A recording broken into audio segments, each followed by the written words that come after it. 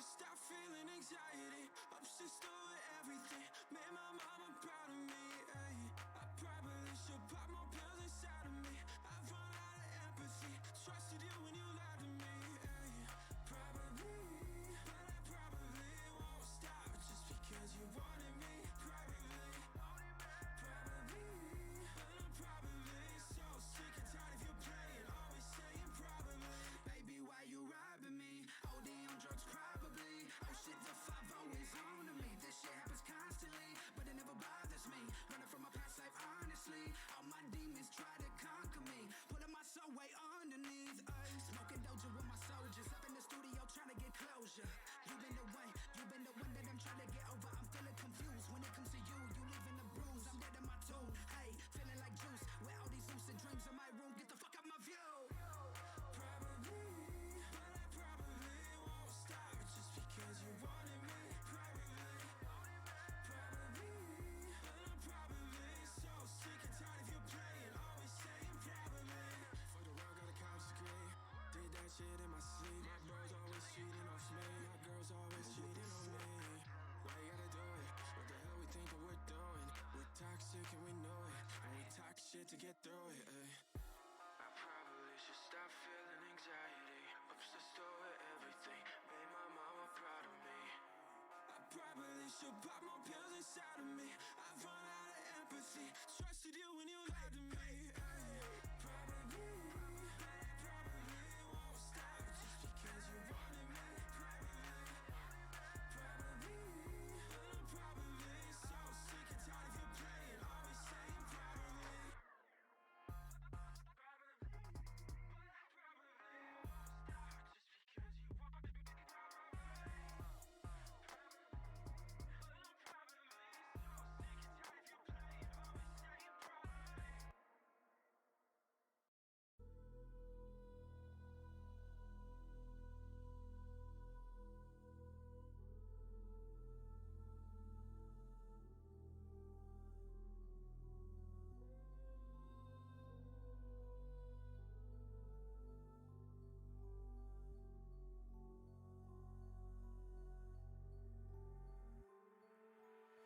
I've been trying to escape my ways, get out this maze. Every day been the same for too long, too long, too long. For too long, too long, too long. Put it all in a song and wish for my pain to go away. I feel hope slipping away, begging for it, please stay. Wish happiness would give me a second chance. Flirting with misery, bad romance. I've been falling off the deep end into the sea of sorrow, and now I sing. At the bottom of the sea, it's very dark. Right now, the surface seems very far away. I need a sign telling me everything will be okay. Yeah, be alright. I've been fucking up lately, I don't feel right. I've been feeling nauseous lately, I don't feel alright. Alright, alright, alright. Yeah, fight all these damn lies. Lie, lie, lie, they lie to me. All these evil thoughts trying to block them out. Misery been talking to me. Misery been talking to me, saying I can't set you free, saying I can't set you free. Just give up your whole life to me. You'll feel much better when I said you're Wish free. Happiness would give me a second chance. Flirting with misery, bad romance. I've been falling off the deep end into the sea of sorrow, and now I sing. At the bottom of the sea, it's very dark. Right now, the surface seems very far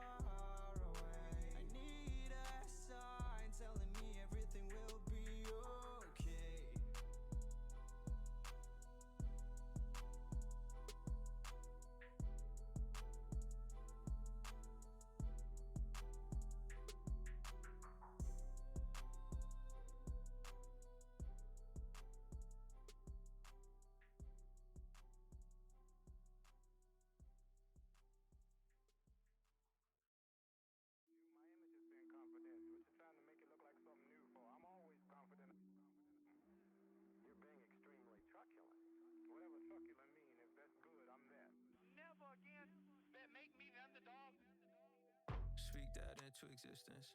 All I really need is a vision. All I really need is persistence. And never to believe that you get it in an instant. Had a grain of salt to everybody's opinion. Fourth and long is really fourth and inches. Stay creating and stay consistent. Find a failure really non-existent. You get the things you think will make you happy. Find out later that we're insufficient. Often where you wanna be is on the other side of fear, but you still keep your distance. Post a song on the internet. I'm just hoping I could get someone to listen. Oftentimes it falls on deaf ears and I fall asleep to the sound of crickets. Chirp, chirp. Okay. Who putting in the work, working? Yeah. Chirp, chirp. Chirp. Who putting in the work, work? Pardon my pay, I've been in the mazes lately.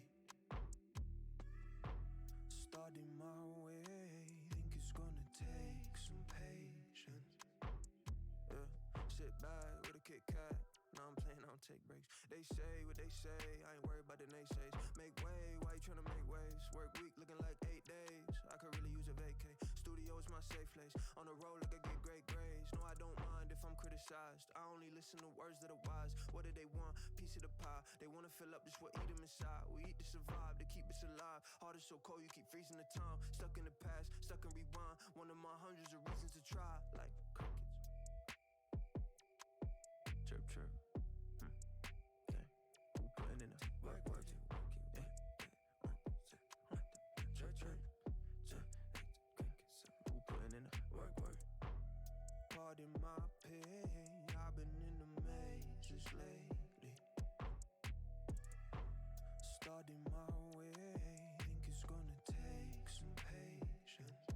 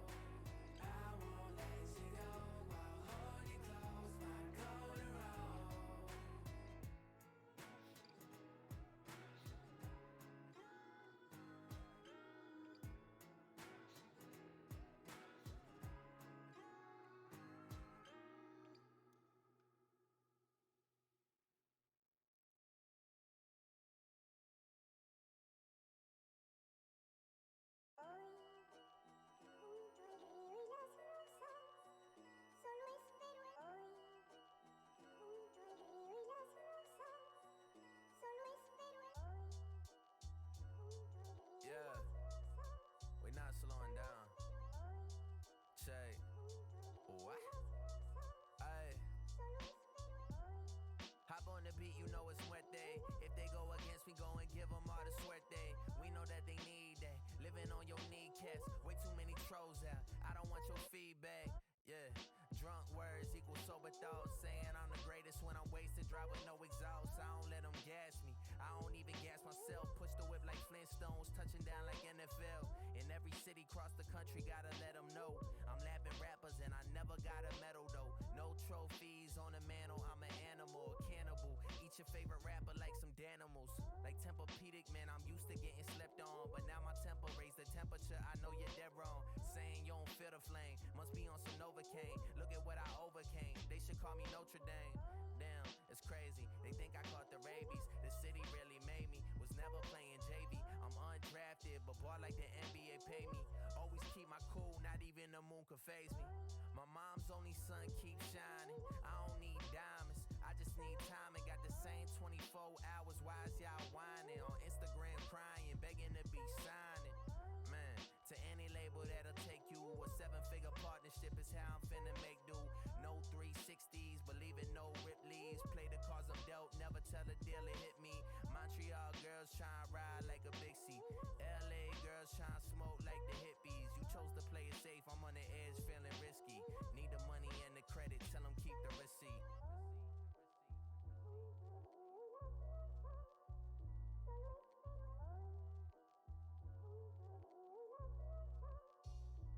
City on fire, me I've been fired up. No, I'm not tired. They know, no we not tied up. Better not try us. Gotta move higher. They know, undrafted. They laughing. What happened? I'm up now. So independent. I was spinning. I ain't have it. I'm up now. Yeah. GR8 the season. No, we never leaving. What?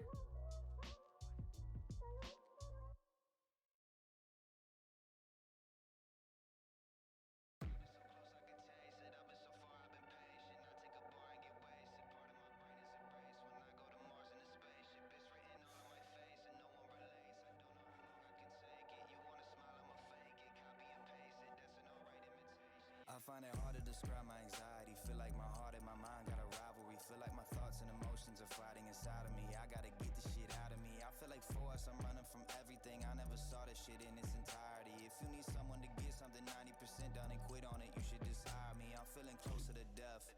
I feel a hole in my chest, feel like I'm stuck underwater, feel like I'm holding my breath, like it's the only one left. Nobody know I'm depressed, even the people that know me the best. I call my mama, she told me to rest. I only get out of bed to get more cigarettes. Yeah, I've been so close I could taste it. I've been so far, I've been patient. I take a bar and get wasted, part of my brain is erased. What's going on, everybody? Welcome to week 6 of the VRS Valorant winter split here. We have our first week of playoffs today, which is going to be a ton of fun. So this week we have V3 against ACT Gaming. V3, we saw them on the broadcast a couple times come the regular season, and they were dominant. They only dropped 2 maps the entire split, and those 2 maps were in the 1 week that they lost. So they've been quite dominant, and then they're going up against ACT, which narrowly made the playoffs with a week 5 win against Team Horizon. So it was a tough stretch for them to make it there, but they did make it. So Jojo and Chrissy, are you confident in V3's abilities to continue their reign as the top seed? Or do you think that ACT might give them a run for their money and give us all a surprise tonight?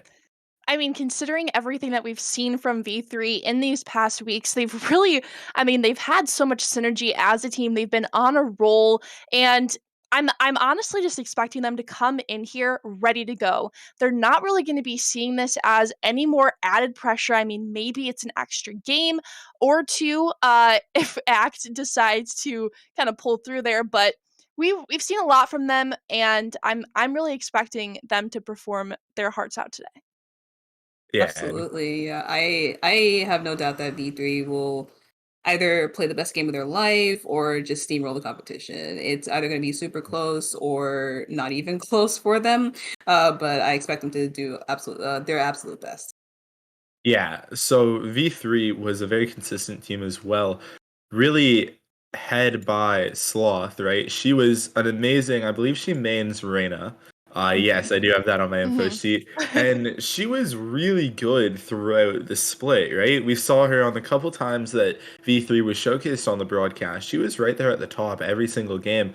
So, do you think again that maybe ACT has taken the time to review and really figure out what they need to do in order to stop that, sloth lead from the V3 side, or is it just going to be a sloth show yet again?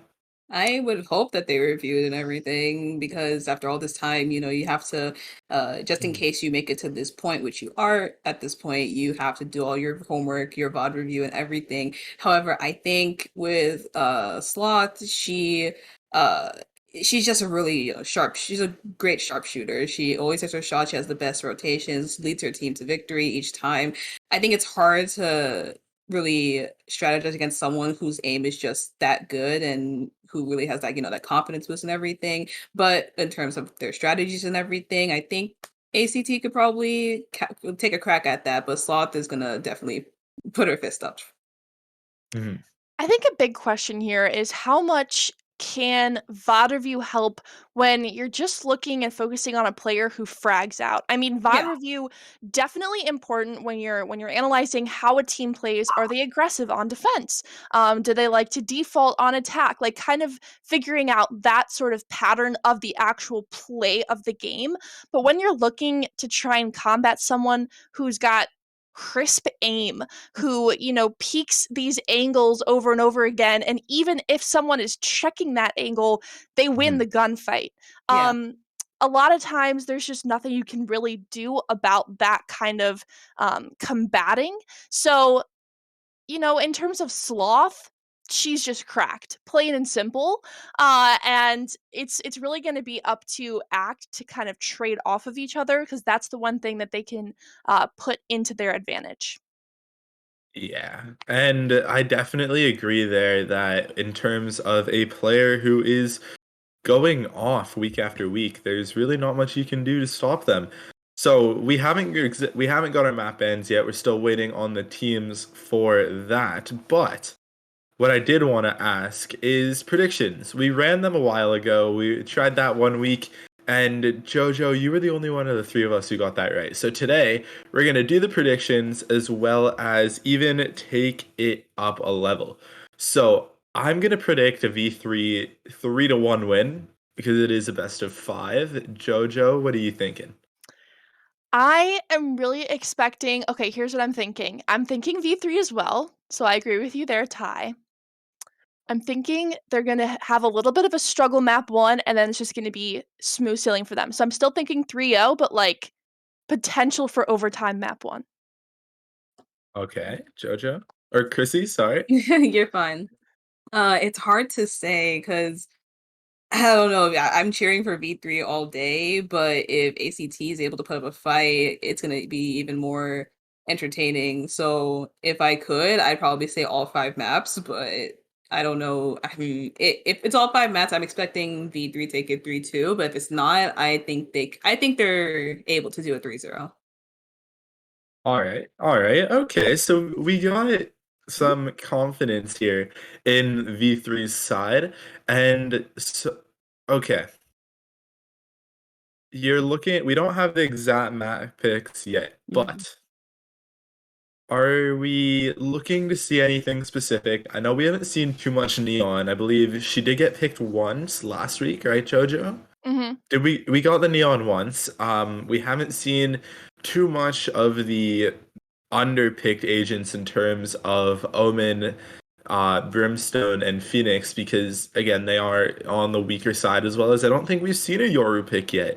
So I just wanted to know, are you guys hoping to see any of these agents picked in our last week here, or are you just looking for the same thing that the teams have been doing the whole way through? Mm, I would say if it's not broke, don't fix it. I think the way V3 have been playing with their agents, I know Zavi goes on the Sage usually or the support, Slothical usually goes for the Reyna, but also picks the aggressive chamber. I think unless they've been practicing a lot with anything new, I think they should keep what they have already just to not risk any any bumps on the road along the way for this best of Mhm. 5. All right. And Jojo, are you looking to see? I know I've always said that I want to see Brimstone, and you've kind of laughed at that a bit because you're not a Brimstone fan. But are you looking to see maybe Phoenix or Yoru get picked up, or even Omen? They're so difficult to justify just simply because there's better agents out there. And like I see those agents being played occasionally in unrated, like lower elo matches. Um, but considering this is kind of a Hail Mary situation for Act, I'm really thinking that throwing a random agent in there, maybe something they haven't even used previously, like that might just boost their chances because if we look at their record, Mhm. it's not amazing compared to V3's. V3 needs to definitely stick with what they've been doing. They're secure in it. It's worked in the past. Act, if they want to continue into this final sort of 3 weeks here, they do need to change up their gameplay. And maybe something that V3 is not expecting is going to give them the edge that they need to bring this to next week. All right. All right. Yeah. So again, I'm definitely somebody who loves the underdog story. I've talked about this multiple times. I like seeing a team that is down be able to fight back and make it all the way.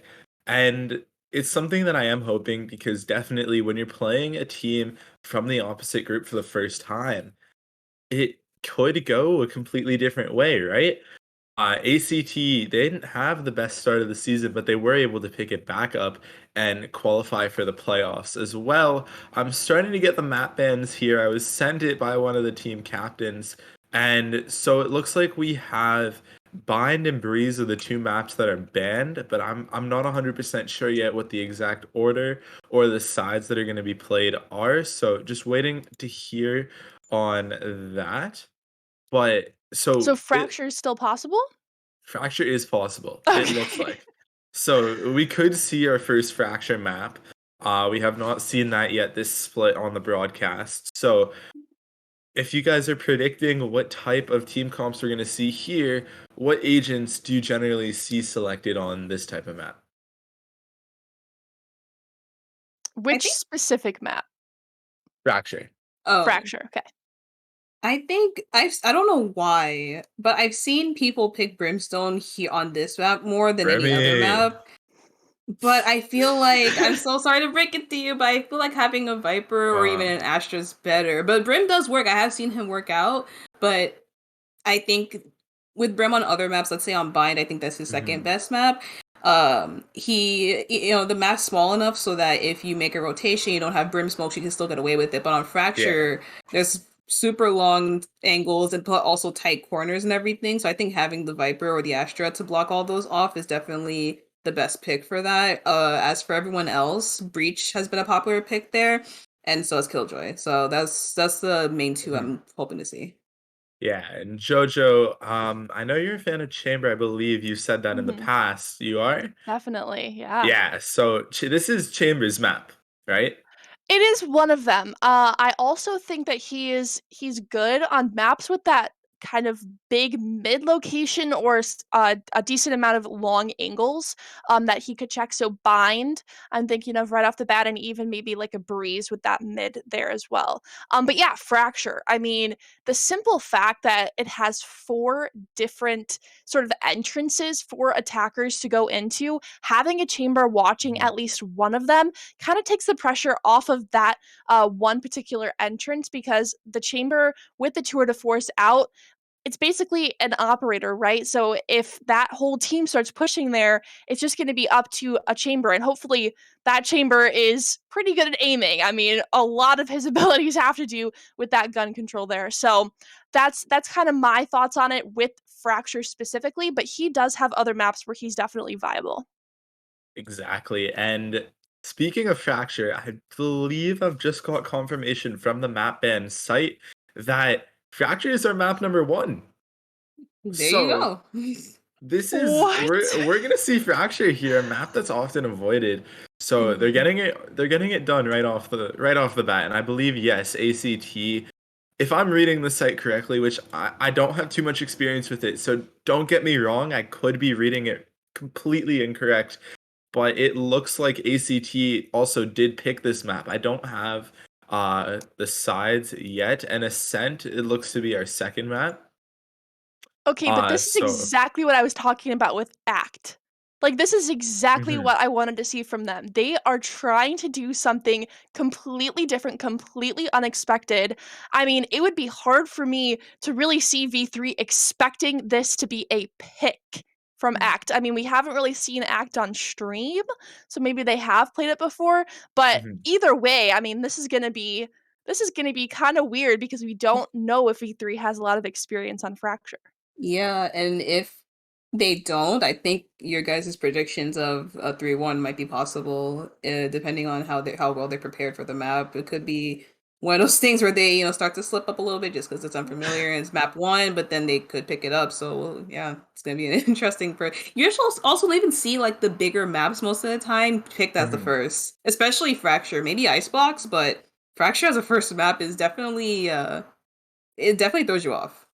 Yeah, hot take. Icebox is my favorite map. Okay. And I I say I Ascent. like playing Brim. I do play Brim in the unrateds. I don't do that in comp. It's just not really my play style in comp. But I just it's a fun map. There's a lot that you can do, a lot you can do on both sides, especially defense. It's an offensive map. So when you do get aggressive on defense, it is quite fun. And I do enjoy it quite a bit. So what are your guys' favorite maps? I know Chrissy, you said Ascent if you want to give us a little more info on that one. Yeah, I said Ascent because it feels just like you already know how to play on it. I think on every other Mhm. map it's either super attack sided or super defense sided. I think Ascent's the most even sided map where on both sides you just have to play your own game. You don't have to say, oh, because we're on defense, we have to play this person, but then on attack it's gonna be harder, left, right, whatever. You just have to have like the main core agents such as Killjoy Silva and the Astra. Other two can be questionable, and you're pretty much set for both sides. So Yeah, exactly. And Jojo, what's your favorite map? So, as a Viper main, I like maps where I can play Viper really well, and traditionally that has been Icebox and Breeze. Plus I Okay. just like the vibes on Breeze, like the music. It's just I always have a good time, so I'll stick with that for playing. But in terms of casting, obviously me and you, Chrissy, have the most experience casting on Icebox. So, yeah, uh, absolutely. That's just always been every time. I think for like a month straight, me and JoJo got casting gigs. Like, hey, can you do this map? Like, yeah, sure. What is it? Icebox, and then just for the whole time. It was so funny, Damn. but it yeah, was that's a just running home. joke. Yeah, home for us. Alrighty, so I've been getting more info. This map band site is updating for me slowly. I do believe I did make a mistake. Ascent is going to be our first map, Oh, and followed by Fracture, then Icebox. After that's Haven, and then if we make it the full five, it's going to be Split to finish us off. And V3, I remember they used to really love playing that attacker side, especially to start off a series. They're going to be on attack for the first two maps. So they did decide to pick the offensive side, attack side when it came to Icebox, and then Haven will have uh, V3 on the defender side as well. So looks like, or on the attack side as well, my mistake. So V3, a team that does like to get off to a strong start, especially when they are attacking, they are definitely going for it here, and they're going to try to get off to a good start. And then on Split, which is going to be our final map if we make it the whole way, Act will be defending to start us off as well. So looks like V3, in my opinion, from what I've seen from them, I think they won the map bans. I'm confident in their ascent. I believe week one we saw a 13-1. So that was Wow. great. And Fracture, we haven't seen that from them, but we also haven't seen that from Act. Haven, we've seen V3 dominate on. Icebox, another map where I believe they won 13-3 a different week. So they're strong on that. And Split, we haven't seen either team on. So I really am interested to see where this goes because V3 is a very strong team, and they've shown that they have that arsenal where Act has to prove themselves still. And I think they can definitely do it. I'm not putting them out of it yet, definitely, because they've made the playoffs and they had to earn their way here. It's just looking like, a team that does win the map band stage definitely going towards V3's side. Absolutely, yeah. I think as long as it's just a good game, I'm really excited for the best of five. Whoever wins, whoever loses, as long as it's even and no one's getting stomped too hard, I think and not end off. Start these playoffs off with a good game. A good maybe 13-10, maybe in overtime, maybe a 13-6. Who knows? But I think if either side got a 13-0, I'd probably be sad because I want to see good games. I want to see Yeah, both sides getting some rounds here and there. exactly. Yeah, so I think we're just waiting 1 second here to make sure everyone is in lobby, and these teams are all getting ready to go. And correct me if I'm wrong, Ty. These teams have not met before. They have not played No. each other before. Okay. No, these teams, they're both new to the league. Our only returning team from the last split was Orion, and they came second in Group B. So this is the seed one in Group A, which is V3, against the 4 seed in Group B, which was AC Right. Act.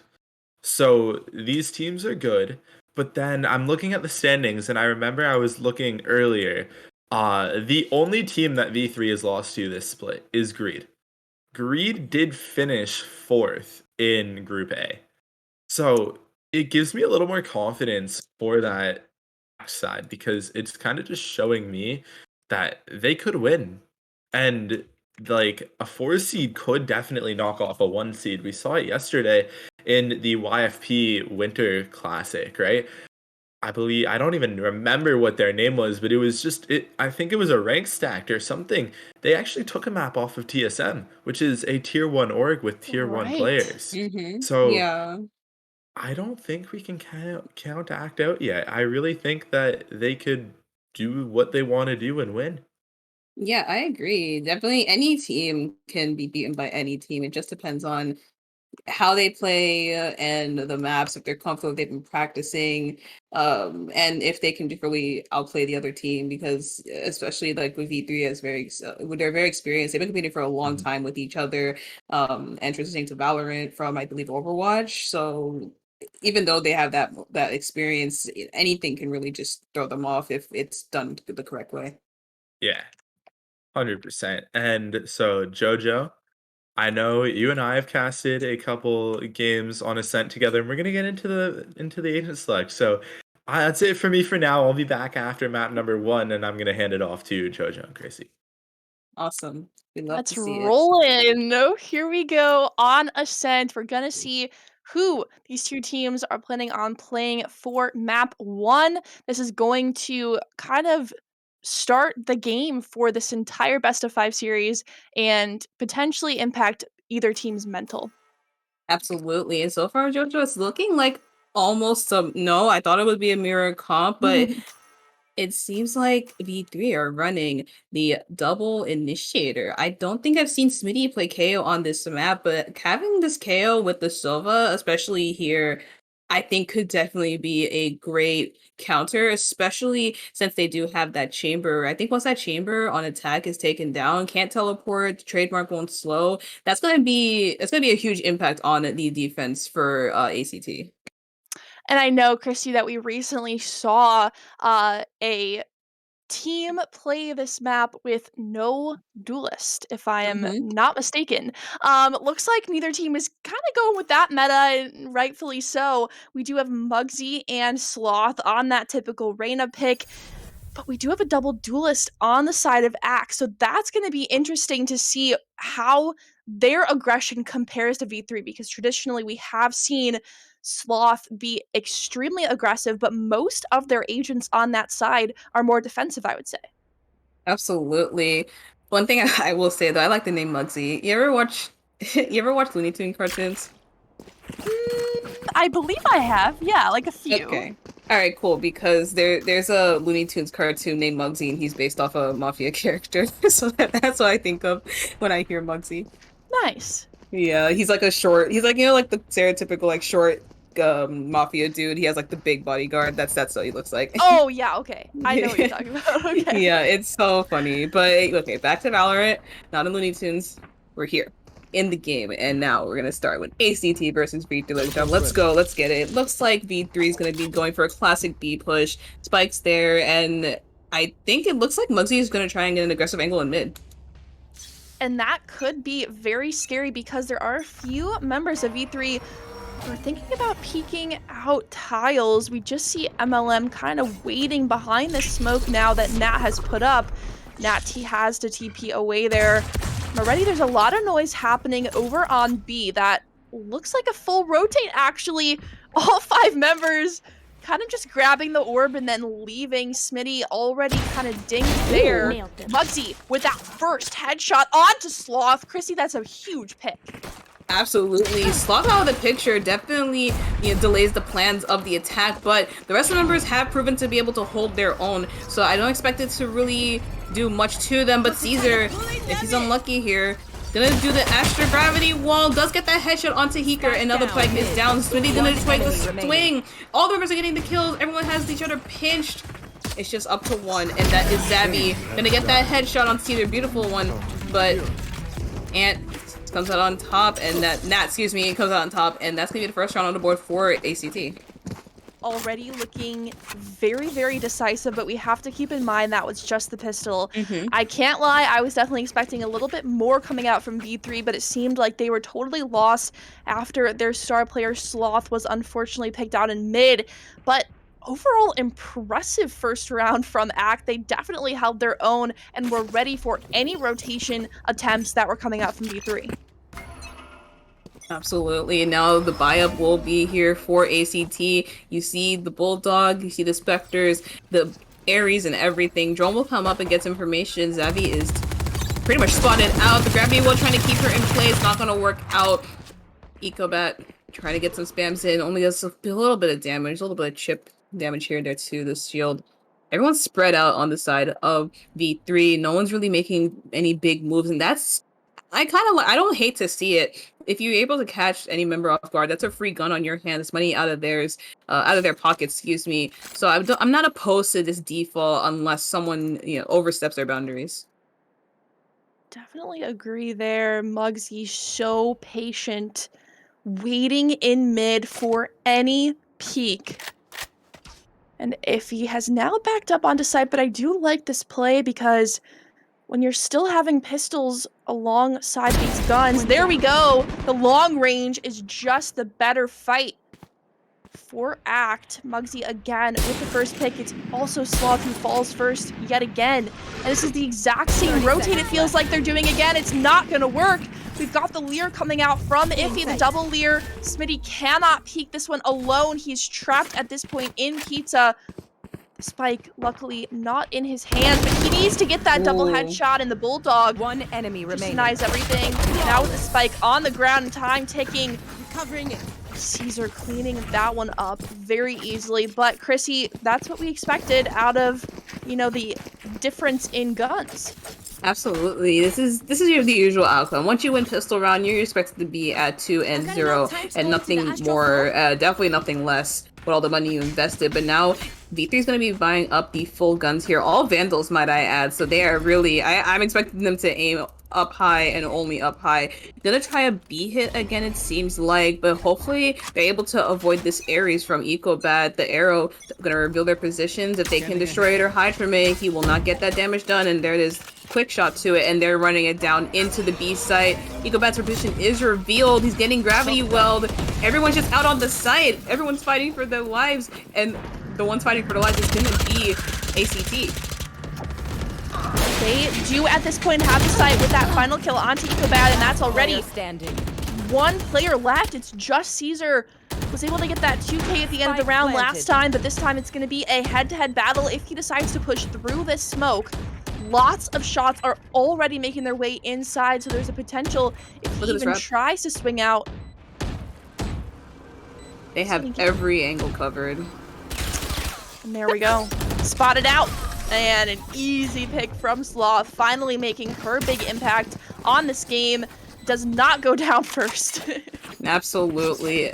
Once I saw everybody was out in the switch area, shooting their shots, all the bullets everywhere. Everyone was on their toes, making sure every angle was covered. No one was getting backstabbed or anything. Unfortunately, Smitty was taken out, but the trade was there. It didn't even matter, and the bomb was planted. Gun difference, people difference, and finally V3 will get their first shot. And now coming into here, JoJo, they're gonna be pushing A. It's a different site that worked for them before, and I know a lot of people say this, why fix what is not broken? But already, Sloth getting that first pick, potentially making this site obtainable. But if we remember before, when they were taking B, there were already 3 members of ACT dead at this point.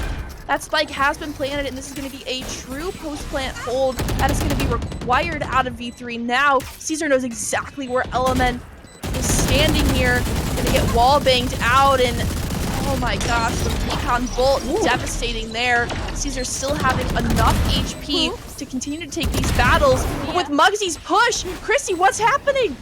It's starting to fall apart, but there is about less than 30 seconds left on the bomb. Now it's 20. Xavi waiting to activate this nano swarm. The tap comes in. It's just all a bait. Heeker does get that kill, hiding in the smoke. They're all clearing, but there's not that much time. They have to tap it now.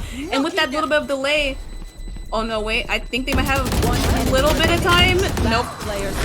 Xavi gets the win, and everyone dies, but that's okay. V3 ties it up 2-2. I think their money is still fine here for this round. That was very close though. I was getting scared with you. It was starting to fall apart until those last couple of seconds. At least now we know that there's a potential for V3 to take both sites. That, I mean, in a post-plant scenario where you are a man down in a 3v2, your Killjoy and your Astra, those are the 2 agents you want to be alive.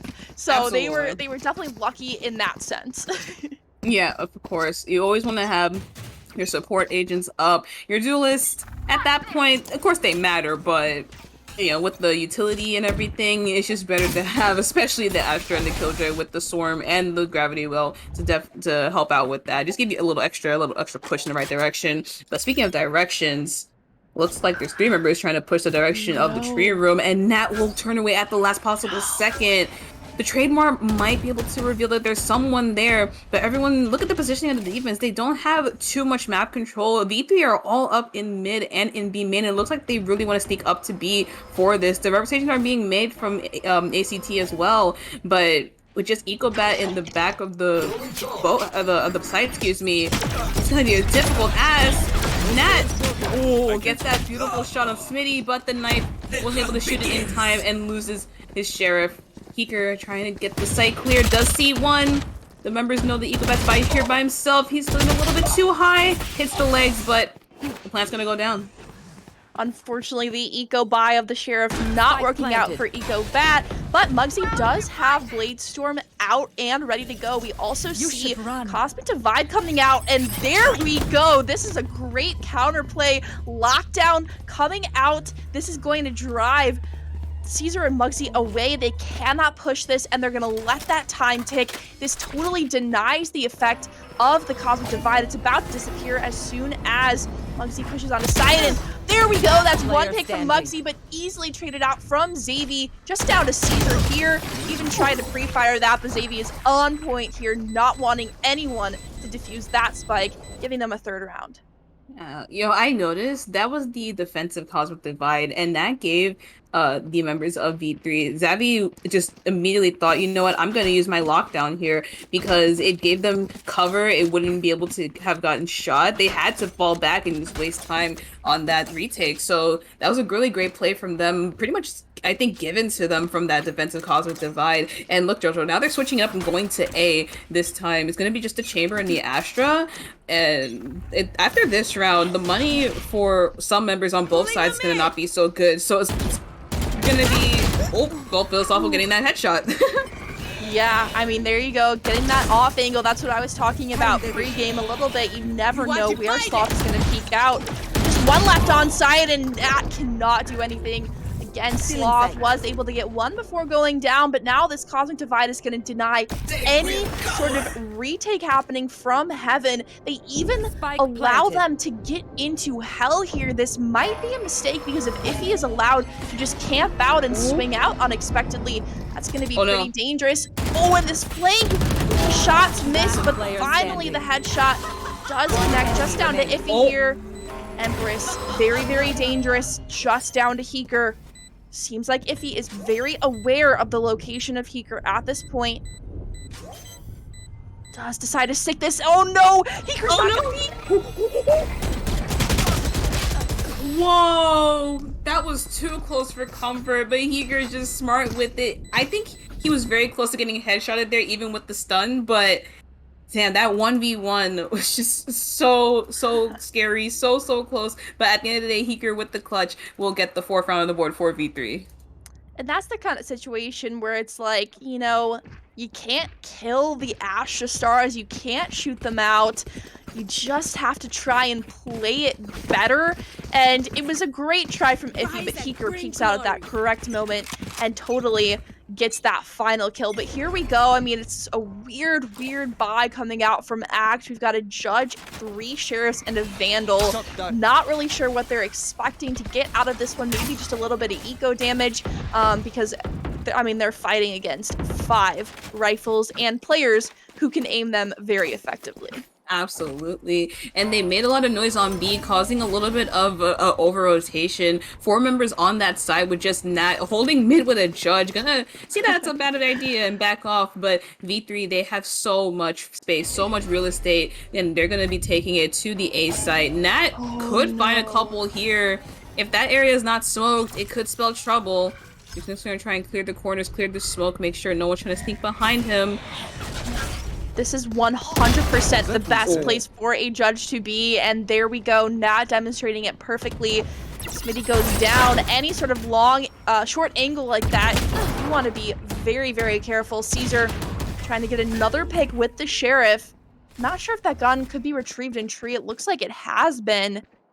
So that's at least one more rifle in the hands of Act. And Nat does get taken down from mid. All of these rotations, Christy, we were like rotating to A, and now they're going back over to B, but Ecobat has anchored here, misses those first few Sheriff shots, and took a little while, but finally MLM sprays it down. Time is ticking, but there is no one on site from Act to stop this plan. I just lost for words. Ecobat, that could have been the play, the round difference maker, but unfortunately, with those shots, it's a 2v3 situation, but the members were able to pick up the guns that were dropped from the side of V3, and now Zavvy taking some shots here and there. Iffy down to 16 HP. There's 2 people shooting at him. What can he do? Caesar tries to get the swing, but they're ready for it. Iffy's still taking a lot of shots, and Heeker will get the 3K, says it's mine, and I'm leaving with it. Took a little while for this team to activate, but we knew what V3 was capable of, and now we are finally seeing it. This is 5 in a row for them. This is going to be the challenge round, though, because finally we see Act being able to purchase full shields and full rifles. So this is really where they need to prove that they are the better team after losing those initial 2 rounds in this map. Absolutely, and it's now or never here. We're at 2 and 5. If they want a chance to have some, cushioning with V3 in the lead, or just take the lead away from them, a 7-5 would be amazing. But for them, if V3 gets that 6, they just have to hope they can get a couple more rounds here. But now with this default, I'm expecting V3 to try and bait out the rotations and get some picks, as Zavvy has done to Iffy.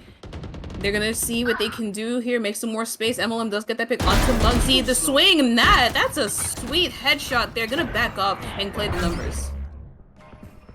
Still, Nat is trying to hold strong over in tree. 2 down for Act and just 1 down on the side of V3.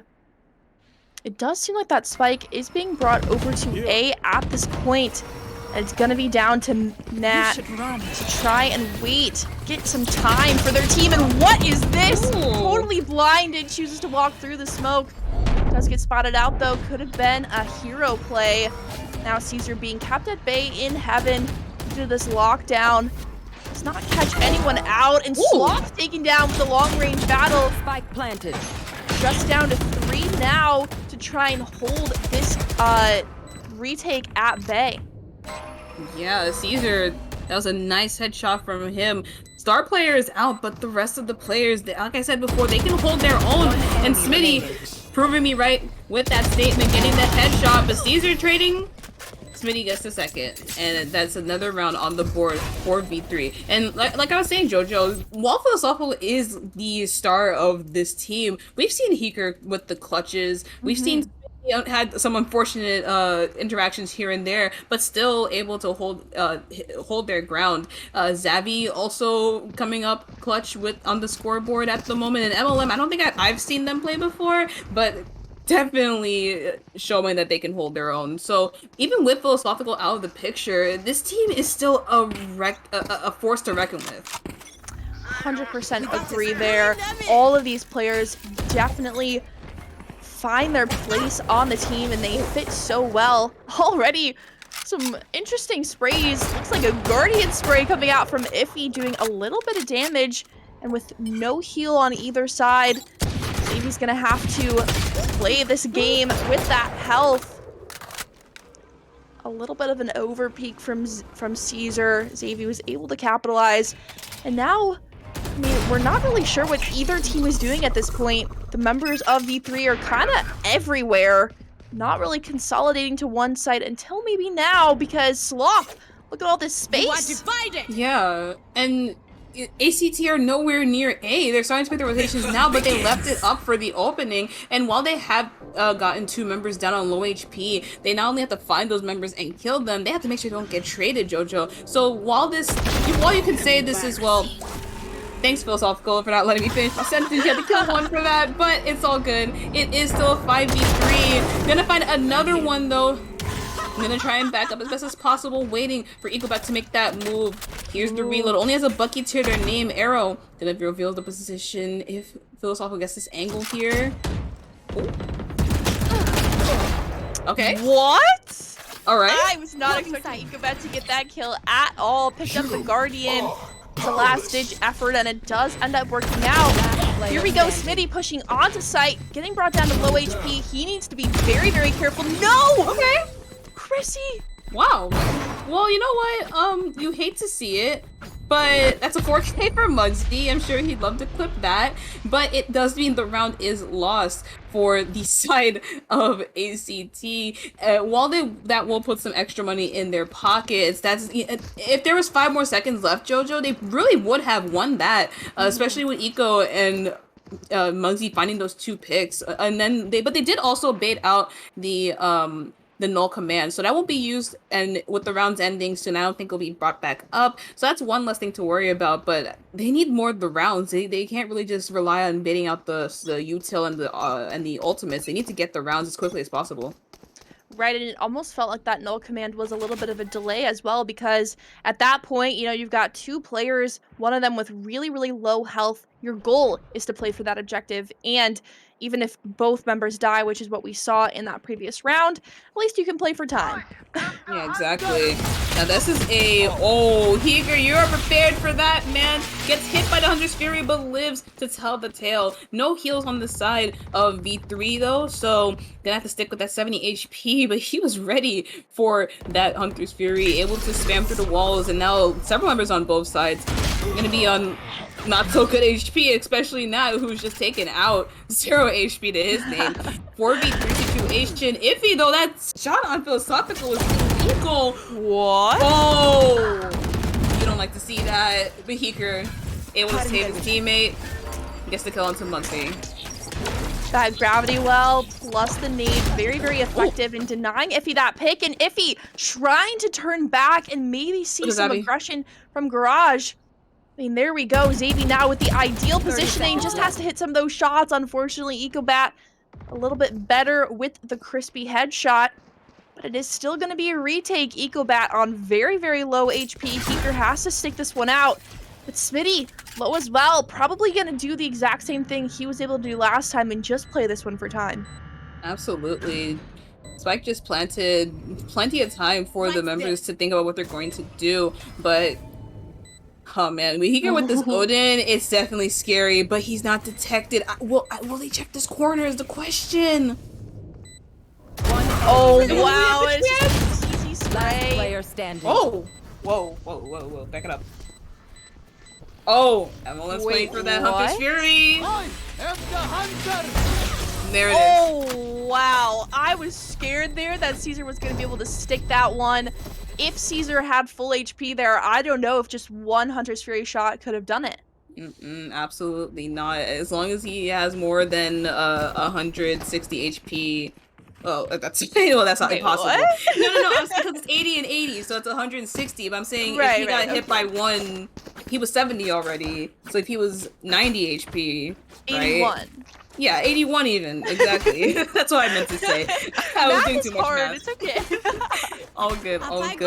Now in this round though, I really hope ACT can get the next two. It'll be 8-4, definitely a lot easier than a 10-2, so that's where it's going so far.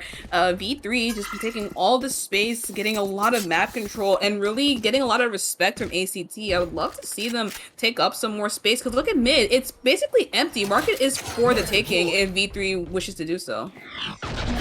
It almost feels like this is exactly how ACT have sort of played this round in and round out. I mean, even those 2 rounds that they won, they were playing 4 long angles. They were playing back.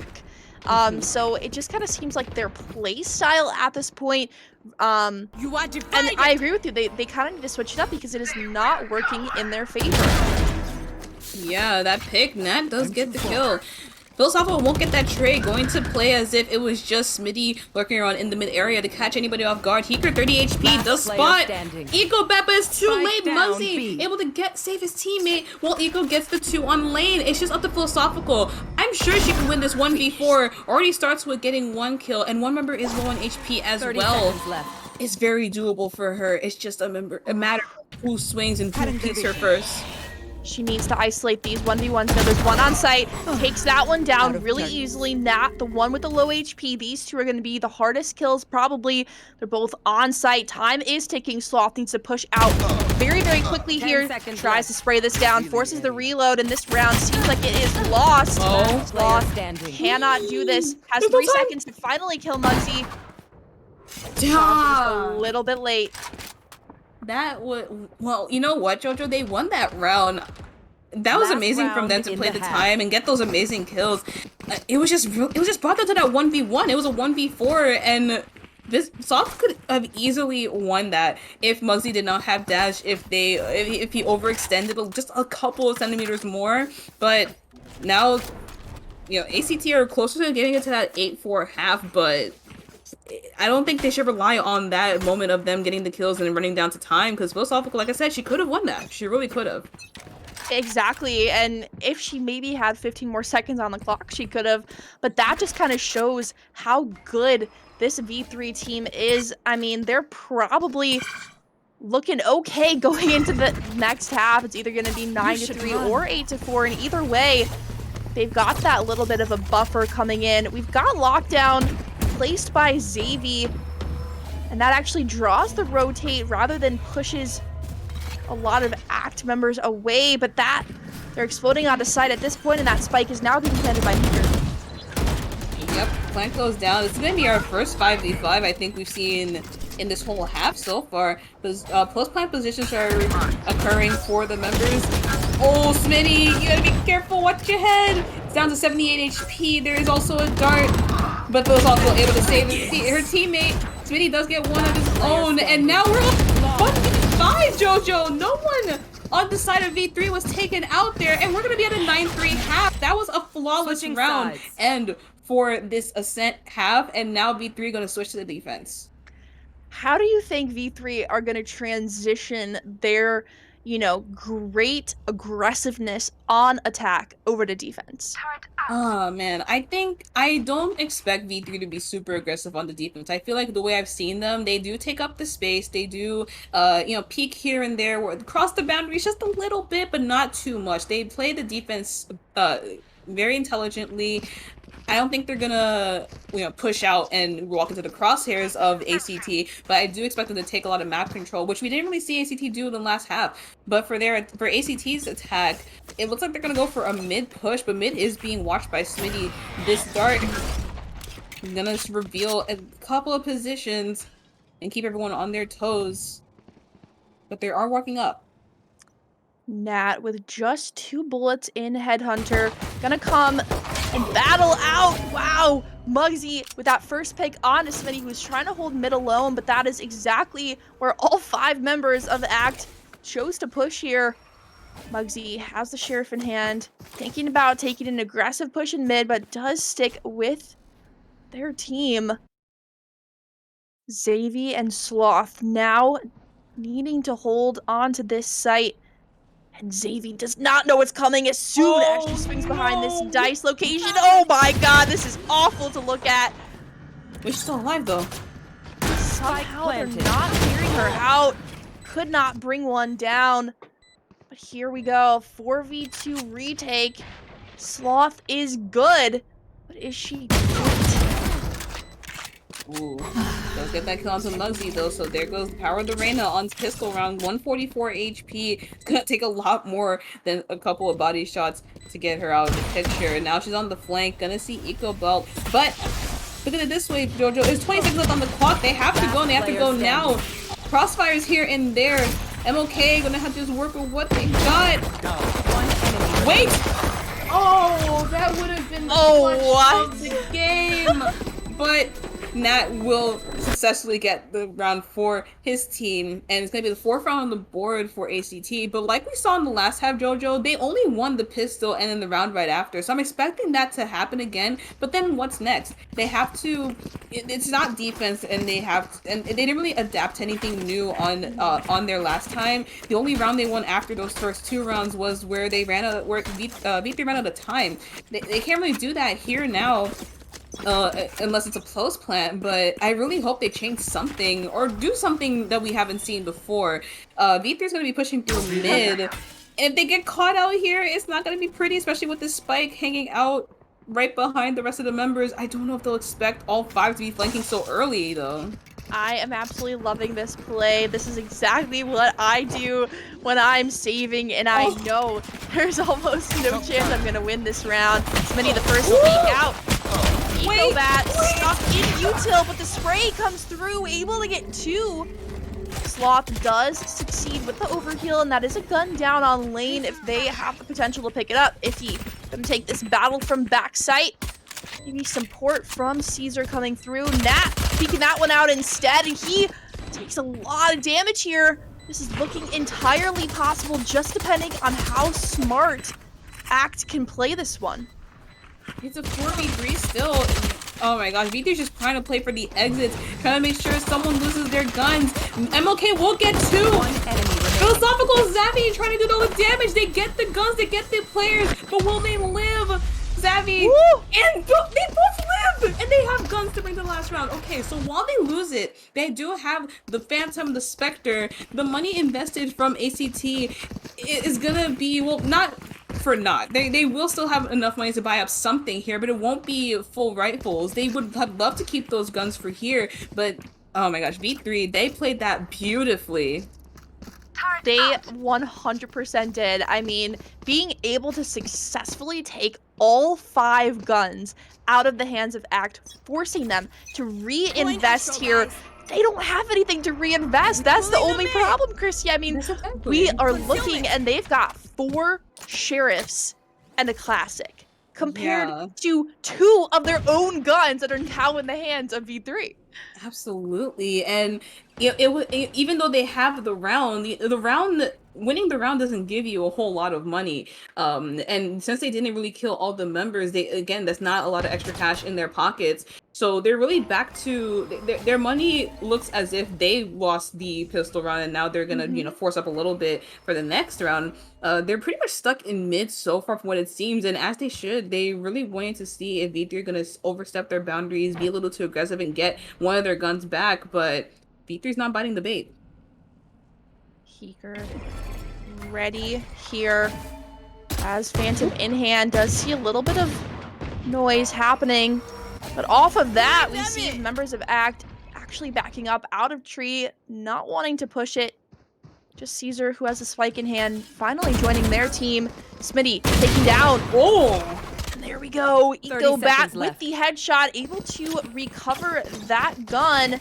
They do not have a lot of time to get onto site, so Xavi and V need to stop this. That's one. Alarm bot down. Bit of a spray. Reload there. V peeking out at the perfect time. It is 12, 11, 10 seconds. Caesar needs to stick this, and this retake now is going to be in favor of V3. Yeah, 3v2, excuse me. Xavier is super low. Caesar holding this headshot angle for lane. Ecobat does have the arrow out, but no one's gonna peek it yet. It's gonna be destroyed. Oh no, the gravity well is going to keep them in place. Xavier's taken out, but Philosophical does get revenge on her fallen comrade. Heeker taking the swing. It's gonna finish it off for the team, and it's gonna be 10-5, JoJo. There we go. That is what we wanted to see coming out from V3. I mean, obviously, we were hoping that they were going to save a few more guns to bring into the next round, but bringing those two over, potential for them to afford full rifles again for the second round in a row. And both teams then, this is kind of their decider. If they lose here, not going to be able to afford those rifles again in the next round. Absolutely. And this is, I think if they won the round before that and even kept their guns, it would have been a different story probably here. But V3 able to take that advantage, and even if they were going to win, regardless if the guns were saved on the side of the actor or not, they definitely gave themselves an extra cushioning on their money, especially in the round now that they're in double digits. Ecobat, his position is sniffed out, not completely, but they have an idea that somebody is up there, gonna block his vision. There's a big battle happening in A main. No one's dying, but a lot of shots being hit here and there. Drone will spot out the 2. Oh man, they have to back up. They have to just play it safe here, especially with the split push happening. They don't know it, but we do, and it's gonna spell trouble if Heeker and Philosophical are taken out early in the round. Right away. We do not have a lot of space being taken. Finally, a little bit of an investment. This does have the potential to give ACT some access to site. They are playing this with a man down, and Heeker waiting for a peek from that wall. Pre-fires, he gets the headshot down to 5 HP. That's 2 who have fallen. Heeker, oh my gosh. Something about having 5 HP must, you know, be in Heeker's favor there, because that was absolutely insane. Continuing to peek out with low health. And there we go. After this defuse, there's gonna be 11 rounds in favor of V3. Such an amazing retake. And I'm looking at the economy, and 12 should not be that difficult for them. Yeah, absolutely. Especially ACT is gonna have to be on a light buy or a save here. If they force, good for them, but at this point, if they lose, they're gonna be at an eco for match points. So I really hope to see that they buy enough here to have guns for the next round. But after that, JoJo, if they lose this round, they're gonna have to just play round by round and see if they can muster up some type of comeback. But with the match point for V3, one little mistake and it's gonna just fall to them immediately. Xavi pushing out here, trying to go for aggressive plays. Alarm bot and turret both get shot down. V is ready with Xavi. Push this one. We do have Hunter's Fury up. He's able to get some of these tags out. That's going to be what we see, and here's the potential for it. Spike is down. V not wanting to pop Hunter's Fury yet. Spike is in their possession. As soon as they drone this one out, probably going to signal to the rest of V3 to go ahead and rotate over so they can secure 12. The drone will get the information that 2 members are there.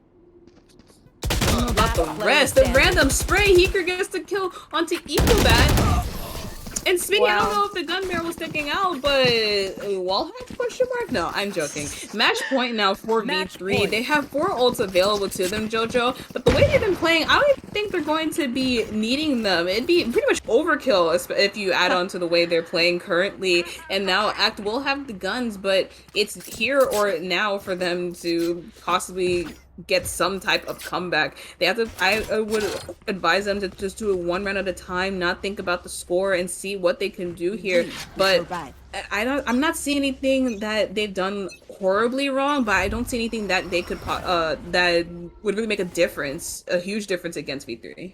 Something that I have noticed with these, long formats of either a best of 5. Oh, there we go. That instantly taken down by Smitty there. A lot of aggression coming out. A lot of footsteps. Wanting to drone this one. Might be a little bit too early. Does not get tagged out by the recon. Muggsy tagged up. A lot of damage being done with Zavi's utility. Caesar brought down to low HP as well. They know V is back here, shooting and spraying. Still alive, but now finally taken out by their counterpart, Ecobat. Going to get the headshot. And now we're in our post plan 3v4 situation, but the lockdown, this is the one. It's unfortunate circumstances because, well, it was unfortunate circumstances for Act, but now Heater sneaking onto the site will get one. In a 1v2 situation, the members are going to be detained. Chrissy, I've never seen this in my life. Heater to not throw this one. And there we go. The spray does come out. Heater able to defend that lockdown with their life. GG, go next. Clutch. And to have it end like this, oh man, you hate to see it. I think Act could have very well have won that, but to end it off with just 2 members unluckily detained, you're the Sova trying to destroy it with the ult. It's just, oh man, you hate to see it. But hey, I just hope at the end of the day, I hope Act can walk away and not be too bummed about that. Yes, it's unfortunate. It's kind of funny as well, but they have a couple more maps to go. I think this was a rough little patch for them. They were able to get a couple of rounds, and like I said, it was just the pistol and the round afterwards. But I think now that they've got a little taste of what V3 is about, it should hopefully prepare them for the next couple of maps, because if they don't try and do something here with the next couple of rounds in Fracture and I believe Icebox, it's looking like V3 is gonna take this win by storm. Hello? We in? Okay. So, big map 1. Great map 1. Fracture next. Like you just said, V3 could run away with it, right? It's a best of 5. They just took a dominant first map. What are you guys looking to see when it comes to a change they might have to make in terms of map number 2 on Fracture? So we haven't seen V3 on Fracture yet, so we don't know what either of their comps look like. Is this a map that you think Act can end up taking?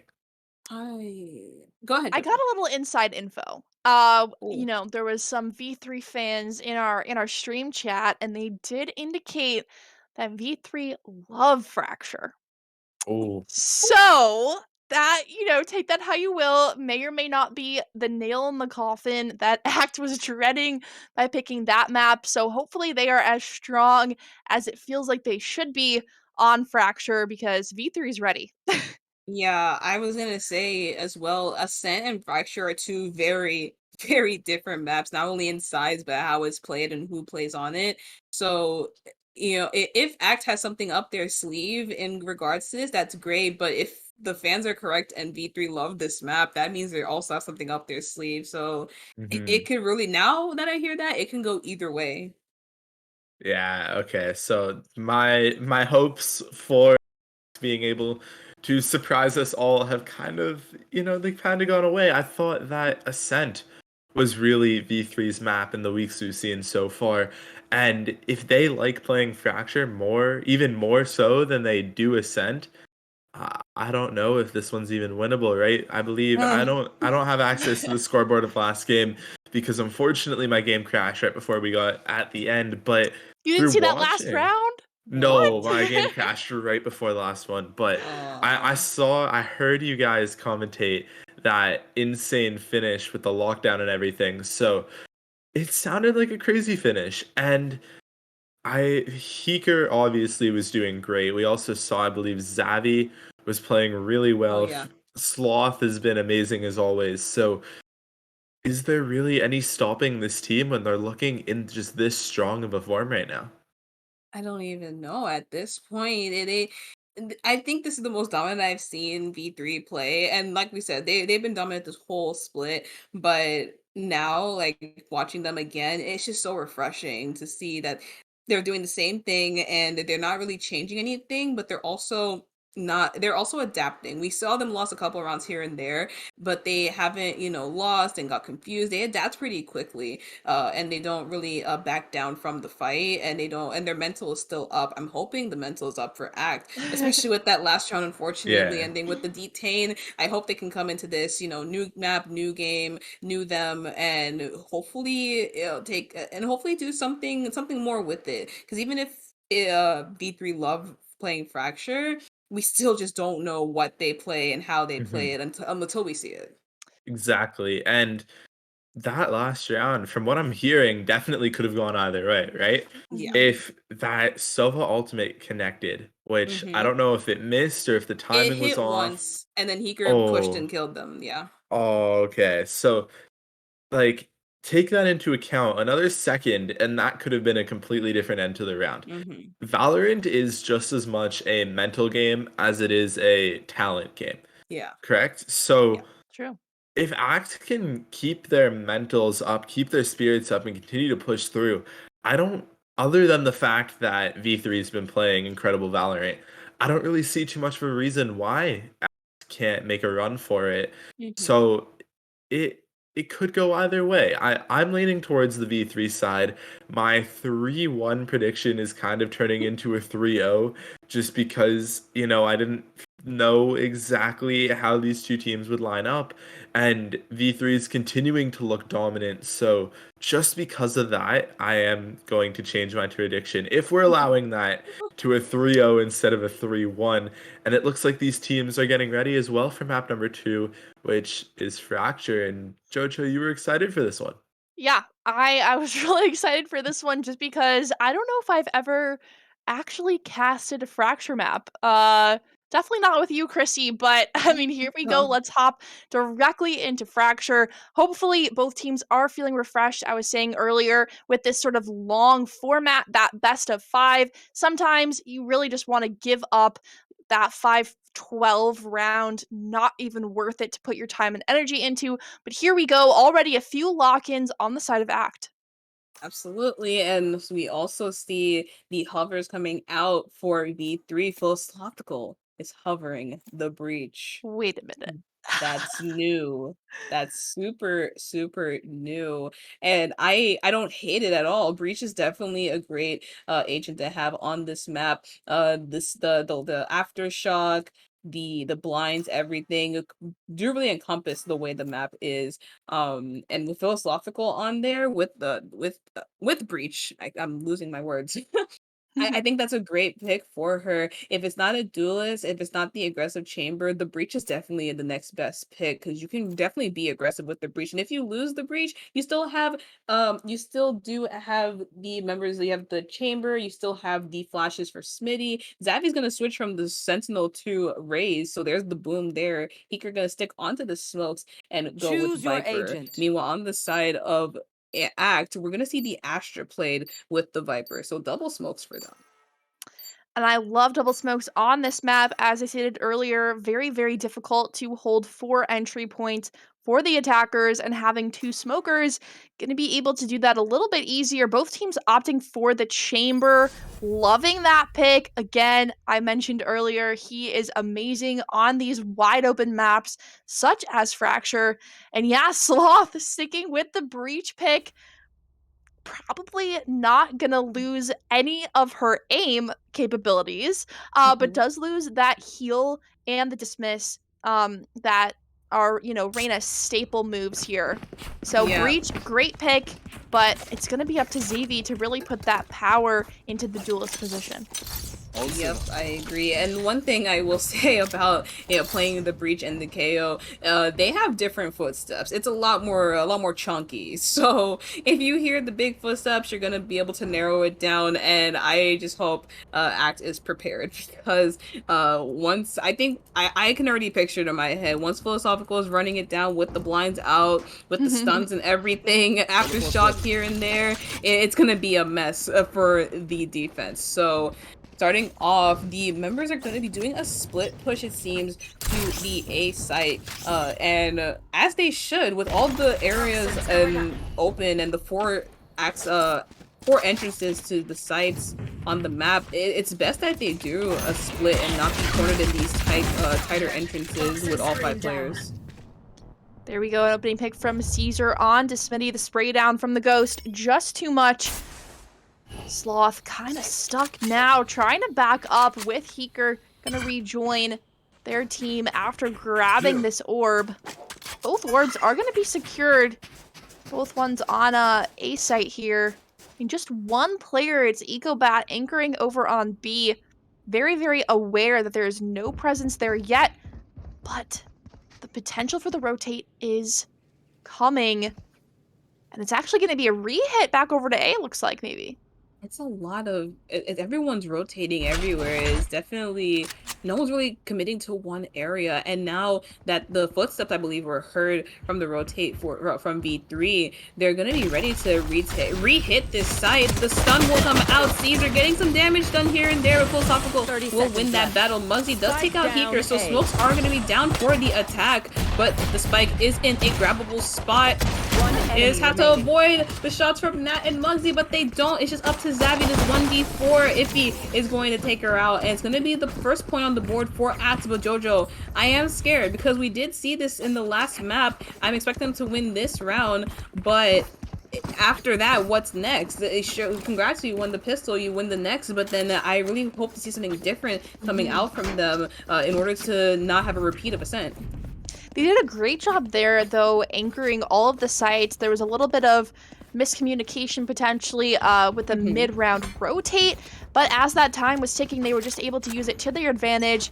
The over-aggression maybe doing V3 a little bit of an injustice, but that spike going to be left down in spawn. They're kind of playing more for a default, and I am liking this because this is one of the qualities of Fracture that you really want to take advantage of. Muggsy pushing out potential to come in contact with that spike as these two members are now rotating back around, forced to retrieve it. Muggsy opening pick onto V, and that is exactly what can happen when you leave the spike in base. Absolutely. There is a trademark watching, but there's still the angle to be held. Xavi gonna throw the paint shells and reveal her positioning. And the members, they're not over-rotating. Still a member on A in case V3 decides to make that rotate, but they're standing still. They're waiting for the sound cues in order to re-hit the site. Muggsy gonna reload. Definitely gonna be heard from the members. Oh, and that arrow, excuse me, my bad. The knife will come out and suppress some people for a couple of seconds. Ecobat gonna hide up in the tower, and Caesar and Iffy with the bulldog spray through the smoke, doing a lot of damage. Both members are down with just 1 HP on Xavi. 10 on Heeker. They don't have enough to combat this. He gets the spike down, but Muggsy with the 3K. It's inevitable. Flawless round coming out from Act. But this is what I was talking about earlier, Jojo. This is what we saw on the last map. Will they continue to rain down all this destruction onto V3, or is it just a gun differential fluke? That is definitely the question. Based on what we saw with Ascent, they are going to really step up here, they being V3. I mean, they've got decent guns at this point. It's all full shields, full rifles. No ultimates alive yet. We just do have Muggsy on the side of Act with the Blade Storm, but other than that, they kind of just have to get into these sites with brute force. They are defaulting again with at least one player on each entrance. And there we go. We've got Muggsy, who did decide to pop Blade Storm. One bleed thrown at Sloth. Does in fact miss, and there we go. Muggsy stunned out, sprayed down, able to escape with 41 HP. Gonna back it all the way up to where it is safe. Now Nat needs to be very, very careful about where V3 is choosing to push next. Is it going to be main or is it going to be drop? It looks like they're just baiting utility, destroying what they can find in order to keep Act on their toes and not and cause them to rotate where the rotate is not necessary, because we see the spike slowly making its way towards the B site, but the 0 point perfectly detecting 2 members, and the jig might be up from here, Jojo. And look at V3, I noticed they're collecting most, if not all, of the orbs to build up their ultimates eventually. Smitty getting an awkward gunfight in the B site, but gonna back away. And now the 3 members at the dish are gonna meet up with Nat. We'll make the call, let them know that it could just be an A hit. And there it goes, the rolling thunder. Nat is up on a very awkward position. He's revealed. I'm expecting some wall bang, but Muggsy able to save his teammate for the time being. But there's 13 seconds left, though. They just have to waste time. 10 seconds Sloth left. needs to get themselves onto site right now. Eager does drop. The time is ticking. It's too late. No time. I don't think they got it. I don't Nope, think they they don't. got it. Oh Wait. my god. What? Go back. This is an impossible round to win. Such low HP. Only really the potential to take out Smitty, who is on equally low HP here. I did not think that Sloth was going to have enough time there. That must have been the biggest brain play. Literally, to like, stick that. maybe it's only 15 seconds. I appreciate the attempt from EcoBat, but it's gonna be impossible to clutch it out. 1v3, 10 HP. It's a 1 in a million chance, and that was not the 1 in a million chance there. But 2-1, V3 will get their first round. But Jojo, it was a lot different from the last time we saw them win this round. It was a flawless, easy run through. It could just be a difference in the map, but it was a lot more difficult for them to actually reach to the area and actually get the spike down this time. So Act looks like they're definitely putting a dent in their plans so far.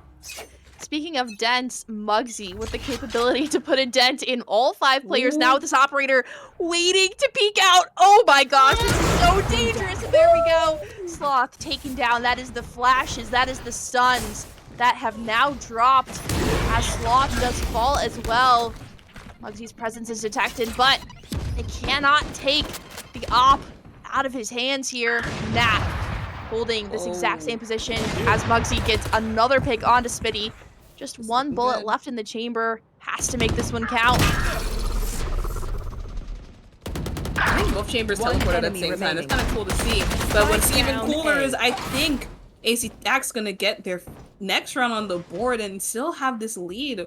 Continue to put pressure onto V3 as it's just up to V. She's surrounded. This is really, really scary here. Nat knows exactly what is going on.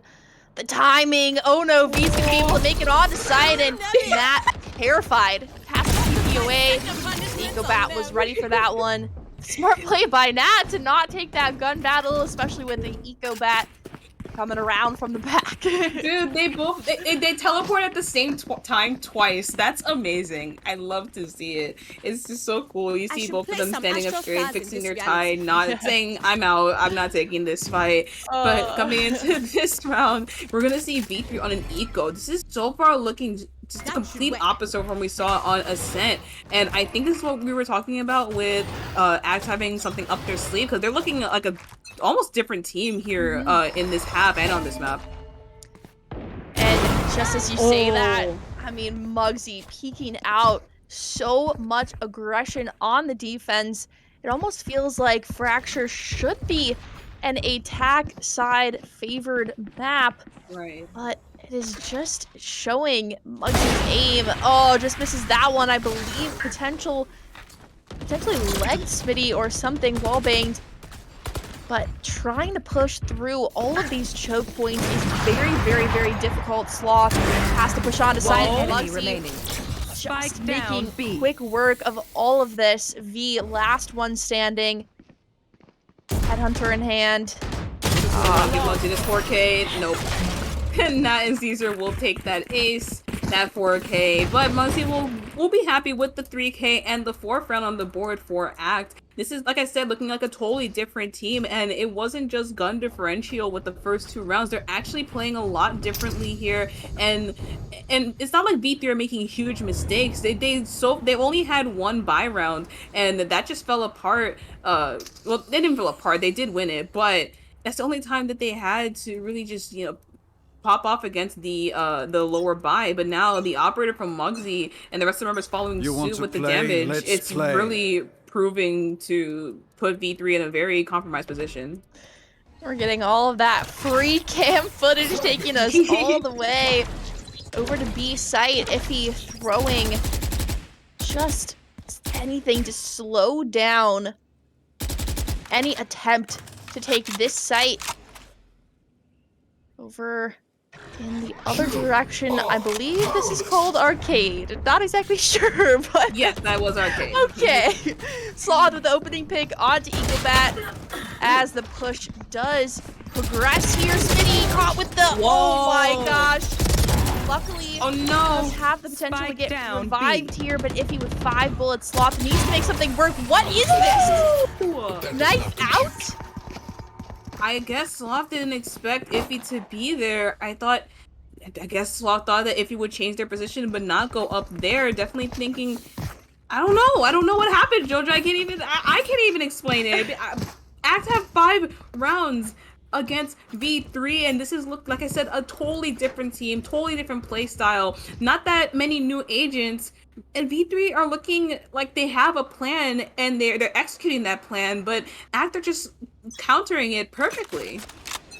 And that is where it gets so dangerous, because suddenly Act are fighting themselves in the same place where V3 was. If they win this one, we saw that 6-1 scoreline, and we saw how it did work out. Sloth opening pick with the Spectre onto Caesar, but Muggsy returning with another pick onto V, and all of that farming of the orbs do allow this to come out. Muggsy still stunned. Smitty finally does that, picks up that operator. Xavi, another pick. This has the potential to be a thrifty round.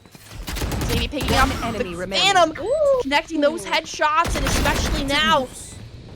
One enemy remaining. Okay. Heard the Not gun like drop this. in hell. Matt knows exactly what's going on, and there we go! Spinning with the operator, showing Muggsy a piece of his mind. Yo, when I saw Philosophical running down through the dirt area, she looked. I know Breach doesn't have a facial expression that much when running down, but I could just picture Philosophical was just mad running down with the Spectre running gun, just getting the first blood, and that just steamrolled it from there. It was brought down to that 1v1, but I'm sure V3 will take that. And get the money, get the extra guns with the operator on Smitty's hands. That won't put a dent in the economy per se for Act, but a couple more rounds like that and it's gonna not be so good for them economy wise and round wise. Again, that spike is being brought over to B, and this is a great read because there are only 2 players on this site. Ecobat wanting to smoke off both of these entrances just in case, but all of these rounds, you've seen a lot of waiting. Xavi able to get a pick onto Iffy, but not before Muggsy takes first blood with that operator. Such low HP, not really sure if she's going to be able to succeed here. 23, gonna push on, but this is a great position. They have planted the spike, and now they just need to successfully play post-plant and avoid Nat's tour de force. Yeah, the tour de force is still up in play. 4v4 situation. The Viper wall is definitely giving a lot of cover. And this is what I was talking about with the difference of having smoke players here. Look at all the entrances covered just by that one toxic screen. And now Eaglebat's gonna find that kill. Beaver will get that trade though. Nat following up with a trade of his own. Smitty not scoped in. The spike is now at half. It's just gonna be up to B. But the sound is heard. The stick will continue. And it's gonna be another round on the board for Act. That was really, really scary. I mean, if only V3 were Need a able drop. to play a Fantastic, little bit thanks. back, maybe have one more BYB player in that fam, tower going to location, Astral to because do that's them where the spike Astral was really Guardian planted things for. It random. was too difficult to completely swing around that corner for V and stop the defuse from happening. So maybe just more coordination on the plant locations, because they were able to get the plant down. Absolutely. You know, they did get that extra plant money at the end of the day, but it's not gonna be enough. They are gonna choose to just keep their money as good as possible, not force up. They have plenty of money to. They had plenty of money to force up here, Jojo. But I think this save, this live buy, is definitely the best call. And we saw what they could do last time with a thrifty round. I'm hoping to see them do it again. This nade, ooh, trying to push out Siege, trying to find his positioning. Ooh, wait, what? Spike down A. I'm lost for words. The judge play. What is going on? Nat is absolutely showing up in this map. I mean, we've seen some things from Nat between that almost clutch pushing into the Viper's pit, and now, I mean, totally playing that one so well in coordination with their team. But this round got a full buy from both sides, so V3 really needs to make this happen now. They do not want to let this game get so far away from them that they're not going to be able to bring it back on defense.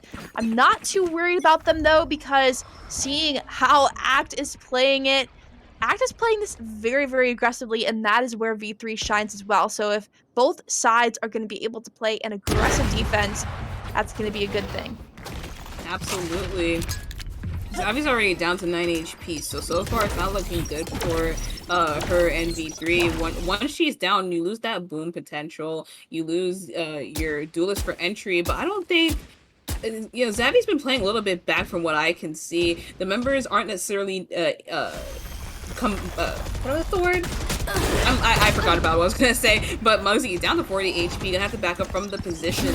Gonna have to run away. Oh no, blinded. The whole kitchen sink is thrown at Muggsy, and now Decayed as well. The you know, V3 are just running it down here. The sound cue is heard. Iffy, oh no, just caught in a rock in a hard place. We'll take two. Spike down B.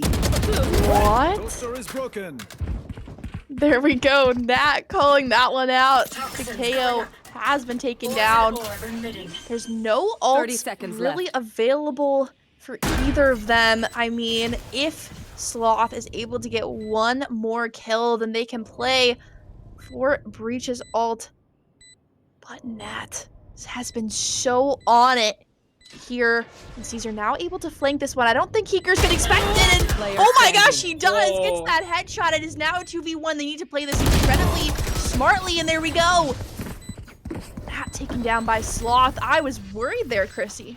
I was worried too, especially with Iffy getting away with 2 kills before being taken out. The second kill was pretty much an accident at that point, but luckily the trades did come in for V3, and even with these rounds lost, they have been consistent with getting those kills and getting those trades in. It's just, you know, the man advantage or the gun differentials has really been just keeping them stuck, keeping them stunted in their growth for getting more rounds on this half. Oh, but V, again, that just mad, just saying, yeah, we need more rounds here. We're gonna get it. Heeker is gonna get another kill, and we're already in a 4v3, JoJo. V3 are not playing.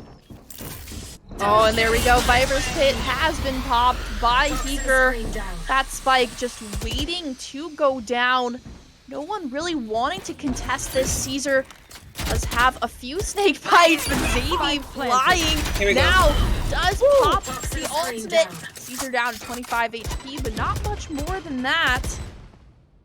This is going to be a full post-plant attempt to hold, but Sloth, look at where Sloth is. What's going on?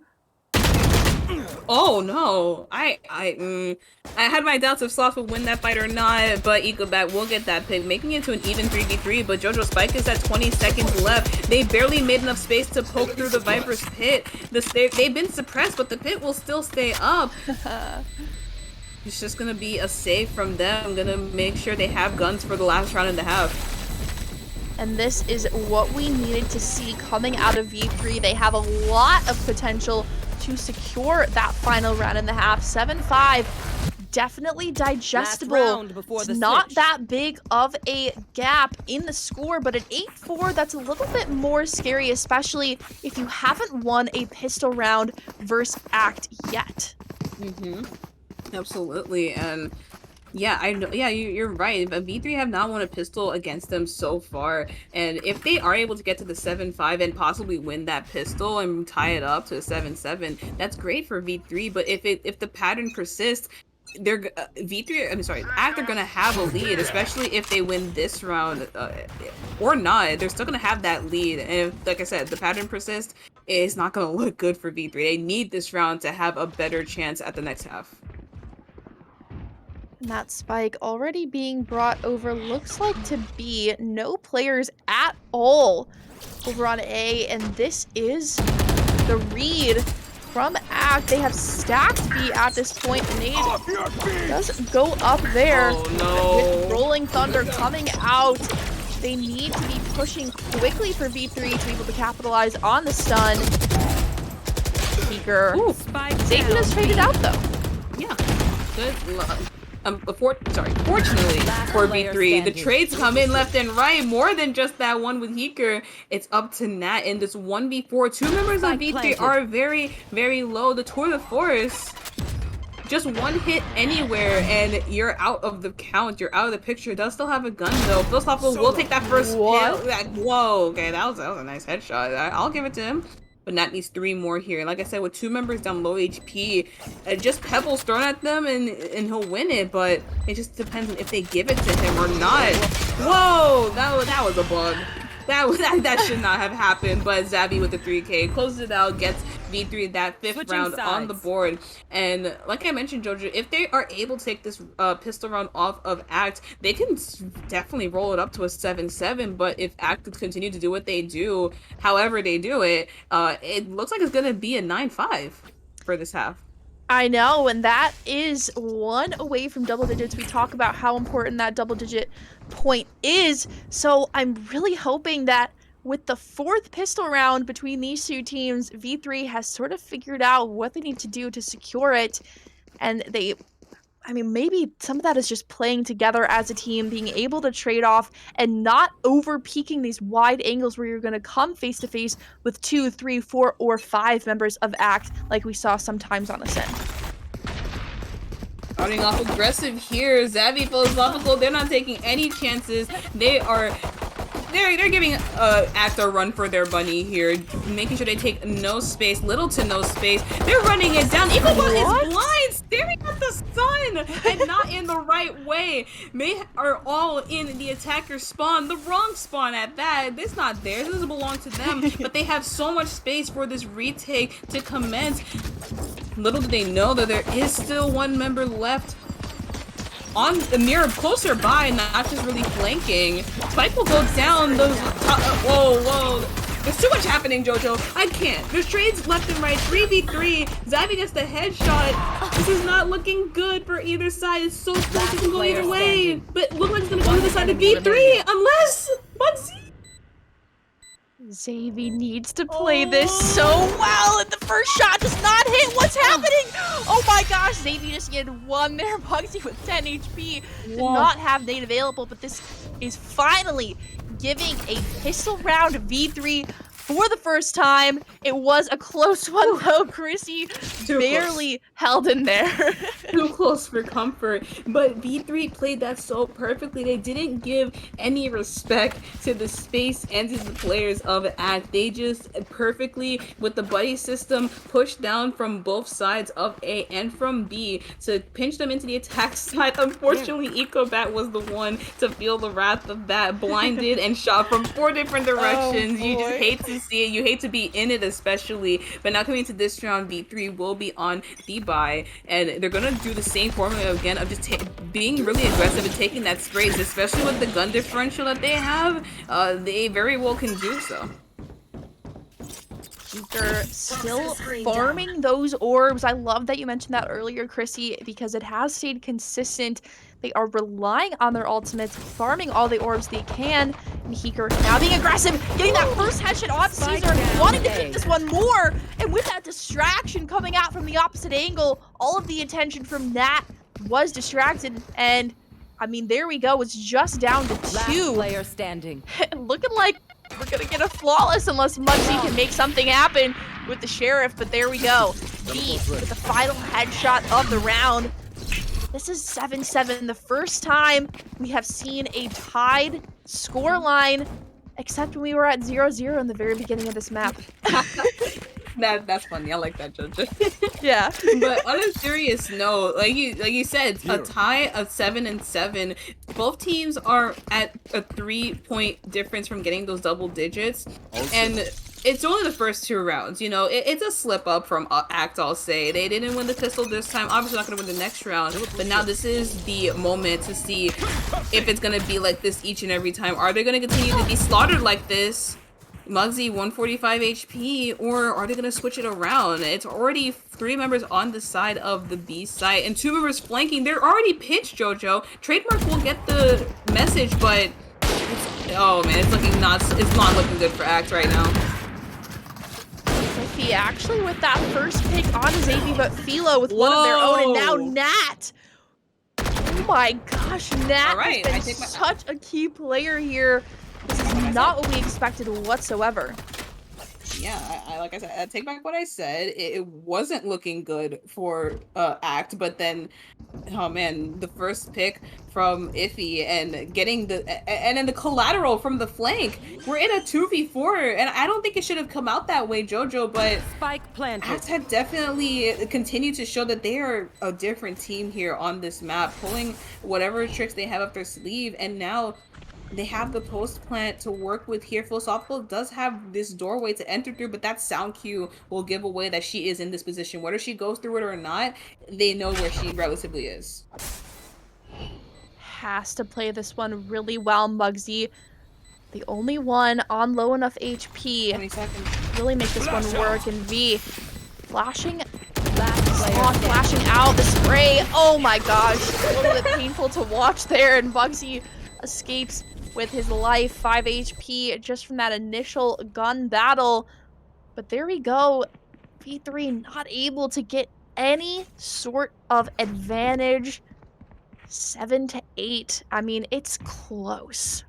It's super close, closer than the last map. I think your prediction, your original prediction of a 3-1 might come true if it keeps going this way. Axe have been on their toes, and if they continue to get rounds like this against V3 and really like shaping their numbers down and also throwing them off guard, it really could come up that way. It just really depends on if they continue to play like this in the rest of the maps. But we're back here, we're in the present. Very aggressive plays coming out from Philosophical, but both lines coming out.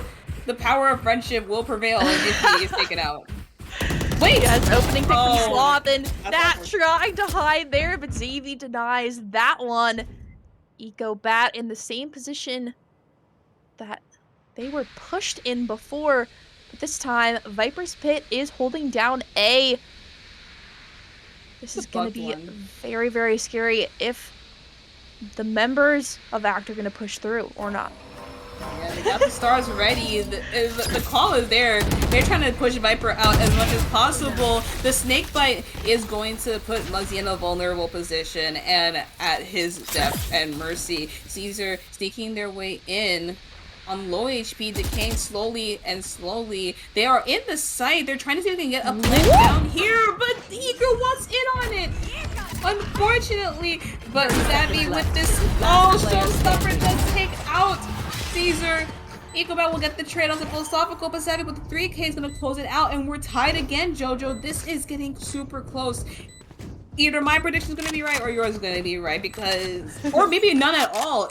Like I said, if they win, if ACT win this map, like the way they've been doing so far in the previous rounds, it was a difference of map choice. I think with the Ascent, they looked, scared. They didn't take a lot of space, but now they're a totally new team here. And if the same goes for Icebox in the next maps, who knows? This is looking super scary. We haven't seen V3 in this position, and the possibilities are endless. But even so, I mean, look at our scoreline. It is still 8-8. It's very, very close. It is not as decisive as Ascent was, where Act was only able to get those 5 rounds total. So, I mean, considering the map pick, both teams may not have as much experience here, and that could be the explanation for the close scoreline. But Xavi, oh no, Muggsy just swings out that one, denying the aggression, and V has to get out of there as well. This is already looking so bad for V3. Absolutely, and that power of friendship won't prevail this time. The swings from the members of Act there was just perfect.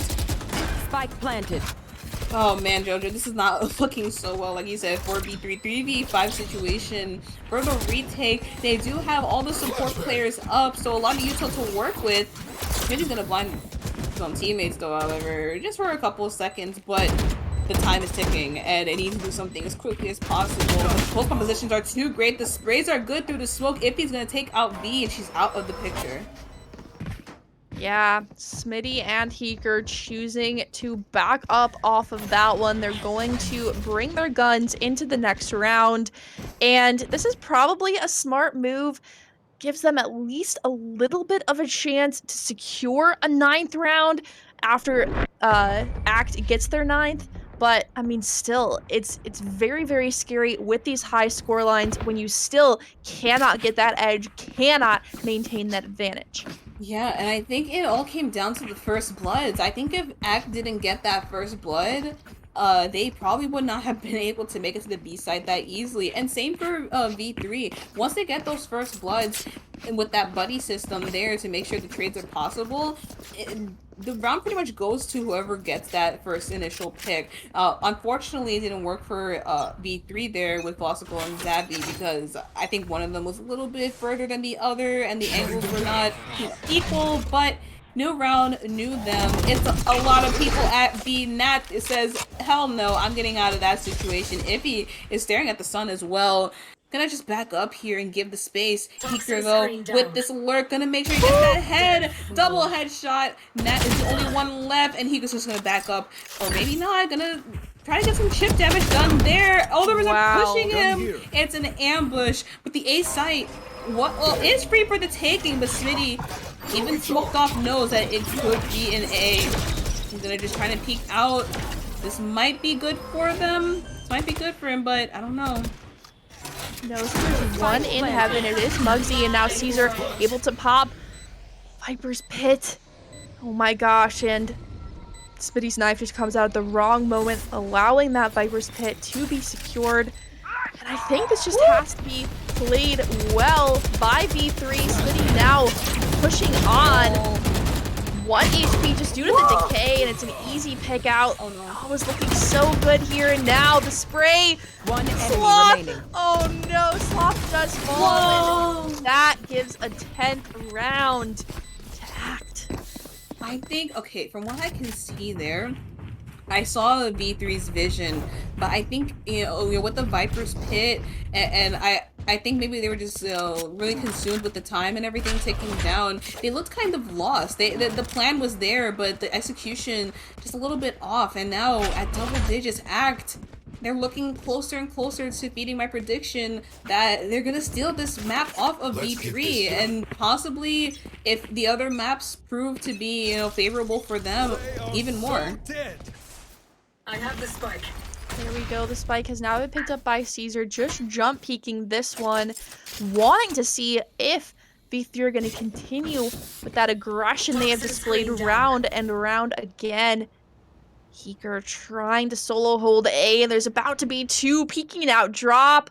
If Heeker can get a headshot here, that's going to be great news for them. Potential for a gun to be retrieved as well.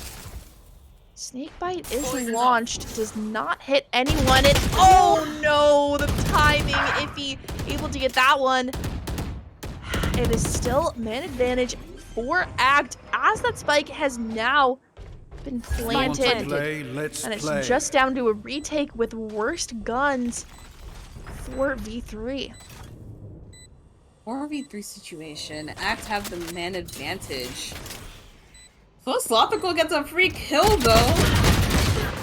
And another one right after. Whoa, Jojo. Okay, this looks a lot more favorable, but the time is ticking. They don't have a lot to play with, but Wait, B what? getting more and more kills. The sprays coming in from Muggsy. Gonna find 2, but he's so low.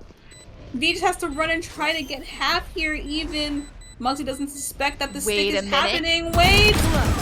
No! Not like this! I think if he stuck it, it might have been able to be stuck.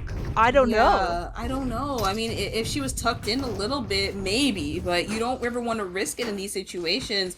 In these games here, especially at this level of skill play, you don't want to risk sticking the bomb and then being swung at. You want to be prepared for that fight. But unfortunately, it's one of these situations where maybe sticking it was the right call. You just never know. You want to play it safe. And that's going to be 11 rounds on the board for Act. And it could have been winnable for V3. And that is how close this game has been the entire time. Already Nat does get stunned out, but it is full buys for both teams.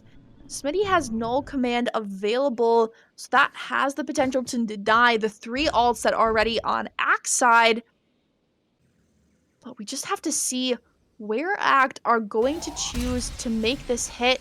The flash does come out, but no one really peeking off of the stuns and the flashes, so it almost seems like a waste of util from Sloth, or at least it's getting Act to stay on their toes and try and check all angles possible.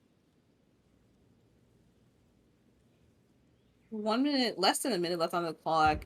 Both teams know that this is super important, but here we go. The utility, the chaos, the ultimate to use. Nat already taking up the space with his team. It's gonna be a 5v5, dude. I think our first 5v5 in a while, especially on this map. V3 have a lot to work with here. If they don't get taken out just for free here, I think this very well could be a run that they win. The null command is popped out. Iffy spraying through the smoke might get some damage done. But Philosophical and Zabby do end up getting the trades. They are able to get onto the site. Zabby has to try and get this tap in now before Nat swings out, but she's better. She's better with the swing, gets the headshot. Throws the oh my gosh! This is so close, Jojo. She's blinded, she can't stick it. Just waiting I don't know what to think. Here. And that's the round practically given to Act. And again, could have been super winnable for V3. Even I'm lost for words. I can't do this. It's so difficult to watch these rounds being played, and it feels like V3 is so close to just getting, you know, that little bit of shots or edge or something to win that round, but it is just not happening, and suddenly we find ourselves on match point where V3 have put all of their money into this, and it's still not looking amazing for them. They do have those 3 ults available, which might be their Hail Mary. Peeker popping Viper's Pit right off the bat. And that at least denies entrance to one of the 4 potential for Act to walk through. Peeker holding this one with a judge. But that spike has now sort of been rotated around. And Smitty with those 2 kills. Chrissy, is he making this possible? Absolutely. 5v3, we talked about it. We talked about it before, that whoever gets the first blood usually are the ones to win it. That 5v5 definitely is hard to maintain. V and Zabby trying to keep their positions, but with Muggsy have made a lurk, gets that headshot onto Zabby, excuse me, trying to spam and get V out of this position. 4v3, the spike is not down, nowhere near getting planted, but Philosophical also has this lurk. The stun will come out. Caesar gets that kill onto V though. 3v2 situation. I think they hear what Philosophical is. But she ends up getting one anyway. Gonna spam the box, trying to see what she can do. Oh, this is looking super tough, Jojo. It's the last round for Act, but not for V3. If they somehow Player win standing. this, One enemy remaining. wait, no! Attackers The win. judge, my that was the sentence. only bad thing there. Unfortunate for Heeker to only have enough money to pay for that judge. And there we go. Map 2 goes in the complete opposite direction, which means we are going to be seeing at least 4. Oh man, this is exactly like I had a feeling that this map could have gone to the side of Act. But with the Ascent map, it was just, hard to see like, oh, maybe it's not going to go in their favor. Maybe because we know that V3 like playing on Fracture, it could be a difference maker, but Act looked super strong here. They looked more comfortable on Fracture than they did from seeing them on Ascent. So I think if they continue to have that comfort, and they were playing super well, taking the space, being aggressive only when needed to. If they continue that for these next couple of maps, then I expect them to give us a lot more good games. But V3, we haven't seen them on Fracture. We know it's a map they like to play, but maybe it's not their comfort zone. Icebox, however, we have seen them play, and I'm expecting them to probably steal the show. Otherwise, Act, they might be the ones to steal it. Yeah. Well, we have a series now, right? This is turning into a real good one for us Mm-hmm. tonight. I'm gonna be completely honest, when I saw this series, I didn't really have too much faith in Act just because of V3's number one seed, and I thought they just had a major advantage in terms of the map bans. But it looks like we do have definitely a series here. It's going to be interesting. Each team so far has taken their map pick, so we have at least each team gets one more map pick to show off. In V3 being able to show off their amazing icebox, which we've seen, and it has been successful time and time again. And then Act, they're gonna show us exactly what we're gonna see in terms of Haven later, which is going to be our map number 4, which was, I believe, that was Axe map pick. So I could see this one going all the way to 5 maps at the end of the day. Oh, if it goes to 5 maps, my initial prediction would be correct, and we're gonna have a lot of games on our hands. As long Oh, as like I said, as long as they're good, I really don't care. I know it's gonna be a lot. It's gonna be my best of 5 casted, and if it's all 5 maps the first time, that's a lot. That's I'm up for the test. exactly. 100%. And I just I want to might need to get say, some ramen, Yeah. in the Oh no, middle I of was thinking the same the thing, Jojo. I was thinking about making some ramen too. um, Definitely. is it too late for me to switch back to the original 3-1 prediction or not?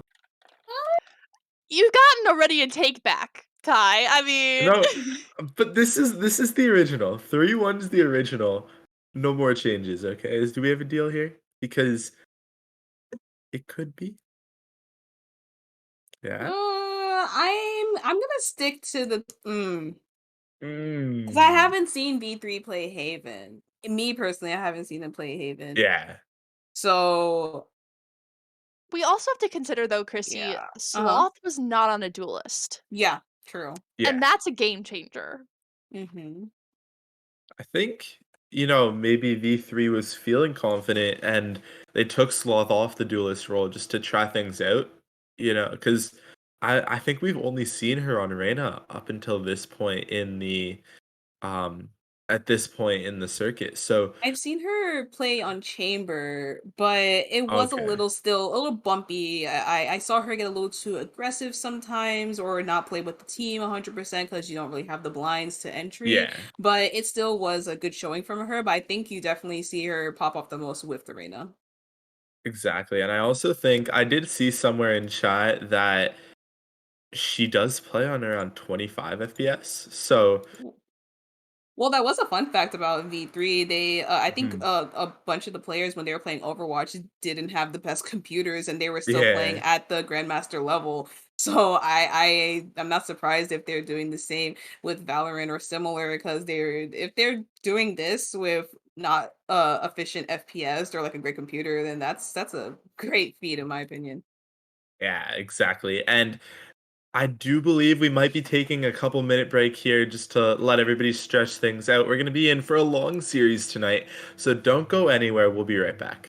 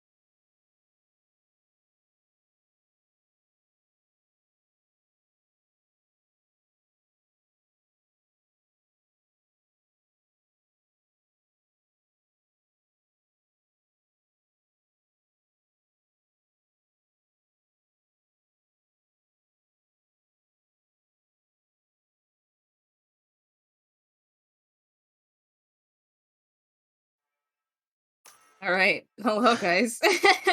Hopefully everyone got their ramen break. Yeah, hopefully, mine's still cooking, but I think we're set. It's definitely getting that nice soft boil, you feel me? But on a Yes. real note, Jojo, hot ramen and icebox, it's looking Mm. really good here. I mean, already we've got a few lock-ins coming out from Act. Right off the bat, I'm seeing a hover of that double duelist composition that we've Mhm. seen so many times before from V3. Reyna as Iffy and Jet as Muggsy. I'm expecting something similar to come out from V3, and there we go. There's the hover, Smitty on the Jet, and Sloth on the Reyna. And so many times before, they've used that double duelist energy to take over mid and to get behind the defenders on either A side or B side. I've seen it both ways from them. Yeah, absolutely. And Select your I've agent. noticed that Smitty, he's been playing a lot of the support roles, but now on the Jet. So that's gonna be pretty interesting to see. Zavi already sticking with the Sentinel role, back at it again with the Sage. V sticking again with that support philosophical. I'm so happy to see her back on that Reyna. You just know she's going to do a lot of things with that. When you're on the side of Act, Muggsy still staying true to that Jet. If he's gonna actually switch to the Reyna, and see Eco Wall back on the Sova, and Nat also just Chamber every day. Chamber in all of the maps so far just is committed to that role. As we also saw with Heat Girl, only sticking with Astra and the Viper. Just a dedicated smoke player, and that's a really great thing to see on both sides, the dedication in roles and who plays what. No one's switching drastically, no one's playing Killjoy on this map, and then Cypher on the next, and then Reyna after. So I'm happy to see that the consistency on both sides. Now, I have noticed a certain illegal setup for the trademark in Kitchen. So, if Act is going to use that one on defense, we might have to complain a little bit, but we'll see if they even know about it. I mean, I just saw it by chance. Hopefully, they do not know where that location is. Yeah, hopefully. And look, already starting aggressive pushes coming out from the side of V3. We saw this come out in Fracture, but they're going the wrong direction. They think it's going to be an A, but it's actually going to be a B. Peeker is going to make that call. Oh, and the drone's gonna detect the position and allow them to get that plant down. Well, actually not really, as Matt is brought down very low. Actually, Spike will go down. I didn't know that box that he was standing on was wallbangleable. Well, I'm gonna remember that, didn't know that for my either. next games. Yeah. Already Look the at this flank coming in. flank. Members are pitched right now. Smitty and Blossom getting 2, One but enemy collected remaining. 3. What? Wow, that was an amazing flawless round coming out from V3. They're starting to win these pistol rounds, Jojo, and this is gonna actually, oh man, this is looking not so, I mean, not looking not so good for Act. I was gonna say that, but it is only the pistol round. I'm saying that because we've seen them win the pistol rounds consistently, but if they're not winning the pistol rounds now, that does say even a little bit of something as to how the game might go. We don't know if it's going to go in that direction yet, but so far, without that pistol, Act is not looking too well in their pattern. That's what I meant to say. Yeah, I mean, based on the tradition of them continuously winning these pistol rounds, that was a big blow because of the flawless pistol that V3 decided to show them there. But again, maybe that break kind of gave V3 a new fire underneath them. They want to get this one going, and they do not want any mistakes to be made. That flank was almost instantaneous, and here we go. Smitty's so patient in that boiler location, and Caesar just waiting to peek out into kitchen. A few missed shots from Sloth, but no fear yet. The spike still needs to be made its way onto site, and just now it has entered mid.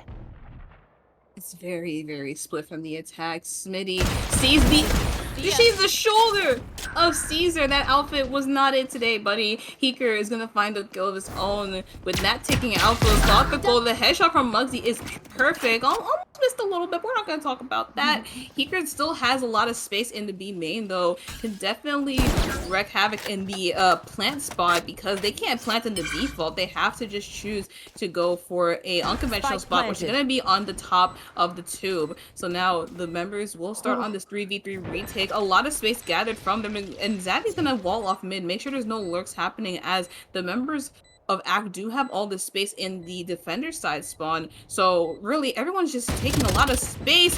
V3 with this trigger discipline, he's gonna follow up with the rest of the kill.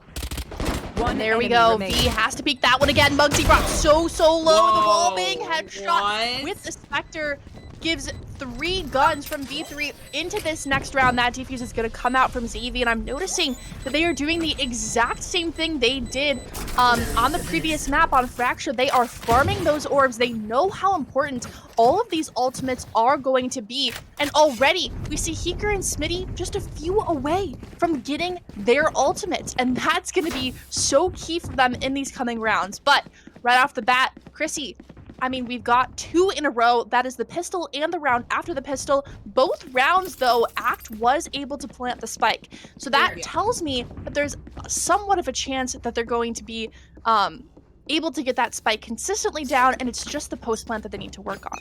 Absolutely, it's definitely a difference. That's just definitely the difference maker. If you get the spike down, you're already completing half of your objective. You just have to make sure that you're alive and well for the post plant. And now with this push onto A, it's gonna be a 5v2 on the site as Smitty moving away for just a second there. Drone will detect positions. Everyone's trying to live. Zaddy will get a nice dink, but not the kill as it is still a 4v5.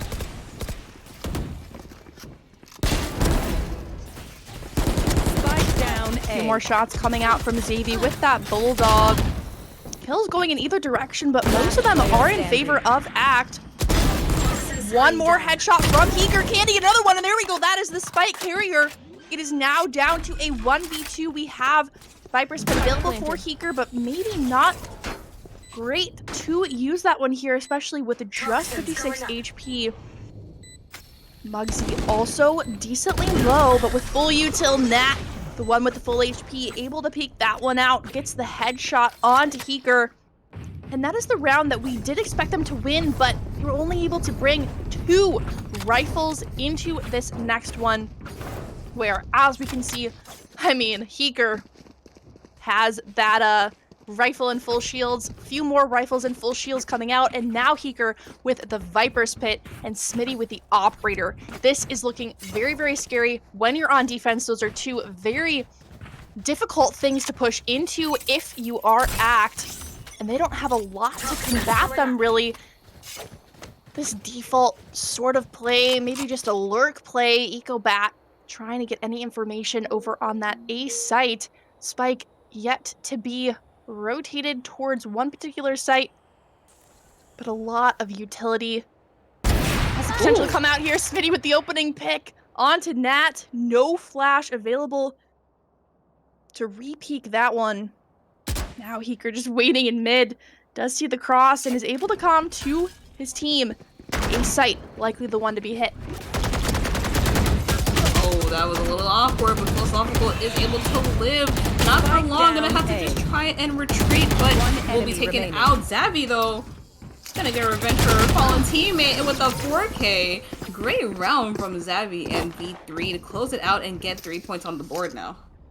I mean, Chrissy, that round was incredible. Exactly what we wanted to see coming out from V3. They did, it seems like they did get a good refresh in that break. They want to leave Fracture in the past, leave it behind, come into Icebox, familiar with it. We've seen them play this map in this series multiple weeks in a row, in fact, and it just feels like they've got everything down pat. Yeah, absolutely. And if things keep rolling like this 4v3, we can expect our predictions to be correct. But ACT, they haven't backed down. They haven't been making huge mistakes. They haven't really been doing anything wrong, or haven't been adapting to anything that V3 have been doing. But I think right now is the time where we have to see, are they gonna do something here that's different that we haven't seen before, especially, but but with their guns, I thought they were full bot, so my thought is completely changed. But with this thrifty round, with the guns Spike down B available to them, and Philosophical getting that first pick, it's not looking good for them so far. But they need to get some rounds now while they still can, especially on this attack half. Icebox is a relatively attack-sided map, so if they don't get these rounds now, who's to say that V3 won't just steal this from them?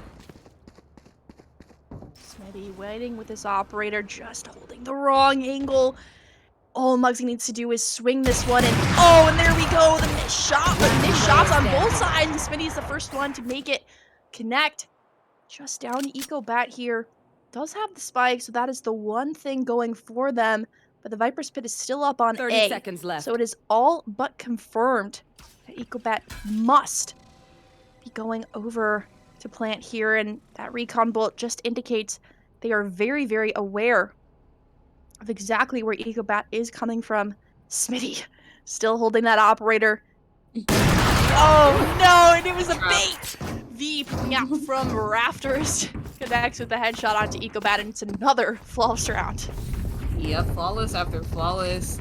And I've only seen V3 lose a maximum of 1, maybe even 2 players so far. And Smitty on this jet looks super comfortable at home, hitting those operator shots and definitely raining havoc onto the side of Act. And if he continues to do the same thing, it could look like another steamroll, JoJo. And Act, like I said, they're not doing anything completely wrong here, but V3, they're just playing so well.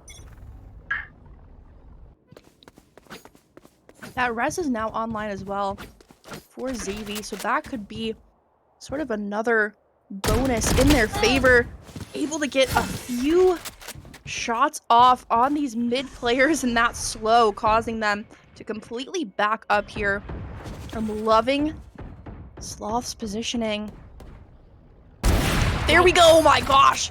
Barely a peek, and Smitty takes down Nat. That is one of their key players, and Act is now in big, big trouble here. Recon eventually gets shot down, misses the drone, and Smitty's dash does not really go where he's looking for it to. But it's still a lot to ask for Act to get onto any of these sites, and we know Sloth has a great location for this rotate, ready for all this push. Sees one, hears all the footsteps, biding her time to peek it out. 1, 2. Disappointing. Spike down B. Muggsy. One enemy Oh remaining. my god. I don't know if Sloth 30 knows seconds left. if he has crossed over, if he able to get one, but Heeker waiting to peek out again and finish that round. Deja vu again, Chrissy. I think this is the third map where we've had a 5-1 scoreline. It just depends if that's going to become 6-1 or if it's going to become 5-2. You know, so I'm going to be filling in for Chrissy for the next few minutes. This is looking to be a strong start for V3, right? Philo back on her usual arena, and Smitty and Zavi have both been popping off as well. Same with Heeker. Really, everybody on their team is doing a great job. And then from the side of Act, they just gotta get on the board, get their confidence up. They showed a good job at bouncing back, especially on Breeze, or on Fracture, my mistake.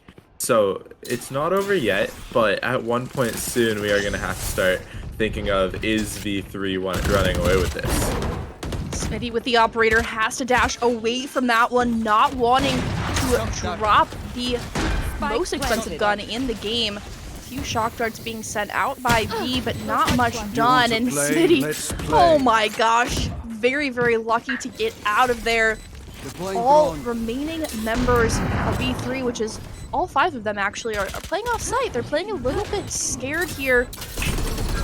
And that TP's back into maze. That is the operator down, but Sloth making quick work of the remaining players, and Heeker finishing it up with a push onto Nat. Yeah, the 5v5 retake, V3 did a really good job at pushing as a team. It's something we've commended them for a lot in the past, right? They know how to push together, and they know how to re-peek off of each other, only losing one player, keeping the operator going into our 8th round of the match, and they're up 6-1. I don't know, is this the point where if you are you taking a timeout, or are you just kind of going through with this one? It is an attacker-sided map as well. So it's important to note that they're going to need to pick something up here if they want really, in my opinion, any chance of coming back in this one and pulling it out. And if we do remember from over on Ascent, as soon as V3 got to the scoreline 6-1, that map belonged to them. And so if we're thinking about the pattern that V3 has established, just dropping a few rounds. It almost feels like this is already their map. But just as I say that, Muggsy with an opening pick onto V. Xavi does have the resurrection available, but it's a very, very tricky location up in that crow's nest area. And sight has now been completely given at this point. It belongs to Act, and that spike has now been planted. Yeah, it's going to be a tough retake here for them because really every angle that they're trying to push into is covered. But we got two heading up ramps as Smitty gets the op shot on Caesar down. And it's a 4 versus 4. Making their way into sight. Muggsy gets a second on the round. Heeker gets one as well. It's 3v3. Nat, though, cleans that one up. One enemy remaining. It's a 3v1 with the operator in Smitty's hands. Not too much he can do now, as he's just going to elect to save, it looks like, and going to take that operator into the next round. Still a good lead for them, though, as we move here into round number 9, about 3/4 of the way done this first half. And if I recall correctly, on Ascent, our half was a 9-3. Pretty sure I'm remembering that correctly. So it is still, you know, looking great for V3. They've got that 4-round buffer, hoping to make it 5 coming in here. They are doing a-okay in terms of economy. But when you look at what's going on with Act, I mean, just a few players are going to be able to buy for that next round should they lose here. So looking good so far in terms of taking that site and doing a lot of damage and at least getting the spike planted. But now it's going to come down to what else they can do to maintain this momentum and make sure that they continue their success pushing into sight. Here. Exactly, and this is a tough situation for the Act side, right? Even if they win this round, they could very well be in economic trouble. So Muggsy and like Echo are the only two that really have a guaranteed buy next round no matter what. And here we go. If he does get the first pick for them, looking good. But, oh, sorry, no. It looks like the chamber was taken out in that earlier in the round. But Philo now stuck on the outside of yellow, stuck in that backside, gets hit by the Owl drone now, and now the Viper's Pit being played. But the operator comes in clutch, taking down the Viper's Pit as well as the planter, and they can just hold the bomb all the way out. The spike is not planted. It does look like they're going to be able to pick it up. Muggsy picking up some shots as well as he makes his way over towards Kitchen, and the spike is planted on top of the tube, but Xavi picks that one up and is able to res Heeker, giving them a 4 versus 2 man advantage. Quickly 4 versus 3. Muggsy down to 4 shots left. Smitty making his way into sight. This is all down to Muggsy. A 1v2 Muggsy as he picks up the first one, gets the second, up to 3 on the round, but no. V is able to clean that one up, finish things off, and it's now 7-2 in favor of V3. What happened there? Did someone try to go for the knife? I don't know. Did they know where Muggsy was? Yeah, it looked like there was a little panic. I don't know. I mean, we heard Muggsy dash into under tube, and then we just see, you know, members of V3 falling from that upper location. And I don't know what happened there. That probably should not have come down to a 1v1. But it is what it is. V3 are feeling confident. They are feeling good. And they are willing to go for weird plays, I guess.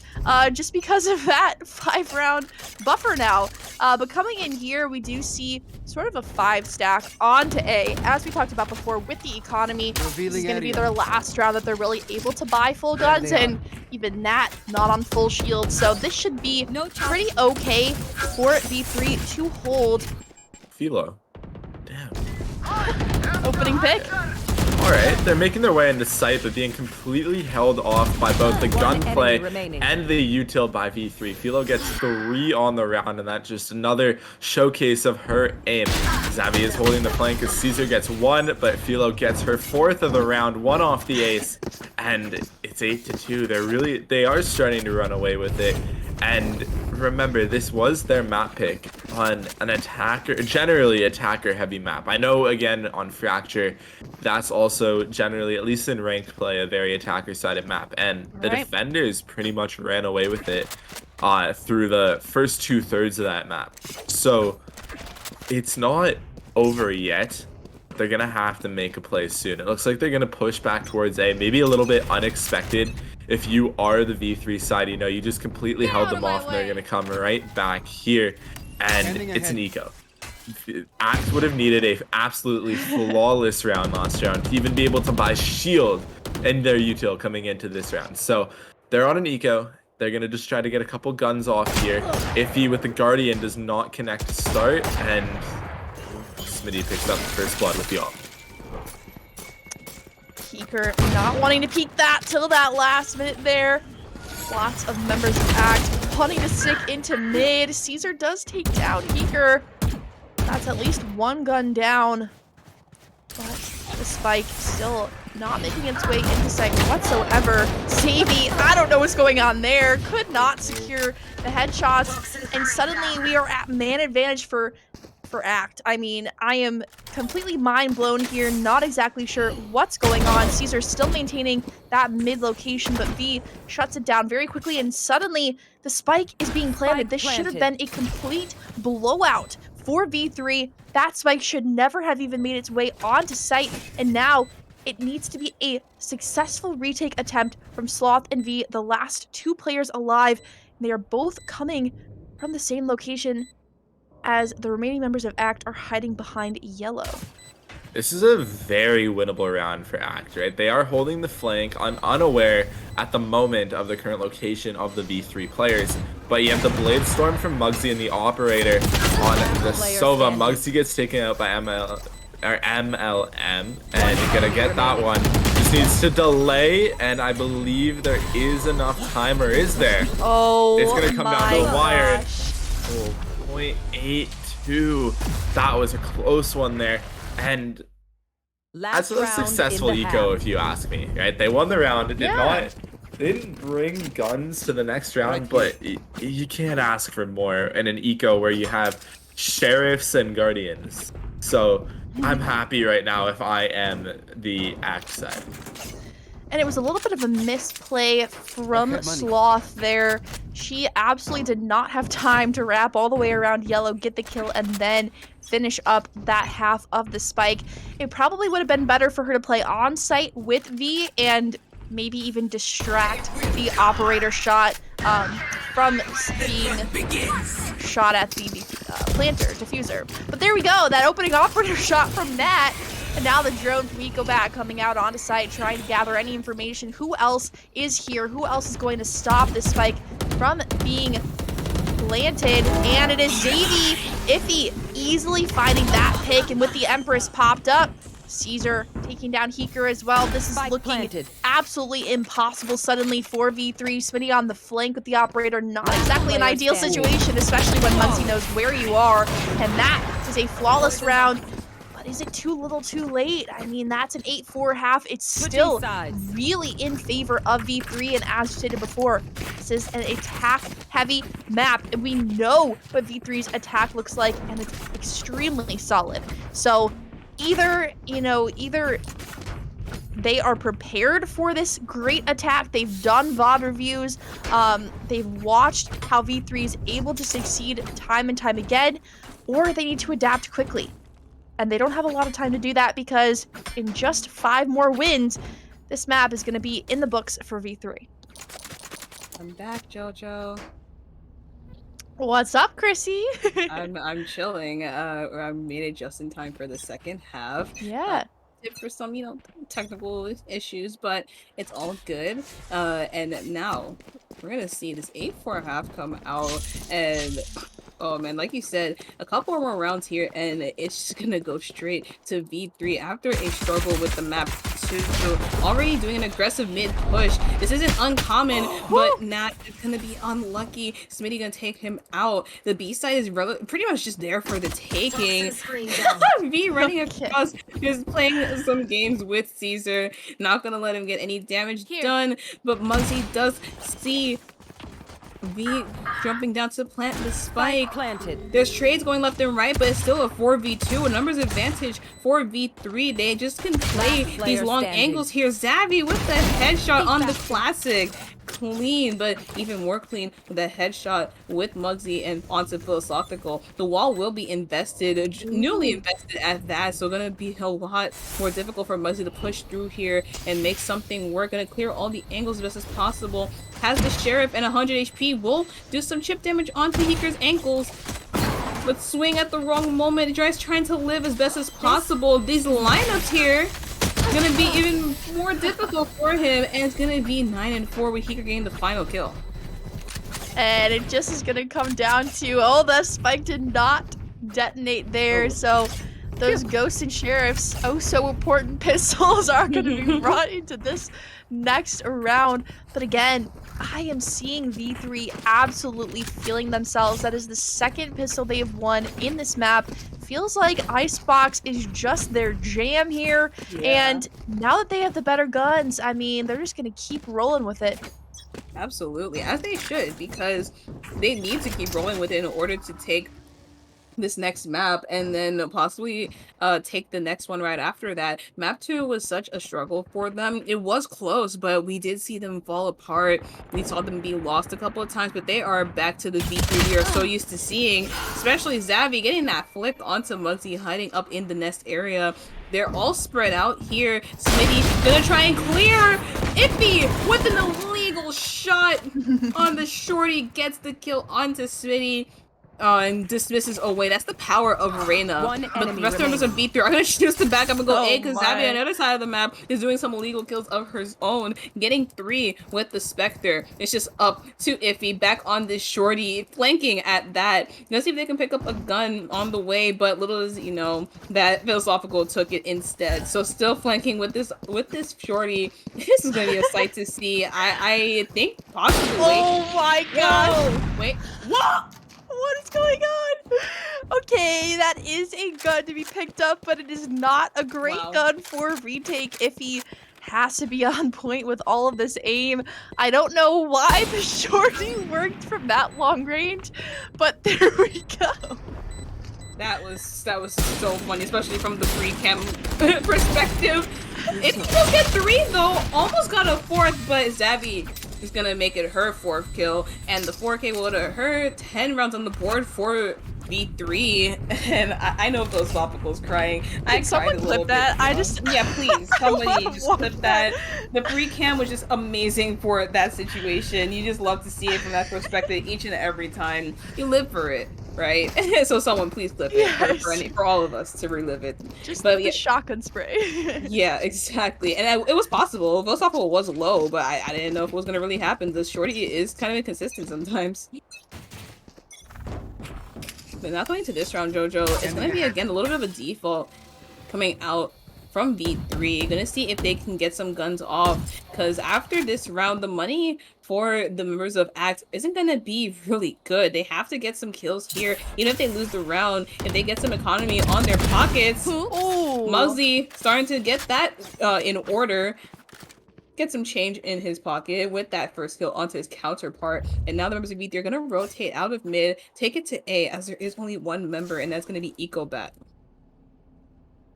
There we go. EcoBat aiming down sights, trying to see if anyone is pushing up into rafters, but instead it's going to be main, where most of the players are. V primed and ready with, looks like the recon, instantly shot down by EcoBat. And now that call is going to be made to rotate over the opposing recon bolt. There we go, V with a shock dart kill, and the wall is going to be coming up, securing this plant. But can V escape Snakebite? Yes, going to be able to live with 79 HP as well, and still has 1 shock dart left to secure this one. Muggsy has been so good here with the aggression. Heeker does not want to peek this one. Come face to face with 3 players. Muggsy 5 HP, still doing so much damage. Suddenly we are at a 2-2. Player standing. EcoBat getting 1. It's just going to come down to Xavi. Muggsy really low HP. Has to play this one smart. He's supposed to Woo! Is what and you love to see it. There we go. Xavi, she wins those. Like, can you say another sentence other than that? Like, she's just so consistent with the shots. Got a headshot onto a player with the Spectre, and that's hard to do and maintain with that recoil control. And she's just built different. That's all I have to say. Exactly. I mean, some of those guns, you just have to get a feel for it, and especially if you buy it consistently enough, you get used to it there. But we saw, Xavi kind of thinking about using the res there, but deciding to save it, wanting to use it in a round where they are so close to that match point. And if they are able to secure this one, that is where we are going to be. So EcoBat needs to be careful about what he is peeking here. Smitty getting a pick instead and now backing up because drone has now tagged him out and that location has been revealed. The opposing recon bolt again showing a few members on site, but not with the opening pick on Smitty. 5v4. The members of V3 are going to be taking a bit of a standstill here, not going to be aggressing too much, and there goes that resurrection saved for the right moment. EcoBat peeking, Muzzy with that beautiful angle, gonna get that head of V. And now Philosophical popping that Empress, going to get revenge on her fallen teammates, see what she can do. The swings are not looking so great. Nat, you have to peek now, buddy, but Philosophical's too quick with the reload. And gonna get the kill. 3v4. Viper's Pit is also invested, but Philosophical is taken up by Iffy. So 3v3, but the Viper's Pit is still gonna cause a lot of problems. They're gonna just jump down, but Heaker is able to get the kill. And now it's just up to Muggsy. We've seen him do it before. We can see him do it again. The legs of Xavier are exposed, but he is decayed. He is low. The possibility of where he's gonna be is also low, and Smitty will get that successful spray to the smoke. And there we go. Match point. How is our economy looking, Chrissy? Not great. Yeah, not good. Yeah, but I mean, Act really has to put as much as they can into this final round. It is very reminiscent of Ascent in the fact that they have not been able to get as many rounds. I mean, just winning Fracture, maybe it just was a few more rounds in their favor there. Right. It was still a close game, but this seems way more decisive. It's just going to come down to the defensive capabilities of Act. Oh, EcoBat trying to make an aggressive play here with the Bulldog. It's not going to work out this time. Gonna back off and play a little more safely to Caesar. He's gonna push through mid and no one is contesting that. He has free reign to do this. I don't even think the members of V3 are gonna expect this so early on. They have two members lurking through B, but they're not rotating back from what you can see so far. Smitty gonna get the head of Nat. The rest of the members gonna see what more damage they can put here. But Caesar hears the rotations. I think he spotted out Xavi looking for this. No, she's actually looking the wrong way. Gets taken out. Spike is down. The jig is up. But Smitty and B able to get those double trades. And now the B side, look, Jojo, it's all theirs. This is a free round practically for V3. The spike will go down. The retake will start, but oh wait. Crossing paths on site. Iffy went under while Heeker was over, but Heeker being really safe there. And now EcoBat's location has also been spotted out. The clutch attempt.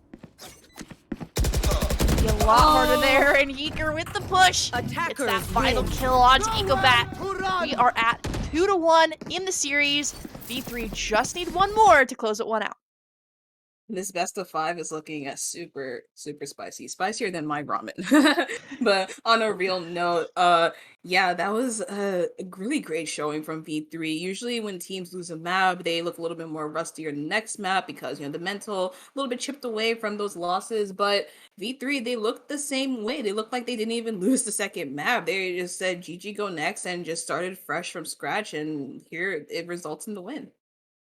Yeah, great map there from V3, dominant map especially, and it was great to see Philo, like Sloth, she had a good map on Breach, right? She did her job, she was still playing well, but it was good to see her back on Reyna and doing her thing where she was dominating, and then there was just a couple great plays there by Muggsy. So it's been doing, like, they've been doing well, both sides. I've been impressed with what I see. So on map 1, that was V3's pick. They were able to win that. That was our Ascent. Then map 2 was Fracture, which was the pick of Icebox that we just saw, that was V3's pick. Our next map is Haven.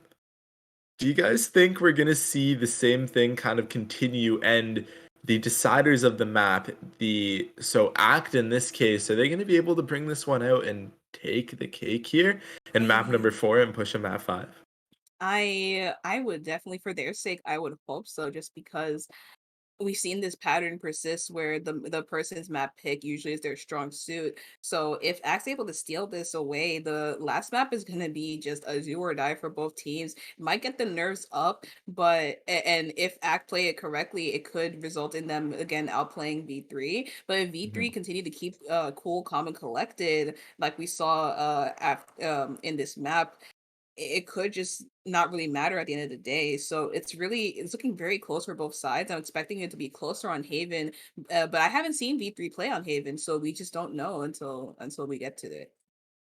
Exactly. And Jojo, going into Haven, are there any changes for the map that you're looking to see for either side? Right? Obviously, Viper isn't as strong as she is on Icebox. There are other options for a multitude of different roles. Do you think we're going to see very similar comps, or are you expecting to see a couple changes from both sides? I think more similar comps potentially to Ascent than those last two. Um, you talked about Viper. I mean, Viper is a staple on Icebox and potentially on Fracture as well.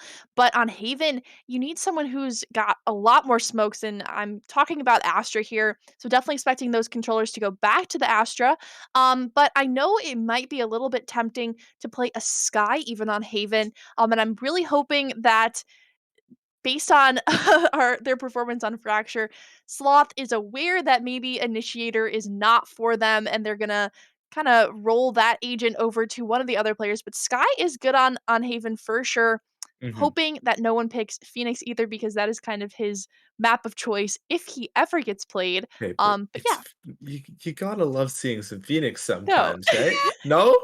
You Come on. to love Give me it, a but I Brim, think give me a after Phoenix, give me a Neon, and a Yoru. I just think after what we've seen with the newer agents and just like the fact that you know Phoenix definitely needs a lot more work. He's definitely great when you have him, but I feel like compared to a Jet or the Reyna, even the Rays, it's just a lot of huge mixture of what you get, and his utility is Hmm. very, I'll say, limited. So he is good on this map, I'm hoping not to really see him unless it's played Yeah. in the way that's like coordinated, you know?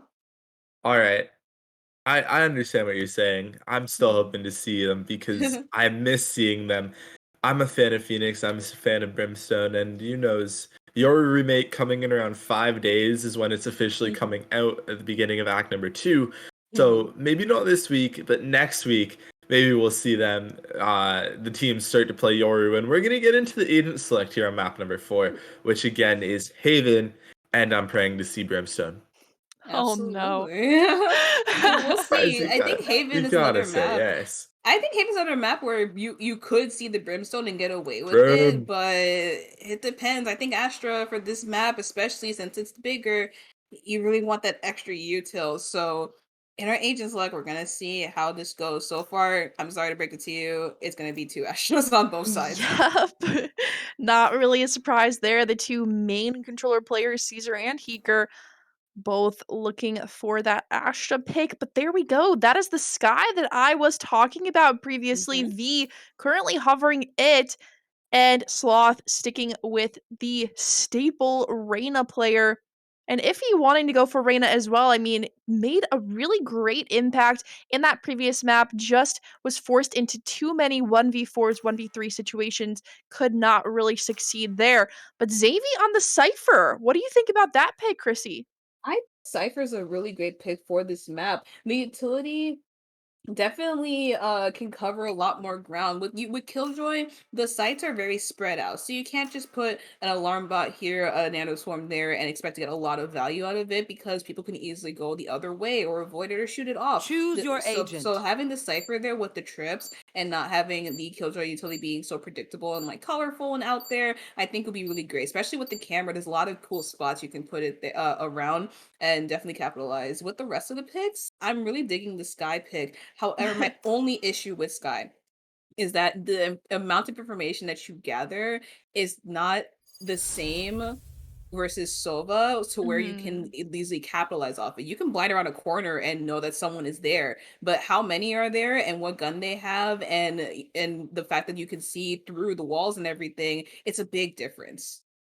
Yeah, so the two main differences then between the teams are the initiator picks and the sentinel picks. We have seen Act go for more of that aggressive sentinel pick, choosing the chamber, but I don't really think we expected Nat to go with anything else other than the chamber, considering that he's played chamber in the past 3 maps. But that Cypher more defensive, chamber more aggressive, I would say, and then Sky kind of the opposite with Sova. I mean, Sova doesn't have a lot to really push out, does have the recon bolt, but with Sky's flashes, that's a little bit better to be aggressive on attack. So again, bread and butter, V3 on attack. They're going to have to really make this one work if they want to close it out quickly and not force us into a map 5. And to do that, they're starting off probably pushing C. Yeah, I think C is the best bet here, because A, usually most players do go A, but C, definitely a lot more ground to cover, and now the push will come in. If he gets that kill on the philosophical, if he gets that trade, Caesar gets another one. There's going to be a 3v5 Jolo. And look at that, the Sopa dart does get Bugsy, through the... I'm lost, but it's a 1v3, was a 1v3, and here we go. Back to the pattern of Act, weighing that pistol. So what I was trying to say was that with the recon dart, able to see through the cage and dent the safety of V through the Cypher cage. So if without that dart, probably wouldn't be able to get away with that round, but that's the difference I was talking about with the Silver versus the Sky. However, you did mention with the flashes and everything, the push potential, it is there, because V3 were able to get to the side pretty easily. And that is the thing. I mean, it almost felt like V3 was lost as soon as they got onto site. There were so many members of Act hiding behind all angles and reinforcing the places where their teammates had fallen. So right off the bat, Ecobat, going back and forth with the drone a little bit, not wanting to peek that one out, does succeed in getting a tag. Just as Smitty pushes on, it's 2 holding B site. This is going to be a no-go for them, and again, losing that first teammate is not looking good for them. Absolutely not. And this Ares all the way in the side for Ecobat. Once they get another tag, it's going to spell trouble. The tag does come up from the Cypher camp from Muzzy. Going to have to back away from that position. But Nat here, trying to make an aggressive push into a wall, get the orb, secure it for his ultimate, as he should. But the rest of the members of V3 are going to start to make their way towards A. The call should be made for the rotation, but not everybody's rotating just yet. And that's going to just play safe here and see what he can muster up before it's time for him to get some kills. But, oh, the teleport, I like that, but they definitely heard the sound cue. He's still onto the side, not getting 2. Very nice kills. Muzzy following up, and Caesar going to get another one. It's a flawless round for Act. That is exactly what we expected, just simply based on the gun differential there. And because it was a flawless round, they're going to be able to create a bonus round coming in here. So all members of V3 have bought those rifles, and so if even one of them falls, that is a giant eco damage to their future rounds, basically. As Spectre, you know, a few headshots, and that is a death. So it's going to come down to aim on the side of Act, as again, V3 potential to push through C, but this time maybe a little bit more of a default play.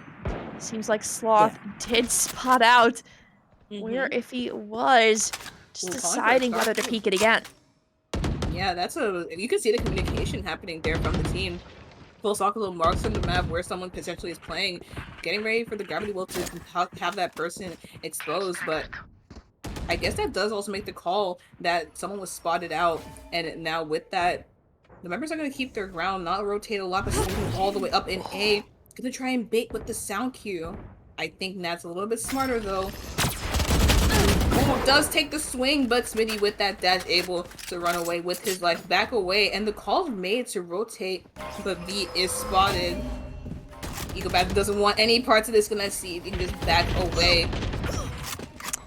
Sloth with the opening pick is on Caesar, and that is another one onto Ecobat, and now this site looks completely free. The rotate needs to be quicker. Coming out from Act, Headhunter is pulled out by Nat, and now V3 needs to maintain this flawless round. They do not want to drop any of these guns to the bonus, and that is exactly what Act needs to play for. They need to play for the damage. To push out, and so good so far. Muggsy taken down by Smitty, who was so close to being taken down there. With that flawless round, all of the guns are going to be brought into this next round, but that also means it's going to probably be a full buy from Act as well. Yeah, and honestly, for an eco round, that went pretty long. They definitely tried to draw it out, see what they can do and muster up with the guns that they had, but at the end of the day, it's still a difference in the weapon power, and now everyone will be up and buying. I've noticed also, Jojo, not a lot of people have been buying Phantoms on either side. It's been mostly Vandals. Definitely getting those lovely one-taps we love to see. But coming into this round, the camera will be taken out immediately for the side, of V3, and that just shows that someone is holding that B position, so you can try to avoid it as possible. The position of Nat is found, gonna teleport away with the rendezvous, and that leaves A side pretty much for the opening. And there we go. A lot of action happening over on A, but just a little bit of a gap in the smoke is going to allow Nat to potentially get some damage there, but instead Smitty swings around Truck and takes down Nat instead. There we go. Another pick into heaven. Sloth is feeling it. Headshot onto Muggsy. They want this round for sure. Con up and ready for Ecobat to throw up, just barely getting tagged out. Cypher Cage cannot do anything to prevent that. And Iffy ready to jump down from this location and go for a hero play. On target. Whoa. Last player standing. Wow, that's a lot of chaos happening. And Zavi puts the trip down, but ends up dying for the cause. Ecobat does find one, but 34 HP to his name. The crossfire here from V and from Sloth, it's inevitable. Going to die to the hands of V, and it's going to be another round of the board for V3. Tied 2-2 again, so kind of giving me Fracture vibes here at the moment, but Who needs something? it's Haven. Totally different map, new agents available to them. It's too close to say who will go to at this point, because both teams are looking pretty good so far. That is definitely true, but when you consider how the previous maps have gone, this is where V3 has begun their rule, begun that momentum, and started getting round after round in their favor. And that's probably what's going to happen here yet again, just simply because Act has to save at this point. They put all of their economy into the previous round, and Nat going for the orb gets absolutely sprayed down, and actually Caesar taken down as well. Smitty with a third kill onto Ecobat. This is looking like a potential for yet another flawless round. Sloth just needs to be very careful not to throw that away, and to probably just go and support the spike rather than pushing Iffy on elevator. Spike planted. Yeah, Muggsy already trying to make an aggressive push, but Zavi stops it before it can go any further. They have an idea where Zippy is. I've seen Zippy pop heads with this guarding. I've seen all the members do something, but unfortunately, aiming for the chest, Zavi with 3K is going to close this round out. A flawless round for V3. Give me a call.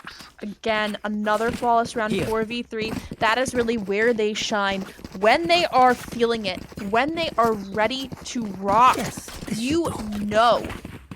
And that's what we're seeing here. I mean, coming out, guns blazing. This is the round that they need to prove it, though, because of that full buy coming out from Act. If they can get Act to lose this round, that means they're going to be on another eco in the next round, and suddenly we find ourselves in another position where it's an unattainable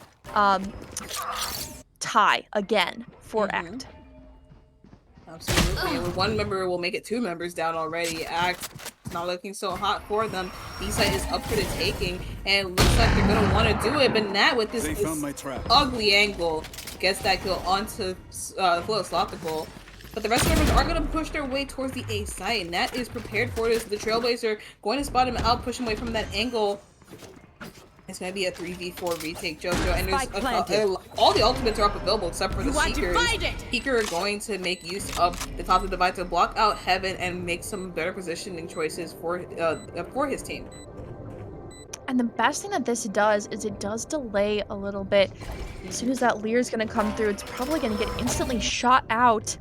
And there we go, the first pick from Smitty, and Smitty and Eager cross-firing with the wall. They knew it had to happen at some point, and yes, a beautiful round coming out from them. Yet again, Act going to be on in a save round. Yup, and this is what you really hate to see when you're playing these games. If you're constantly on a save and a buy, then a save and a buy, you know, the chances of you winning these rounds are just cut in half. You know, you already have a chance of winning 50-50 when you do have guns, but once you buy, save, it reduces down to, I'll probably say 25. That's probably the wrong probability fraction there, but yeah, it's just not looking so great for Act in this, especially now with their buy. If they're able to get a thrifty round here, I'll shut up. But we'll be running a little bit different. We're gonna be running different positions here, see if we can get a little aggressive, especially Muggsy with the knives. Can't wall bang that, so I'm gonna try and see and wait for Zappy to swing.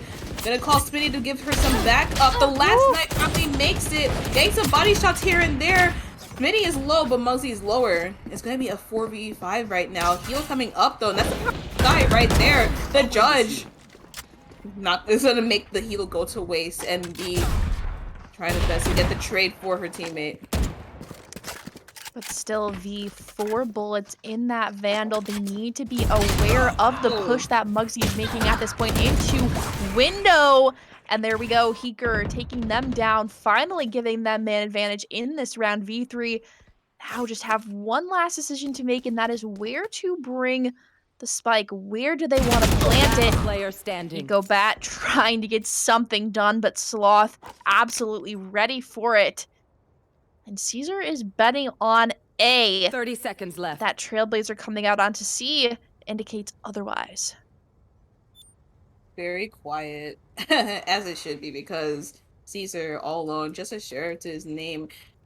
I'm gonna back off a little bit here, but might hear the footsteps dictating that it's gonna be an A. Gonna try and run back, see if he can get some more money in his pocket. 10 get a seconds pick. left.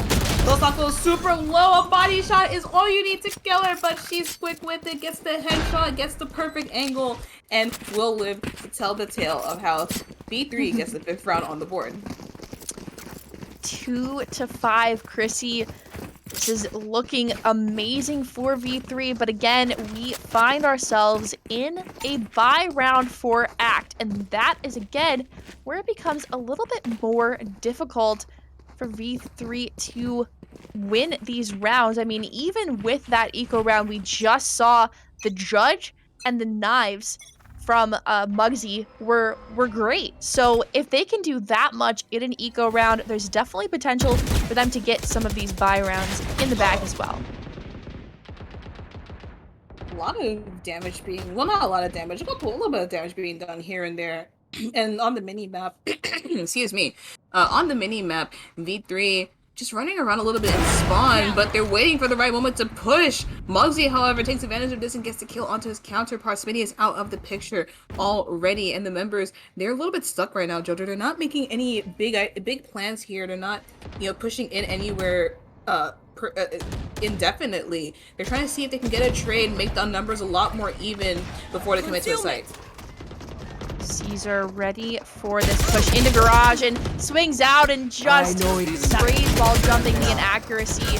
Unfortunate for them, but here we go. Suddenly, it is just down to one. Xavi needs to make this work, and the spray from Ecobat denies that one. And just as I said before, there is a lot of potential from Act to take these buy rounds, and that is exactly what they did. But unfortunate for them, even though they were able to kill all the members of V3, V3's economy is looking A-okay, and it's looking so good. In fact, Sloth has purchased an operator. So This is looking like it's going to make a big impact on the round, especially if Sloth is able to get an initial pick onto C where 2 members of ACT are holding. I don't think I've ever seen Philosophical handle a operator before, but oh no, Smitty's out of the picture. I knew it was gonna happen. Wait, V? Oh, I thought V was just gonna stand there and take the rest of that Hunter's Fury that is able to live.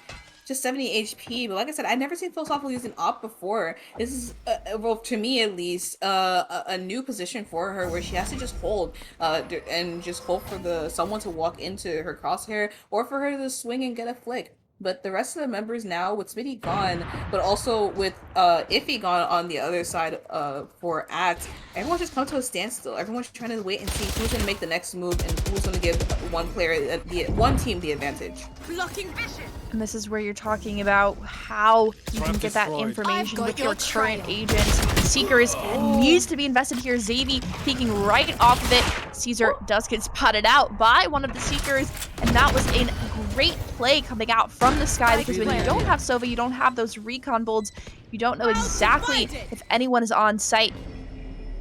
Cosmic Divide again coming out, but it's not going to do much so far. Xavier taken down by Muggsy's operator. 3v3 in the retake. I killed him. Oh my gosh, I was not expecting that at all. It just looked like, oh no, caught out. Oh! This is looking so scary. Sloth is good, but is she this good? Needs to isolate the kills. 1 bullet left. Forced to reload it. Oh my gosh! I think Wait, there's no time. But wait, there was like at least 2 seconds, I think. I could be very wrong. I think there was at least 1 second, but it probably would have been too close. So Muggsy is going to take the safe route out and going to just run away with his life and the operator in his hands. So that round was lost for ACT, but you know, they did get some money in their pockets. Now V3's money is looking not worse for wear, but another round like that, where they're all dead, they don't have their guns brought to the next round, it could look better for ACT, money and gun wise. But now we do see Muggsy on the operator. We've seen him just slaughter the enemies beforehand with the operator, so I'm hoping to see that again now, and it has to be now. Exactly, it needs to be now. This is where there's still hope for a 6-6 to happen. Xavi with the headshot out to Muggsy, and that is the operator recovered. Curious to see if anyone from V3 is going to pick that one up. I know exactly where you are. Well, Neural Theft is used, and Cypher knows exactly where you are. The positions are revealed. The members of V3 know that there is nobody flank. The possibility of a flank is super low. And there goes the same Cosmic Divide as we saw before. Philosophical looks like she's trying to get some better positioning here so she can get super aggressive, but will be stopped and delayed by the gravity well. Gonna stay in the corner here. I'm expecting the same thing that we saw the previous round to happen again here, especially with the wall starting to dissipate. The positions are revealed. Oh no! The slower to the slope! Iffy! Does gonna go onto Heeker. Eagleback falls on his own, but Smitty, with that operator falling down, gets 2. And it's a 7th round on the board for V3. They are ready to take this home, go to sleep, and win this best of 5 so far, JoJo. With 7 rounds on them, if they continue to roll this over and bring it to possibly a 9-3, even an 8-4, and we see the same thing that we saw in Icebox happen here, then it's done. It's over.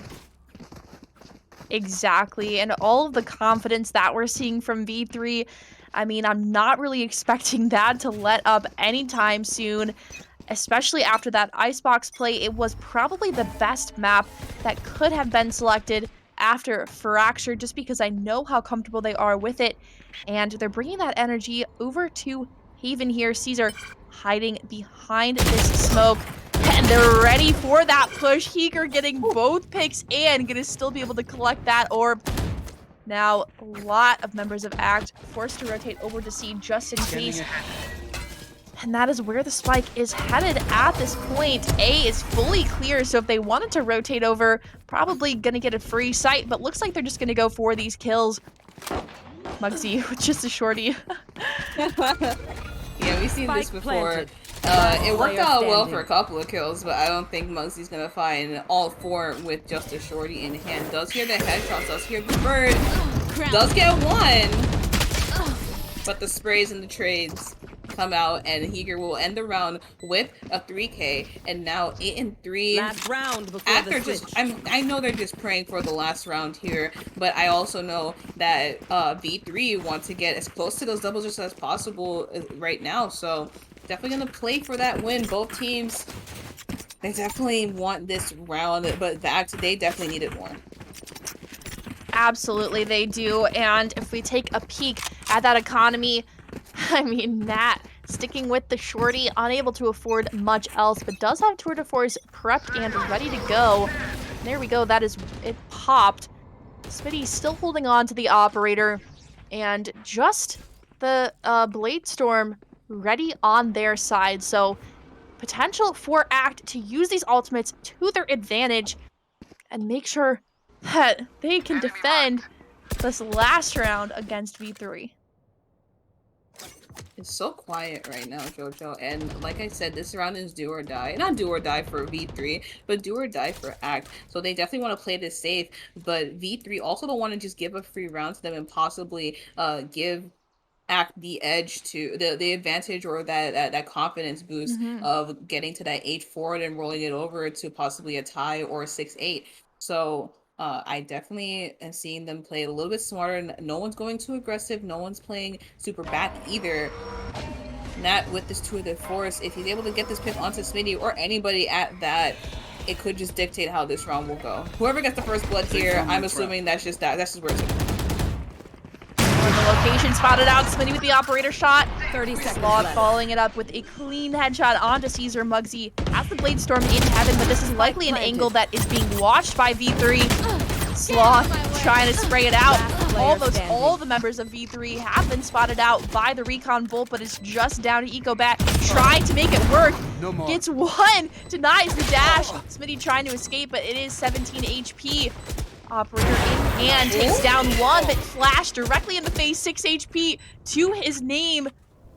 V3 do not want to throw this round. They do not want to peek the last player alive. EcoBat is going to need this crossfire. Pick up the pace. That is the crossfire. Heger getting that last kill onto EcoBat, and it is a 9-3 half, 1 Switching round sides. away from double digits and 4 from securing this map and securing the best of 5.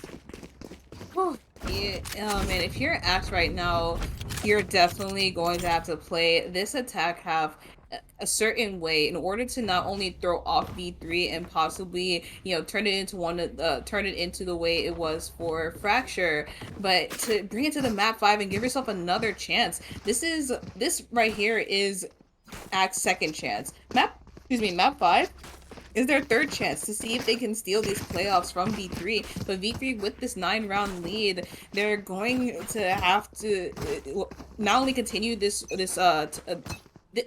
lead in order to bring it to the double digits and to the win. They got to make sure that Act doesn't pull what they pulled on Fracture again. Coming in here already, some shots exchanged over on A. V. With a really forward positioning, it almost feels like Smitty has beaten at this point. Oh no. Oh, that has been flashed out. EcoBat taken down. Try and trade it out. Muggsy does get that kill onto Smitty, and V not wanting to push any further. He's going to back all the way up, but he's going to hear all these footsteps coming down long. And after that first pick given up by Smitty, oh wow, Nat knowing exactly where V is standing, getting that clean headhunter headshot, and already feeling like their pistol round groove is back at it again. Absolutely, and we love to see it. 4v3 situation, and if they're able to win this JoJo and get it to the next round, I definitely expect their chances of getting more to be possible. But we're back in the present. It all depends on how this retake goes. The members are already pushing in. Buddy system occurring there. And already 2 kills from Philosophical. The sprays though. And Iffy getting 1 as well. Iffy getting 2 now.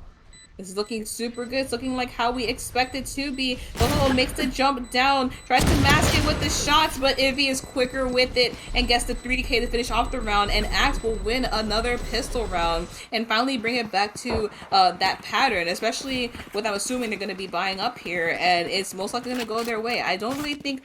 I see some guns being bought, or some stuff being bought from V3. I really would just hope that they save up as much as possible here. It's not worth it. You have the rounds, and you know that the Act usually go through this pattern of winning the pistol in the next round. Just let them have it, give it to them, and play for the full buy.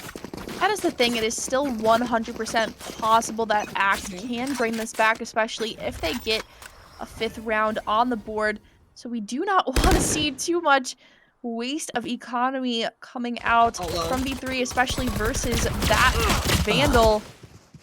Man advantage directly going in favor of Act here.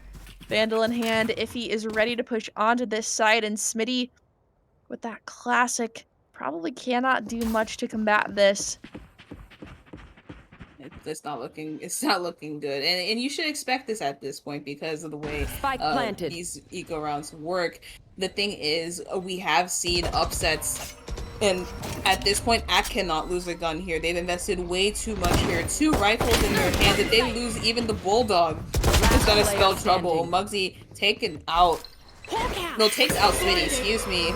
The V trying their best to escape. Gonna hide in this little corner here, but it is easily checkable. Everyone's just holding. The buddy system happening here. Get some damage done, but Muggsy gets a 3K instead. And it's going to be, well, not so flawless round, but they will save up the rifles. They get the Phantom, the Vandal, and the Bulldog available to them. And that's going to buy up. And the way the guns are right now, it's looking rather even. Only the Spectre from EcoBat might not be the best, but he has to keep it. You won the Eco, and now you got to just work with what you have. Right. That's the, part of a bonus round. So we are coming in here. Finally, that full buy is going to be available for V3. Sticking with that default play with 2 players on A, and as soon as this presence is detected, there we go. 2 players walking through. V wanting to back up, finally shoots down the recon bolt. That did detect that there were 2 players here. It's a quick rotate from V3. Trailblazer still available for V to slow this down even further. A few smokes being popped, and no real space has been taken directly on site yet. And that rotate looks like it's going to come through, all except for Caesar. V jump checking just to see if anyone has stayed behind, and that is the case. Caesar needs to get at least one here, and that is exactly what happens. Bulldog catching him out.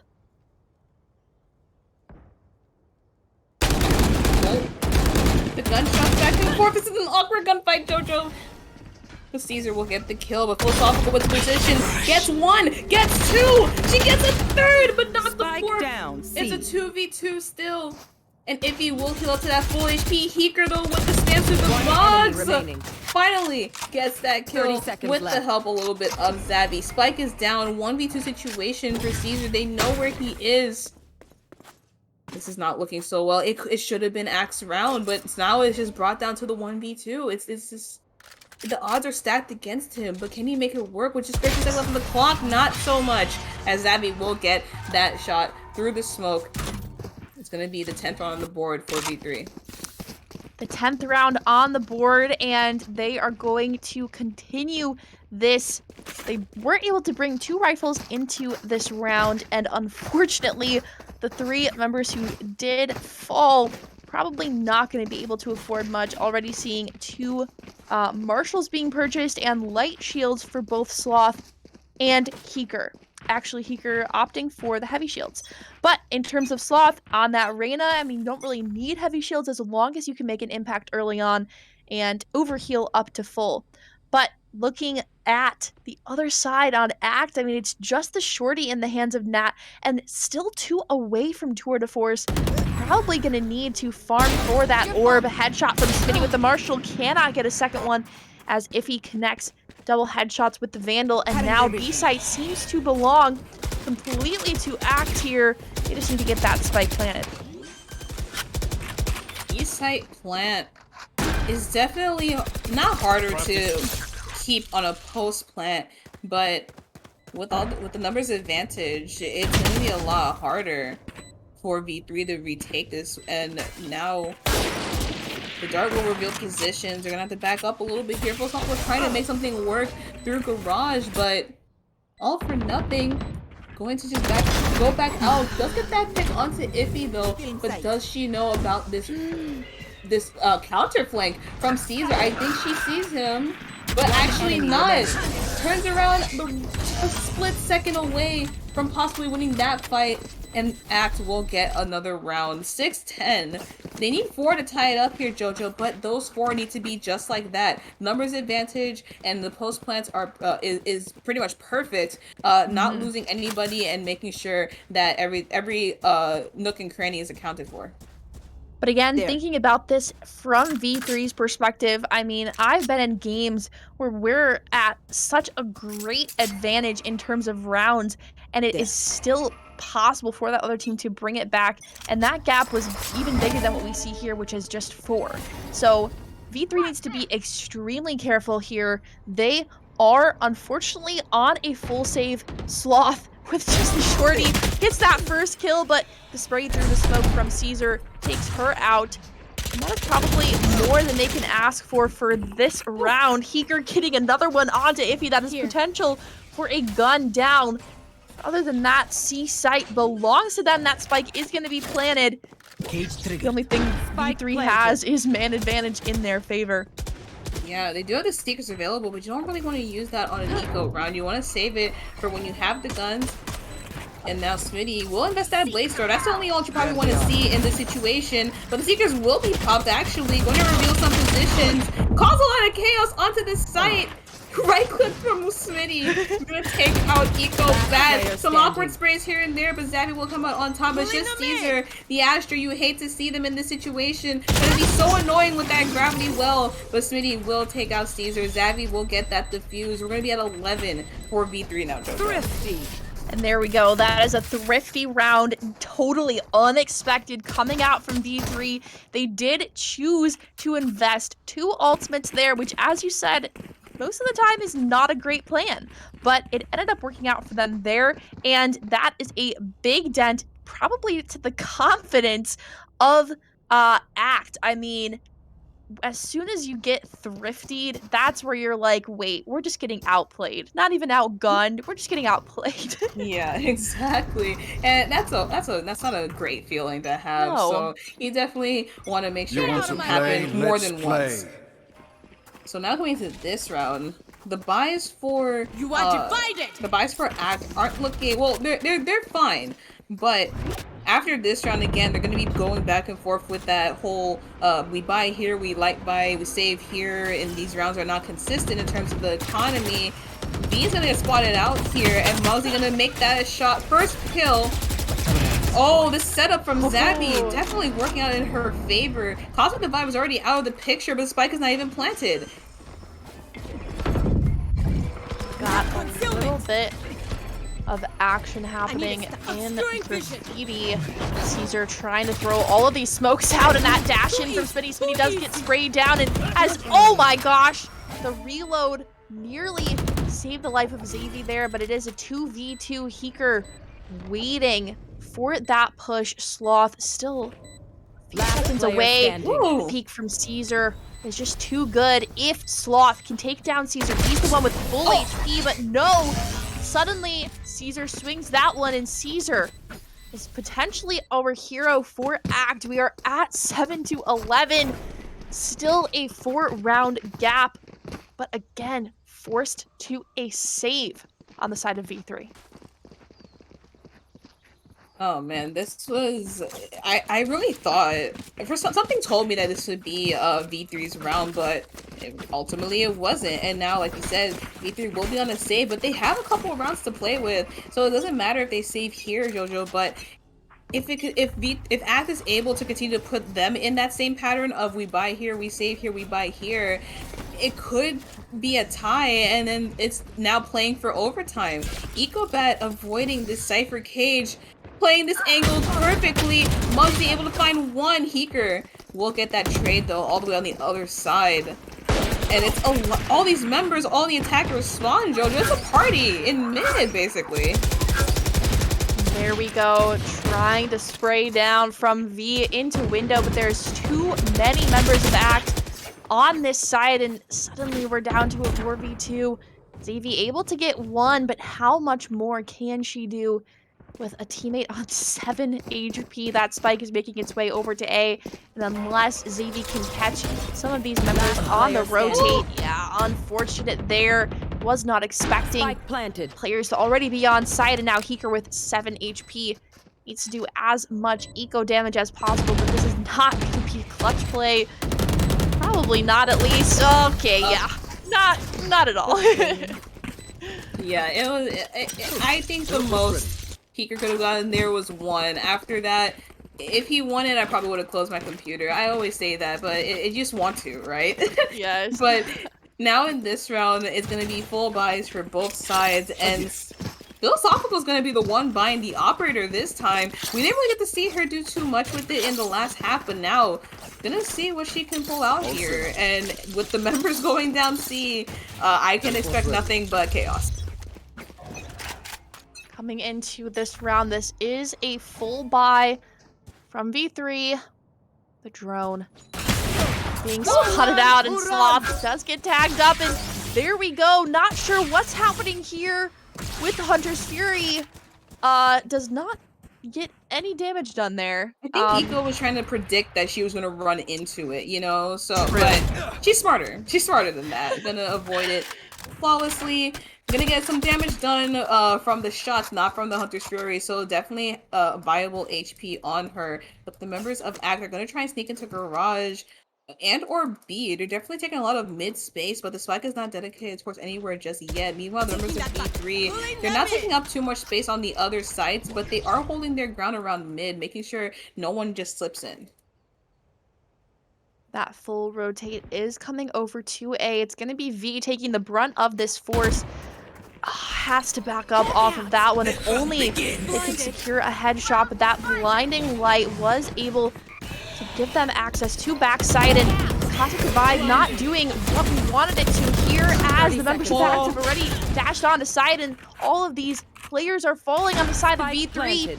Suddenly everything is looking bad again. Sloth in heaven. Xavi in backside waiting to push in. Sloth takes down 1, and as that Cosmic Divide falls, there'll be a lot more angles to check. Spray from Nat. So good, and suddenly down to Xavi, a 1v3, not looking good at all. I've seen her win these though, so it all matters on if she gets the first pick. But 20 seconds left. Tick tock, time is going down. But this crossfire here, Muggsy with the angle is going to get that pick, and that CT area is such a not a bad angle, but you hate to cross it, because once you sit near the graffiti side and you peek just a little bit off to the right, then you can really kill anybody that goes there, and they might not even see you. So Xavi unfortunately will fall to that old trick, and it's gonna be 9 and 11 with V3 still in the lead, but ACT is catching up. They are catching up, and that is where it is scary, because it's this sort of pattern that V3 has fallen into, where they are forced on these eco rounds, I mean, a lot of the time. And if they lose this one, it's just such a difficult sight to see your opponent on double digits as well. They got there so fast, but ACT has just been running them down, it feels like. And look at this full rotate over already. All of this presence detected from ACT. E3 needs to do something, but the spray down just denies all of that. Spike is going to go down very quickly, and it seems like we're going to be brought into that next round sooner than we thought. Planted. There What it a is. fast round.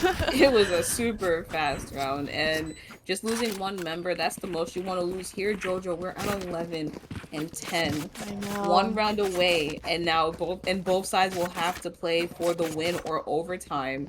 And I know V3, they don't want to risk that. They don't want to give ACT another map, another chance of possibly winning this. They need to step it up and do something here. I would really love to see them call for a pause, you know, take a breather, see if there's anything they can change. ACT Act so far had just been super aggressive You want to play? Let's play. with their executes, but we do see a change happening with Philosophical now taking the position onto A. Will pop the Empress. The drone will spot her out. Gonna run and not try not to get tagged. Gonna break the Reyna blind. Oh, there's too many members looking at her, but she is able to dismiss away just in time. Muggsy is out of the picture. And Teaker is with her. Gonna back off and just give the side. Gonna play that 5v4 retake. Spike is not down, but they can still possibly play for damage being done and preventing the spike from being planted too easily.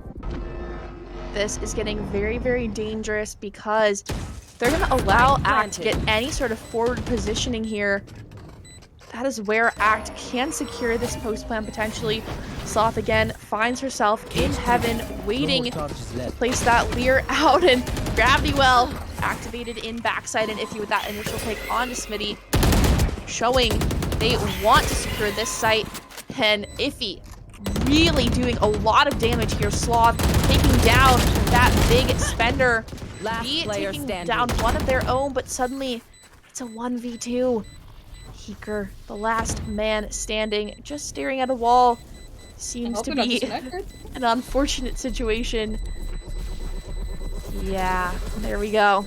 Yeah, unfortunate circumstances. But also, when you look at it closely, I saw a lot of. I saw that V3 looked a little bit lost there. Like they looked like they had a plan maybe from practices previously, but we saw Xavi swing out by herself, gave that 1v1 and then died. Unfortunately, V could not get the trade quickly enough due to the smoke. But I think at this point, while Heeker is trying to reconnect or fix any issues that happened there, that they should discuss that. Make sure that they're not giving these free 1v1s because Act is able to win their ones. But if with the buddy system we've seen from V3 beforehand, if they do that, they can literally win this in 2 rounds and perfectly. But if they continue to do these small mistakes, it will add up and they could possibly be brought to a map 5. I mean, take a look at the scoreboard here, Chrissy. We've got Sloth on a lot of kills. That's 27 kills, 3 away from 30. And it almost seems like, her impact should be bigger than it is. We've seen her get multi-kills in all of these rounds, and we know she is a great player on the side of V3, but it is not enough because everything that I'm seeing out of every player on Act is also doing their part. They're working together, they're holding their own, and we can see that from the kills. Look at all these assists too. Caesar with 12 assists, Chrissy.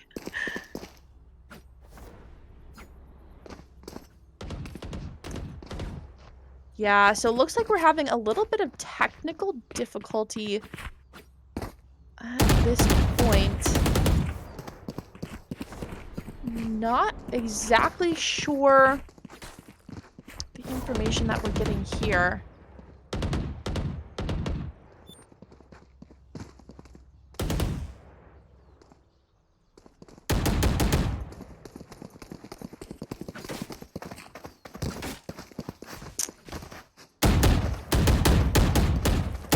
I was muted. My bad. I was trying to say that I was hoping that maybe V3 is able to maybe during this pause talk about what they're gonna do here, because we're not 11-11, JoJo. And like I said, this is the fight for either the win or for overtime. And you don't want to go into overtime because once you make the tiniest mistake and give the team the littlest advantage and they take it, it's not going to work well for you.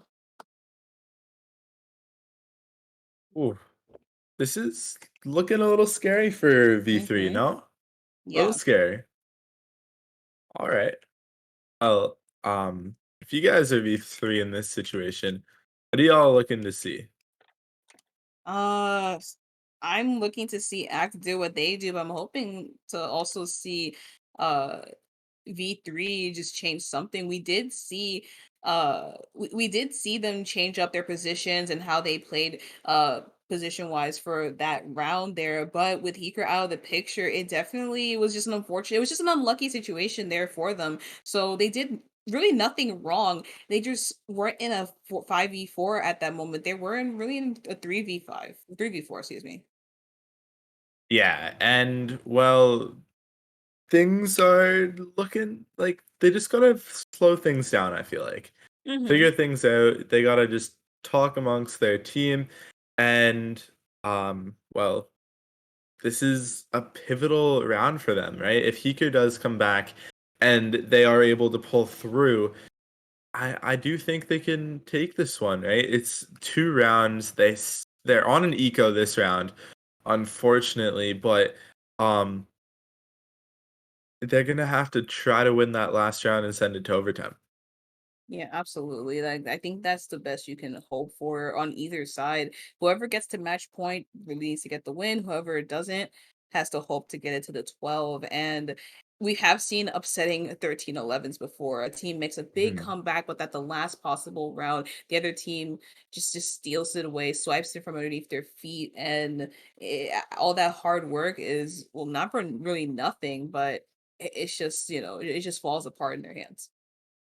And looking at the current buy, it looks like V3 is going to be on a save. So that means they are saving for a 12-11 score line where their Mhm. last hope is to secure overtime. And I know I predicted overtime before. I was not expecting it to be on Haven. I mean, if we look at the pattern of these rounds, it has been 5 in a row going in Axe favor. And I know we said it was possible, but I was really not predicting them to actually secure this. Yeah, when I saw the scoreline being that I believe it was 11-6, right? I was kind of getting ready to come back on. I turned my camera on and I was sitting here chilling, ready to go back on the desk. 'Cause I thought, V3 is on a roll. They could definitely close this one out, but Act proved me wrong. And like we said earlier, this was their map pick. So they're showing us why they picked this map, and they're showing us that they still have fight in them. Absolutely. You definitely don't want to lose your chances of in this best of five, you don't want to be completely swept off your feet. You definitely want to get Yeah. some rounds in, get some games in. And Act already have one match on their belt, but they definitely want more. They want to just have that underdog story of, we took down the champions, or well, not really champions, but the we took down the The bull, leaders. basically. Yeah. Yeah. So I'm trying to think of what we can do just to fill this time because really when you look at all these like all of the plays that have been going on so far, these teams have been sticking to a good game plan. Right? It's a Hmm. tough thing to do defending the being on the defender side of Haven. It's 3 maps. There's so much the attackers can do, especially when they get on a roll. The economy is swaying their way. It's hard to stop. So what what's what do we have to see from other side? Jojo, you want to take it? Yeah. I mean, something that I am sort of noticing they being V3 are not doing great is they are waiting for these retakes, which is amazing. I mean, they're getting that man advantage. Maybe they got first blood, maybe they got that opening pick. They're backing up onto site and then using util to slow down the push and wait for the rotation to come through. As soon as that rotation comes through, they are not attacking right away. They are not coordinating quickly enough to prevent counter utility to be placed at those choke points. I mean, time and time again, we're seeing those astro gravity wells being placed in backside or in heaven and denying anything from happening.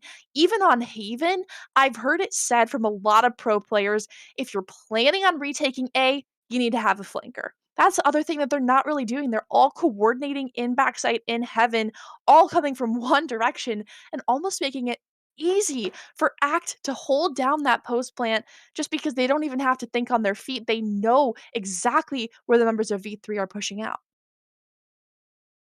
Yeah, it's tough.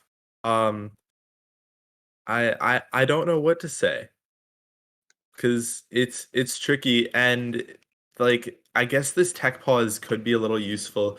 V3 is currently missing a player right now, so they could use this time to regroup and kind of come up with a plan, but I'm not too sure exactly what to do. Either wait. I think he's back. He's moving. We see R's in the Let's chat, go. people. Okay, let's We're go. in Okay, letter. we're back. We're back. Especially in Valorant, you love to see the letter R. And now with that signaling that everyone's ready, everyone's I'm gonna back in it. unpause. We're not unpausing just yet, but there we go. Yeah, I hope with this time taken that V3 are able to change something here. We already see that Zabby's gonna be on the A side, but they are in an eco, so they're probably gonna just try to do something a little more aggressive here and catch the members of Act off guard. But they're gonna most likely give up that match point. Woo! Whoa, okay. V3 getting away with murder right now in A. Still in sight. I mean, already we see all this spraying happening. Smitty wanting to pick up a better gun. There's an Odin. There's an Odin on the floor. Not sure if Smitty wants to opt for that one. The thing is, if he picks it up, they know someone's there. It's a heavy weapon. I mean, everyone's gonna hear that from where they're standing. Ooh. Oh my! Wow. With that headshot. This is looking entirely possible now. The spray from Caesar not connecting with anything, and EcoPat and Caesar's location are now both known.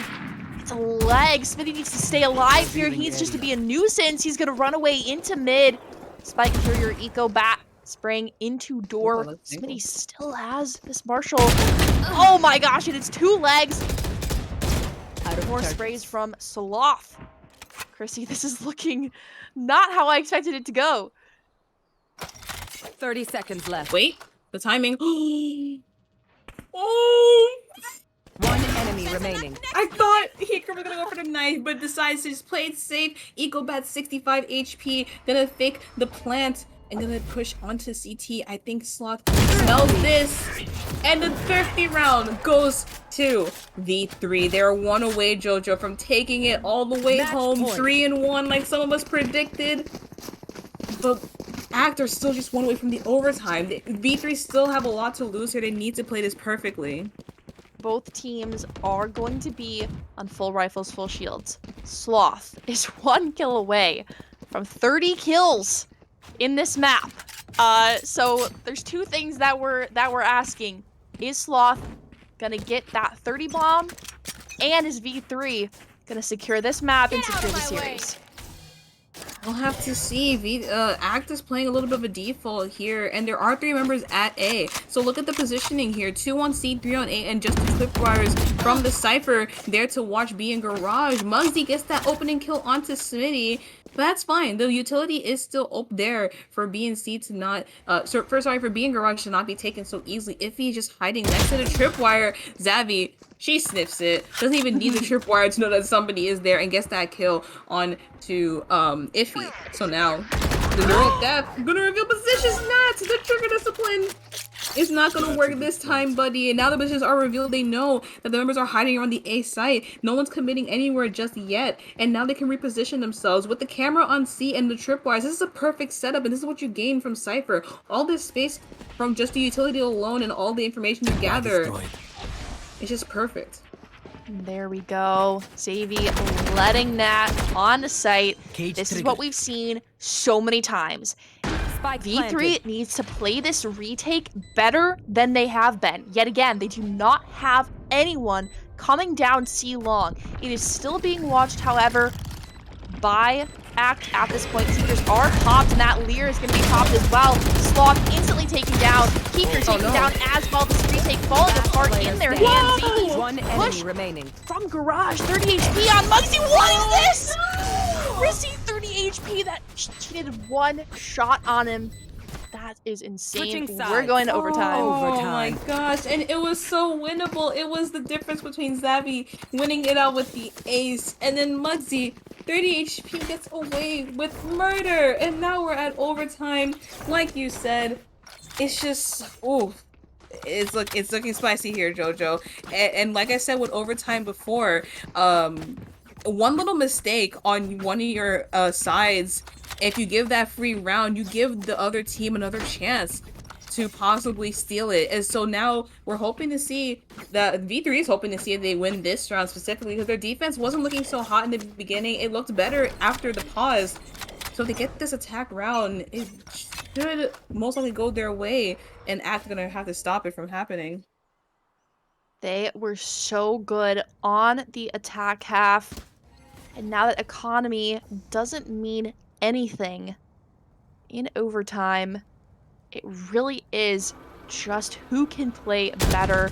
Drone instantly shot down, but Ecobat able to detect 2. And now Iffy with the headshot onto Sloth.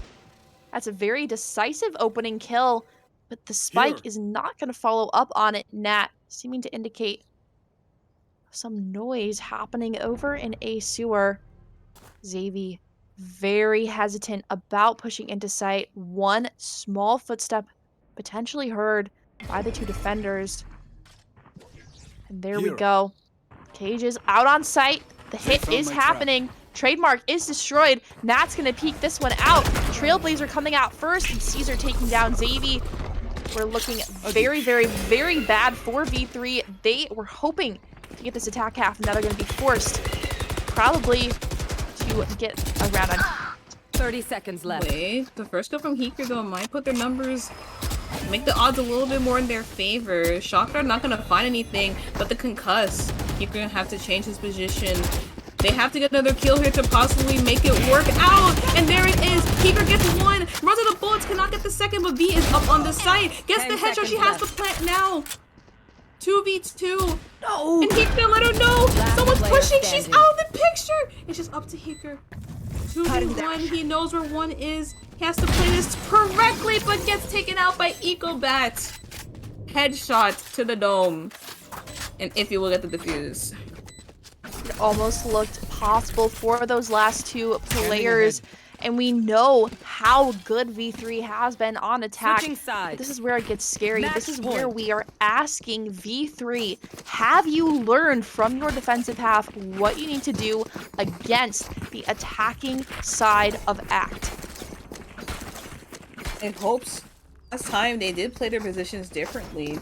So I'm expecting them to do something here related to that. But we're gonna see a lot of members on the side of C and B, which just philosophical on her lone self to hold A. And she's gonna make an aggressive peek A long, try not to get caught by this recon dart. But it's just a standstill from Act. They're not pushing. Oh, they're waiting to see so far if V3 are gonna make the mistake of crossing the boundaries, but they're not biting the bait, they're just holding the angles. Philosophical does see the body, was trying to walk away, but I don't know. This is looking super, super scary. Smitty's also taking some aggressive peeks there. He knows that there are members still sitting outside of A. No one is committing anywhere just yet. I would love to see B or someone take up space underneath the B window. Definitely make the odds a lot better for them. But Philosophical turns away at the wrong moment, does hear all the footsteps. Will let her team know it's going to be an A. Rotation should be made. The blinds and everything are out. The drone not going to spot her. Gets lost in the smoke a little bit. And it's going to be a 5v5, JoJo. And this is the exact retake I was not hoping for 4v3. Spike planted. This has not worked out for them. I don't know if it's ever worked out for them. Smitty this time, though, on the flank. Does smoke out Nat's position, but this allows Nat to push into it, and Smitty turning away at the wrong moment. Taken down. This retake looking awful yet again. I think this might be it, Chrissy. Maybe, JoJo. This is not where we wanted it to go. This wasn't part of the script.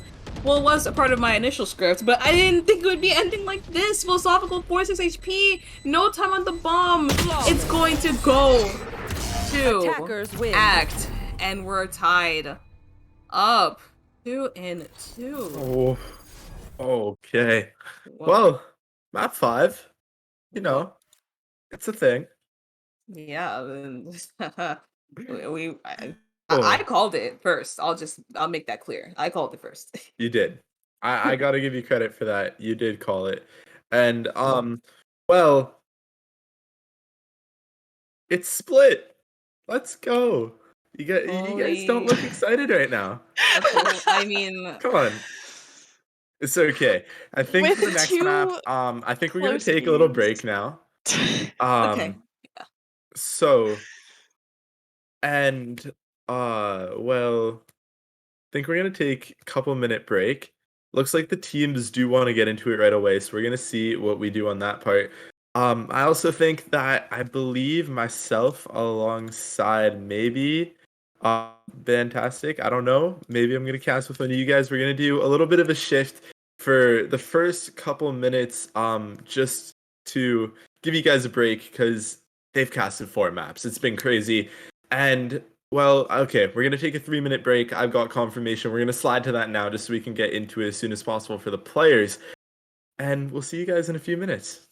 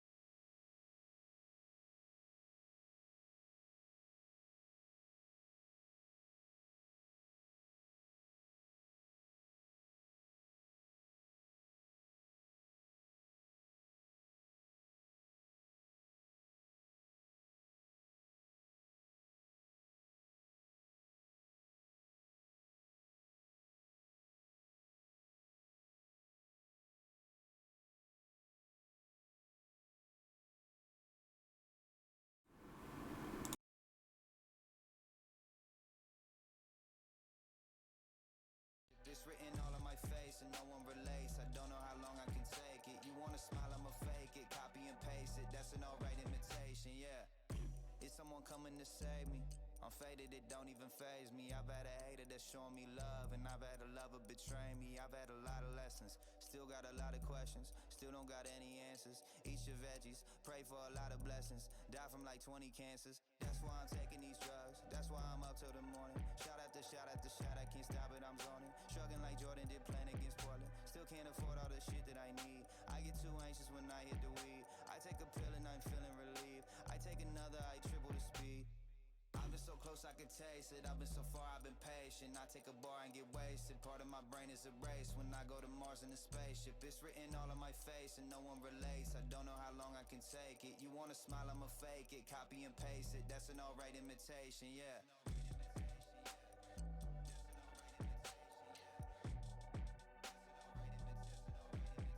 I'm looking happy online, but it's not what you think. I'm losing touch if I'm touching the screen. 1 minute I think I love everybody, and then I'm like, fuck everything. I'm looking happy online, but it's not what you think. I'm losing touch if I'm touching the screen. 1 minute I think I love everybody, and then I'm like, fuck everything. On a highway to hell, or a stairway to heaven, and I am stuck in the middle. I can't make a decision. I don't think I'm suicidal, but if I was, I won't admit it. Like I'd be okay with dying if I'm not the one that did it. I've been so close I could taste it. I've been so far, I've been patient. I take a bar and get wasted. Part of my brain is erased when I go to Mars in a spaceship. It's written all on my face and no one relates. I don't know how long I can take it. You wanna smile, I'ma fake it. Copy and paste it, that's an alright imitation, yeah.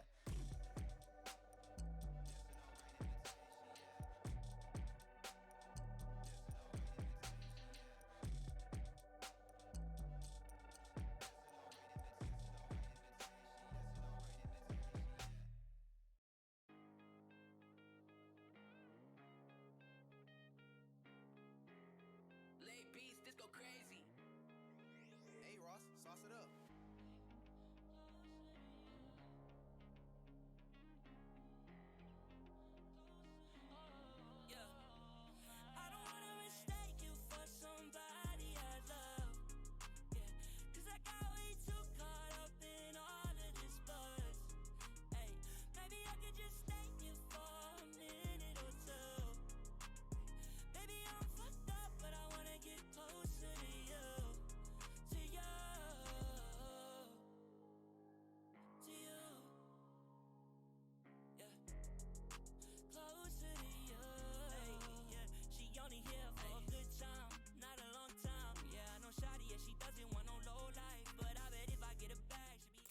What's up, everyone? I am here with Chrissy now. So we're giving JoJo a little rest and we're gonna see how things go. Maybe JoJo will return later on in the match. And we have split for a map number 3. A very different map than any of the ones we've seen so far, Chrissy. So give us a bit of a rundown of what you're looking to see here.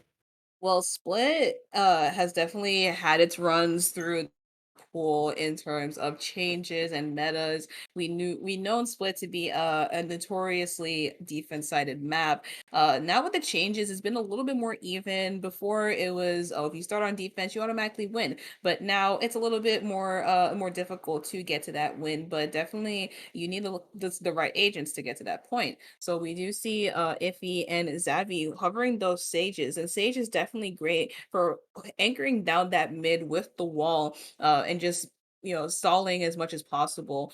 Meanwhile, we do see the rest of the members of ACT are going to be Select selecting your their agents. agent. Nat again on the chamber. What else do you expect? Muxie's going to go back on to the Jet. 6 seconds left on the clock, and finally the rest of the members of V3 are going to choose. And it's looking pretty similar. No one's on anything super new. Philosophical will still be on that Reina though, so that's going to be a great thing to see. Yeah, and this team comp's interesting. I haven't really seen too much of KO, especially on Split. I've only really seen him on Ascent and Breeze, so I'm excited to see where this is gonna go. Is this going to be a 3-2 for V3? It's gonna just completely stun everyone. We'll have to see. It's definitely hard to say the way the map's been going back and forth. I've also never seen V3 on Split before, so I can't even say from experience if they're going to just steamroll the competition. But they are starting on the attack, and while this map is not necessarily attacker-sided, we do know that V3 are strong on the attack, and the way the round will start could dictate how it will go. But we do know that ACT are notorious for stealing the pistol rounds from the bonus. It's gonna be a couple of rounds before we actually can tell. Exactly. So Split is a defender-sided map, correct? Yeah. So it can go either way at this point. We can either see ACT get off to an early lead, or even see not really be able to build up too much. And that was a big shot coming out. The flash took Nat away, made him use the teleport out. And okay, looks like we're getting a bit of a B push as they are stacking up in garage, but Philo Sloth is making her way through sewers. Does not have the bomb with her though, so she's lurking up on the Reina. Looks like she's gonna have, you can see in the mini map, a little altercation here. The timing does not hit, but is going to get spotted out by the trap. Yes, the trap is gonna actually bait. The defenders rotate as the attackers are rotating towards A site, and damn, this is unlucky if you are V3, because you just got gifted a free site, and now you're walking into the entire defender side. Absolutely, and so far Nat making first contact. The Astra Star's gonna block the visions. Everyone's just pretty much at a standstill. No one has made a lot of progression in terms of space. Nat thinking he's in the clear here, kissing out by Philosophical. Ecobat hiding behind his television here, trying his best to find what he possibly can. But there's so much happening up in heaven right now. And the members will make their way onto the site. The right click will prevail. Ecobat still fighting for his life. A little awkward reload there, but it's okay. They're gonna retrieve the spike, and that is not gonna be the pistol round coming out for ACT. Okay, I see y'all ACT. Okay, so a nice 1-0 lead. Oh wait, no. It's V3 got round 1. My mistake. You know I'm tired when I'm making those type of mistakes. And this is going to be a long map. I sense it. So they are buying up. They're buying the Marshals, they're buying the Spectres, and it looks like a very light buy for the defenders side. I believe the Headhunter is going to come out from Nat as well on top of that Shorty, which is just going to provide, yes, he is also the Headhunter. And Peaks out, unfortunately, not able to pick up that kill on Zavi, as now we see a nice lead, and Zavi picks up a second on the B Heaven mailroom side. The Trailblazer tags up These are, and Philo's just gonna finish him off there. It's all down to Bat and Muggsy. Muggsy has been clutch so far this series, but it might not be enough when you're in such a serious gun disadvantage. Heeker gets that, and it's all down to Muggsy, who gets taken out. A 2-0 lead. A good start for the attacker side. Absolutely, and like I said, this is a mainly defense-sided map. So V3, if they want, and let's say Act just steamrolls the defense, you know, just it was a fluke these last 2 rounds, and they get a lot of more here. V3 is gonna have to rely on just not rely on just these two in order to continue that lead. So now with the spike being finally re-retrieved, looks like they're gonna want to go again for that mid push, get a lot of space covered, and meanwhile the rest of the members of Act, they're gonna have full guns here, and they definitely don't want to lose that as they invested so much. But there's 3 members in B Heaven. The B site itself is up for the taking if they do choose so. Yeah, so they're now making their way on the east side. Not too much resistance in terms of the defenders as they make their way in. So it looks like it's going to be a 5v4 retake, but no, Heeker gets one, traded out by Iffy. Heeker does get a second, and the trades are all coming out here. Teams are peeking together, and there we go. Nat was able to pick up the final kill of the round. They picked one up, and they're doing well so far. Good comeback for them. They kept 2 of their guns, I believe, yes, and they aren't going to have enough to full buy. So this round looking a bit in the V3 side, but it still could go either way. We saw quite a few thrifties so far this series. So you can never count anyone out, especially when on the defender side, you can play a shotgun and get away with almost anything. Pretty much, and it looks like Nat is getting a little bit late with his setup. We'll have the trademarks up and available, just not the rendezvous. And look at Caesar playing with the shorty, does hear the sounds. Gonna play to possibly get a sneaky shorty kill here. They hear it and they know that it's going to be pretty much a bit of a save or a mixed buy here. Meanwhile, the rest of the members on A gonna poke and prod. Zabby gonna find the kill on her counterpart, and Iffy's out of the picture. No kills on this side for Act, as the rest of the members are running around. It looks like they are gonna favor towards the A side. It's looking rather empty so far, with just Muggsy behind the television by himself. As the members start to pile in, Spike is not picked up just yet, but it's looking like A is just going to be the right call. Stars are being placed. The call for rotation is there. Philosophical gets the kill onto Nat, and now the site is pretty much free for the taking, but Muggsy is still not clear just yet. Philosophical, wait, she didn't see. Oh, I thought that was someone else. I thought that was a defensive member, but it was her teammate. So what's the buddy system happening up there? Muggsy gets 3. Whoa, 30 seconds left. Muggsy and Eco Bat. Okay. This isn't looking so hot, but well. yeah, Eco Bat is low. Well, getting the heal now. I mean, Muggsy. Wait, Smitty. This is winnable for him. Does make the drop down and will flash. Doesn't have that much time. The footsteps are heard. Got a delay. Has to make a move all you now. have to do. Come on. Just get around. Okay. Spike retrieved. You've won the round. Don't die. Just don't die.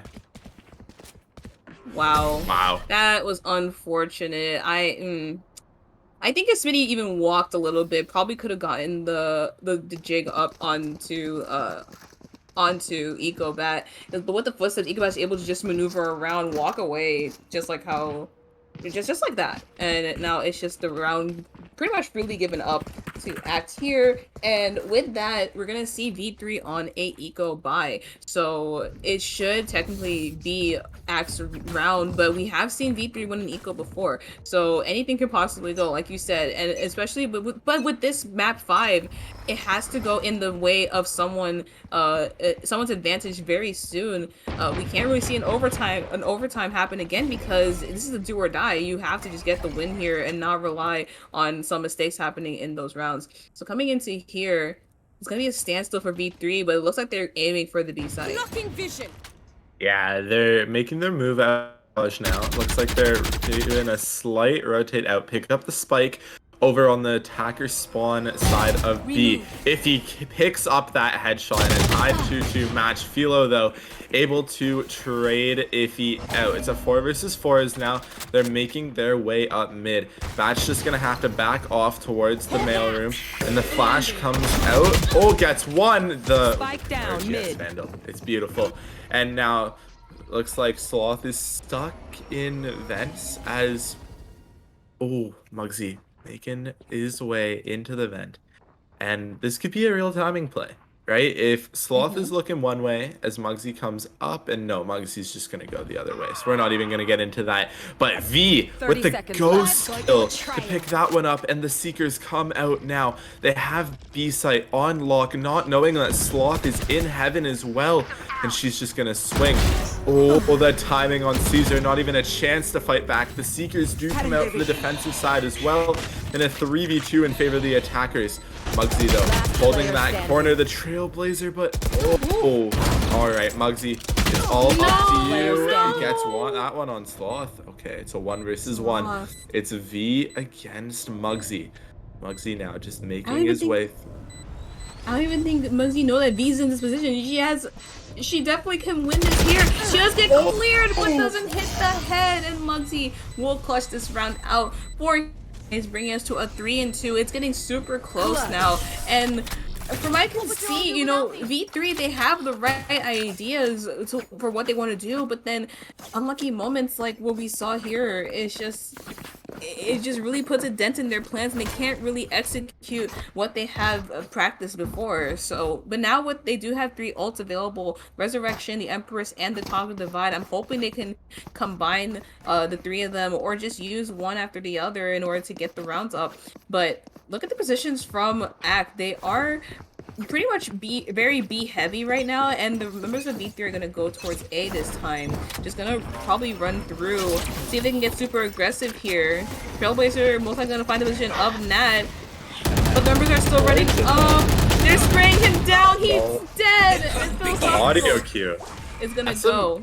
That's some good game IQ from the V3 side, right? They were able to hear that he made his way through, and okay, that Cosmic Divide just completely blocked off the entire attacker side's view of Mugs as he was making it through the bat.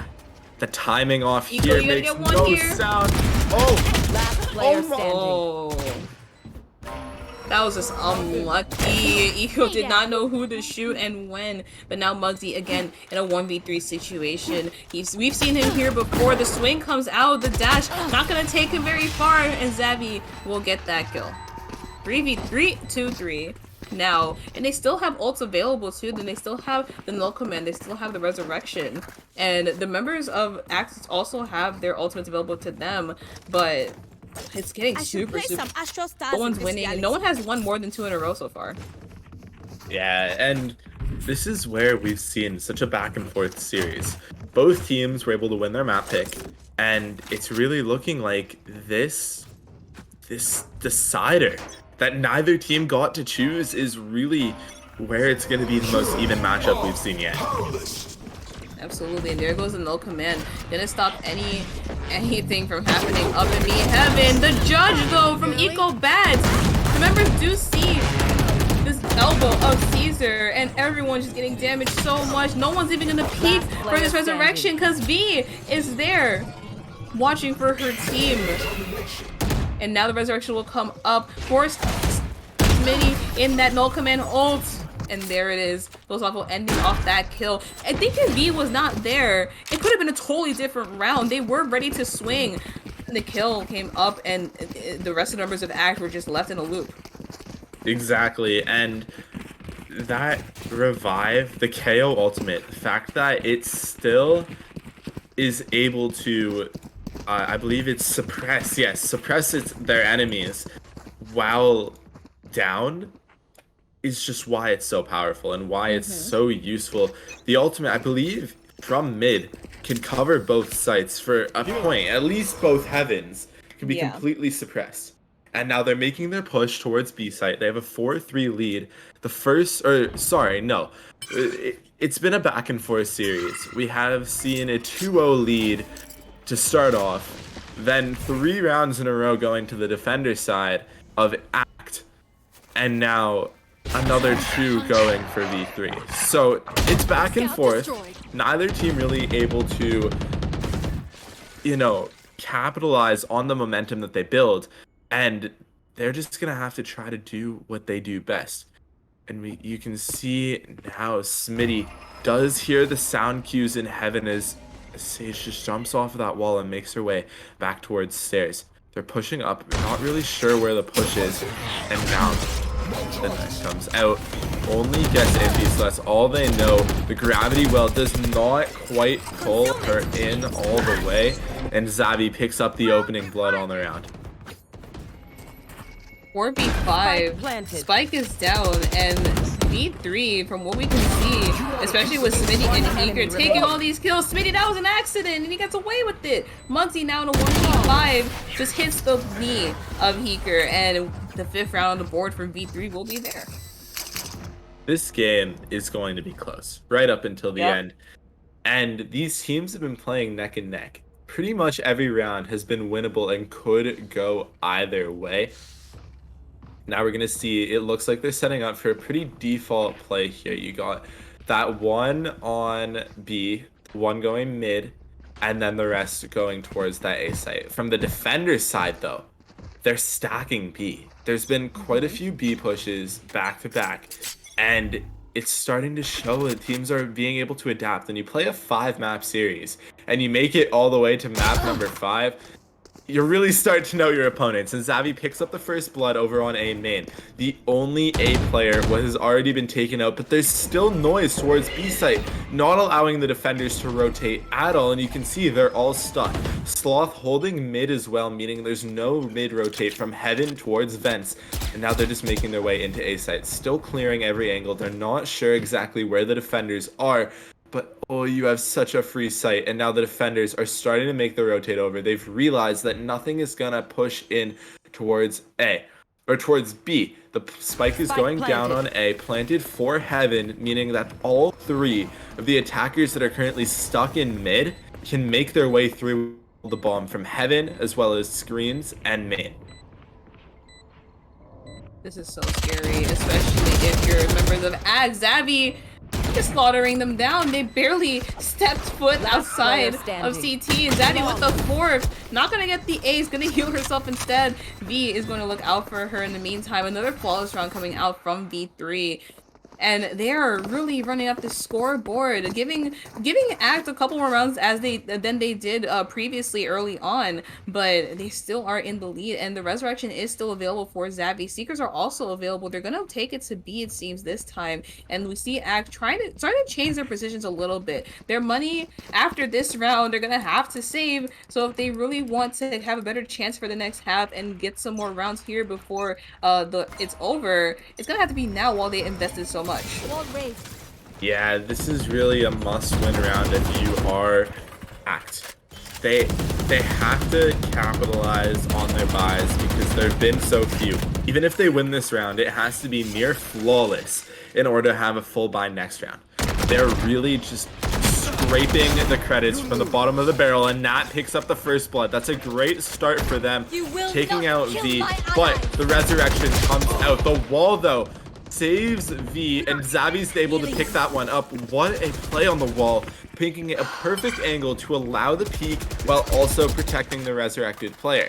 Now, if he's just holding B site, it's now a 4 versus 5 the other way.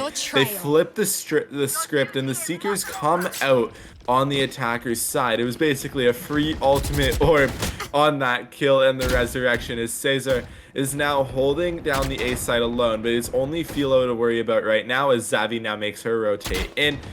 And you can see Ash is in astral form. They make their way through vents into heaven, and the gravity well comes out. They're pushing in now. It looks like they have the spike on site. Yes, they do.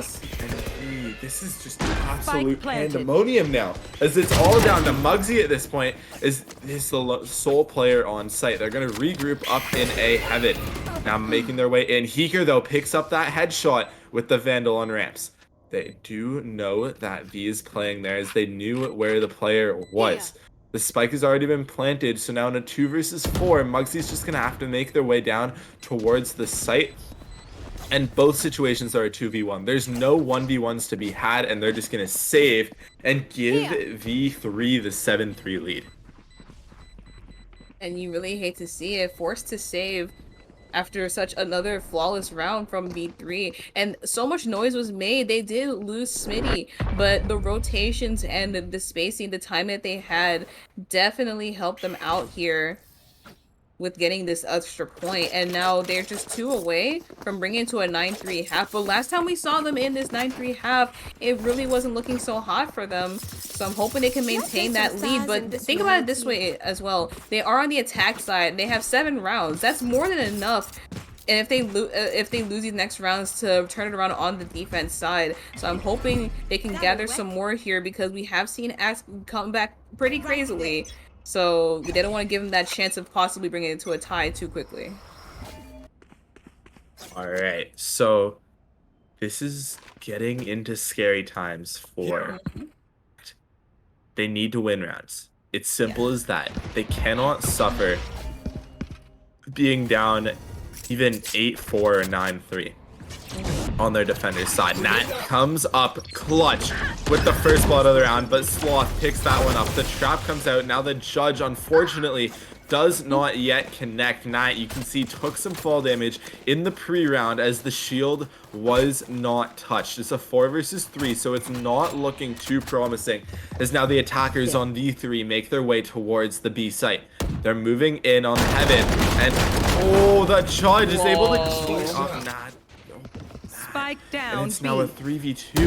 Oh, the times have changed, but Smitty picks that one up, and he's not even low.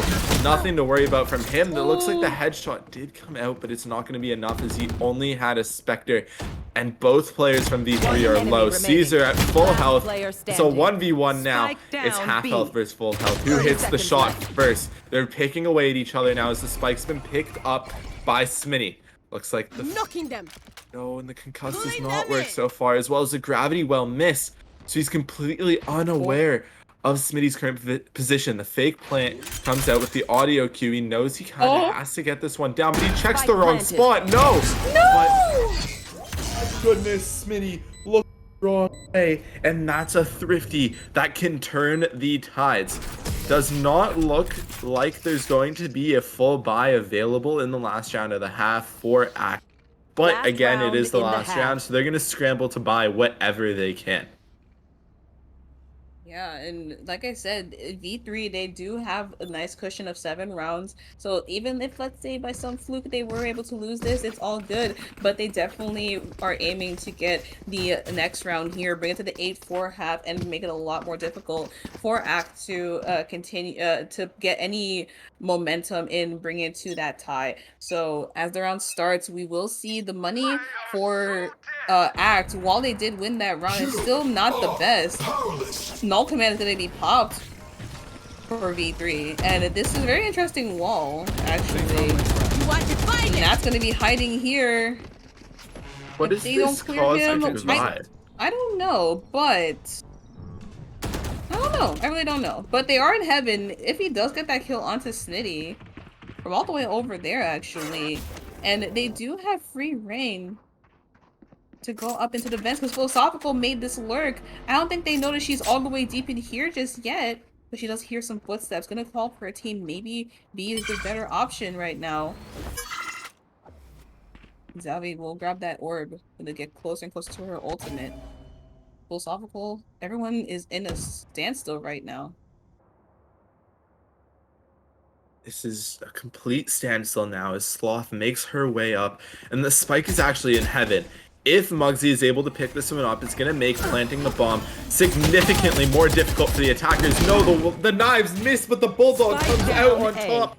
Sloth, though, able to trade Muggsy out. The spike is no longer down on a Heaven, as it's been picked up and is being taken to the B site. But there is a man advantage in favor of the defenders, as now they make their way through. Act at a gun disadvantage, planted. but a man advantage. They can pick it up, and in these type of scenarios where players are not going to be at full health for the entire round, this is where these Bulldogs can come in clutch. You never know what's going to happen. V playing quite unpredictable spot, but not predicted it perfectly. A 4v2 as they make their retake onto site, trying to make this a 5-7 half as they move their way in, and then the Bulldog comes in huge. And now we have a 7-5 half. Iffy picking up 3 to close it out. 7 and 5 is definitely the scoreline that ACT wants to see. Now they can try their best to win the pistol round, get the next round, and bring it to a 7-7 tie. And we're going to be seeing again what we saw in Fracture with the ties and the back and forth. But I know V3, they don't want that. But with the rounds that they've gathered from the attack, their defense should most likely be a lot easier for them here. We saw that their defense, particularly in Ascent, they weren't too aggressive. They kept their ground, but they did take up space. And they did the same on Fracture too. It was just ACT had a better counter or just better moments that gave them the advantage to push. So I'm expecting V3 to be on their best efforts here, but That's a good spot. Here. if they're playing correctly, it's just going to be another back and forth. Here. Yeah, and these pistol rounds are ones that can really go the attacker way, because you don't have those guns that can necessarily hold down angles near as well as you do in the later rounds. And now the attacker's just making their push through, and it's too much for Sloth to handle. V gets one, but it's instantly traded out by Nat, and this is where they make their rush in. They just have to hold the site and hope that they can lock it down. If they get this, they can very easily get another and make this a tied game. And here we go. This is where the retake starts to happen. They're making their way through, just slowly clearing heaven. And now they're making their moves. They go down ramp. They're gonna have 2 of their players enter through main, it appears, but it's being held down by and Caesar picks up 1, meaning that Bat's position has not yet been revealed, and Zavi being sprayed through the smoke. Alright, Zavi has a lot to handle right now, and it is their efforts. One does not get a second, as it is a 7-6 match, with the next round very well could go to ACT, making it 7-7. Absolutely. And now with that round lost, we're gonna see V3 gonna be at well, not buying up anything. We're gonna see V buy up to a Martial Light Armor, but that could affect her economy in the next round, especially if they lose and she is expected to buy up here. But yeah, we do see more members following suit and buying up more here. This B rush could fall apart with this Bucky and these Marshals, but it looks like they're gonna take it to mid, however. Yeah, they're making their way up mid. A very similar push that we saw from V3 in the last half, is they're making their way through. They're going up. They're making a push, and they're just trying to make sure that they are too much to handle, not giving the ACT or the V3 team anything to go off of. Now they push through, and Iffy gets the first blood of the round, and they're going in. They're gonna get towards B site, but they are not aware that Heeker is sitting inside his smoke with a Bucky. Oh, the first shot misses, and no! He did not connect. And it's all down to V and Sloth now, as they make their last ditch efforts to pick up this round. Looks like Matt's just gonna hold male as Sloth gets taken out, and it is all down to V with a Marshall. The Marshall menace, and no, it's not enough. And a flawless here to tie the game at 7-7. And I'm going to welcome JoJo back to finish the game out on the caster spot. Welcome back, JoJo. We get 7-7, Chrissy. How's it been going? It's been pretty close. We're 7-7 now, and oh my gosh, it's just so much happening. I mean, looking at what we're coming into with this next round, it looks like an unfortunate situation overall for V3. Sloth popping off as usual, but forced to stick with the Marshall and no shields, and the rest of her team on poor guns as well. V needs to hold this one, gain as much information as possible. The first martial shot does not connect, and suddenly Sloth has been shot at, and some of those were able to connect. The heal does come out though, and V is still holding strong in this heaven location. Wall comes up in CT. Spike has been planted at this point, and it's just going to be an easy post plant, most likely for Act. Oh man, this is a 5v5 so early now after this tie. At this tie especially, it can go either way. It just depends on who gets the opening kill, who can do what with whatever they got, and it's gonna be philosophical again at first around the Muggsy. Play something on the bomb, Jojo. Let's do something quick. Iffy with the bulldog making it work. A fabulous 3K from him, and that's gonna be 8 rounds for V3. Sorry, for Act.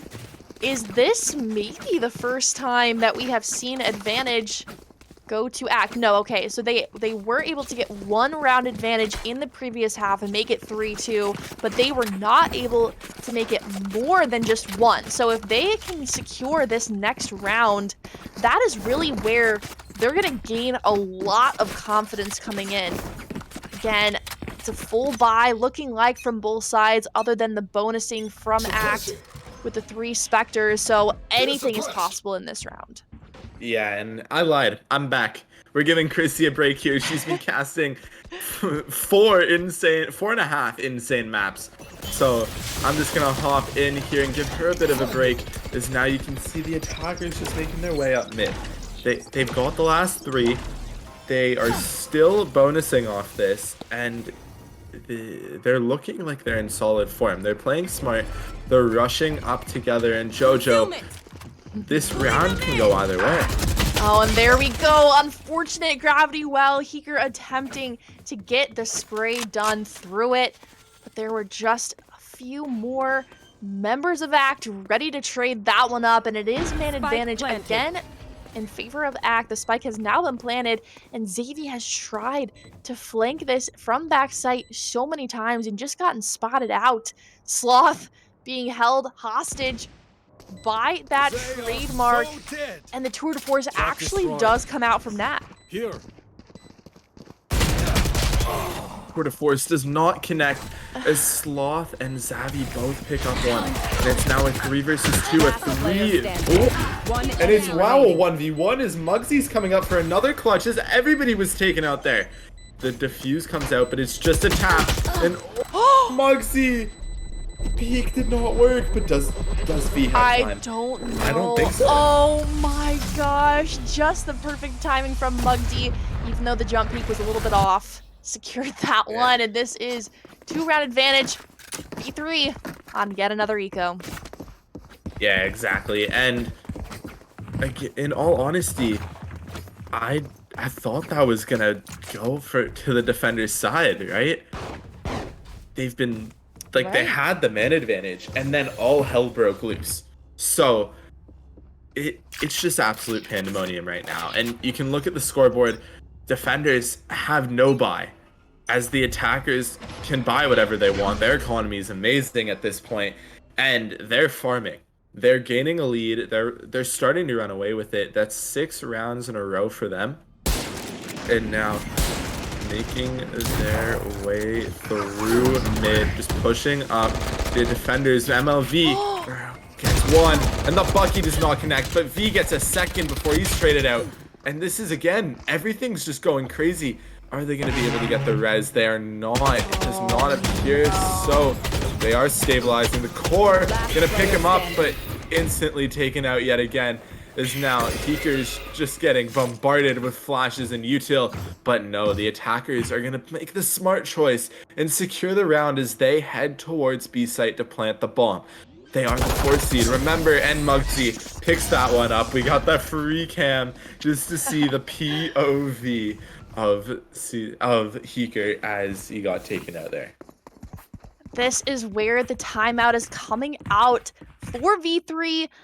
I mean, a 3-round differential is not crazy when you really think about it. They have gotten close to overtime and even gone into overtime previously. So this timeout they need to discuss what they are going to do with this buy round. Again, they are stuck in that pattern of buy, save, and in order to change that from continuing, they need to win here and now. They've got 3 ultimates available. Do you think investing any of them here is going to give them that advantage that they're looking for?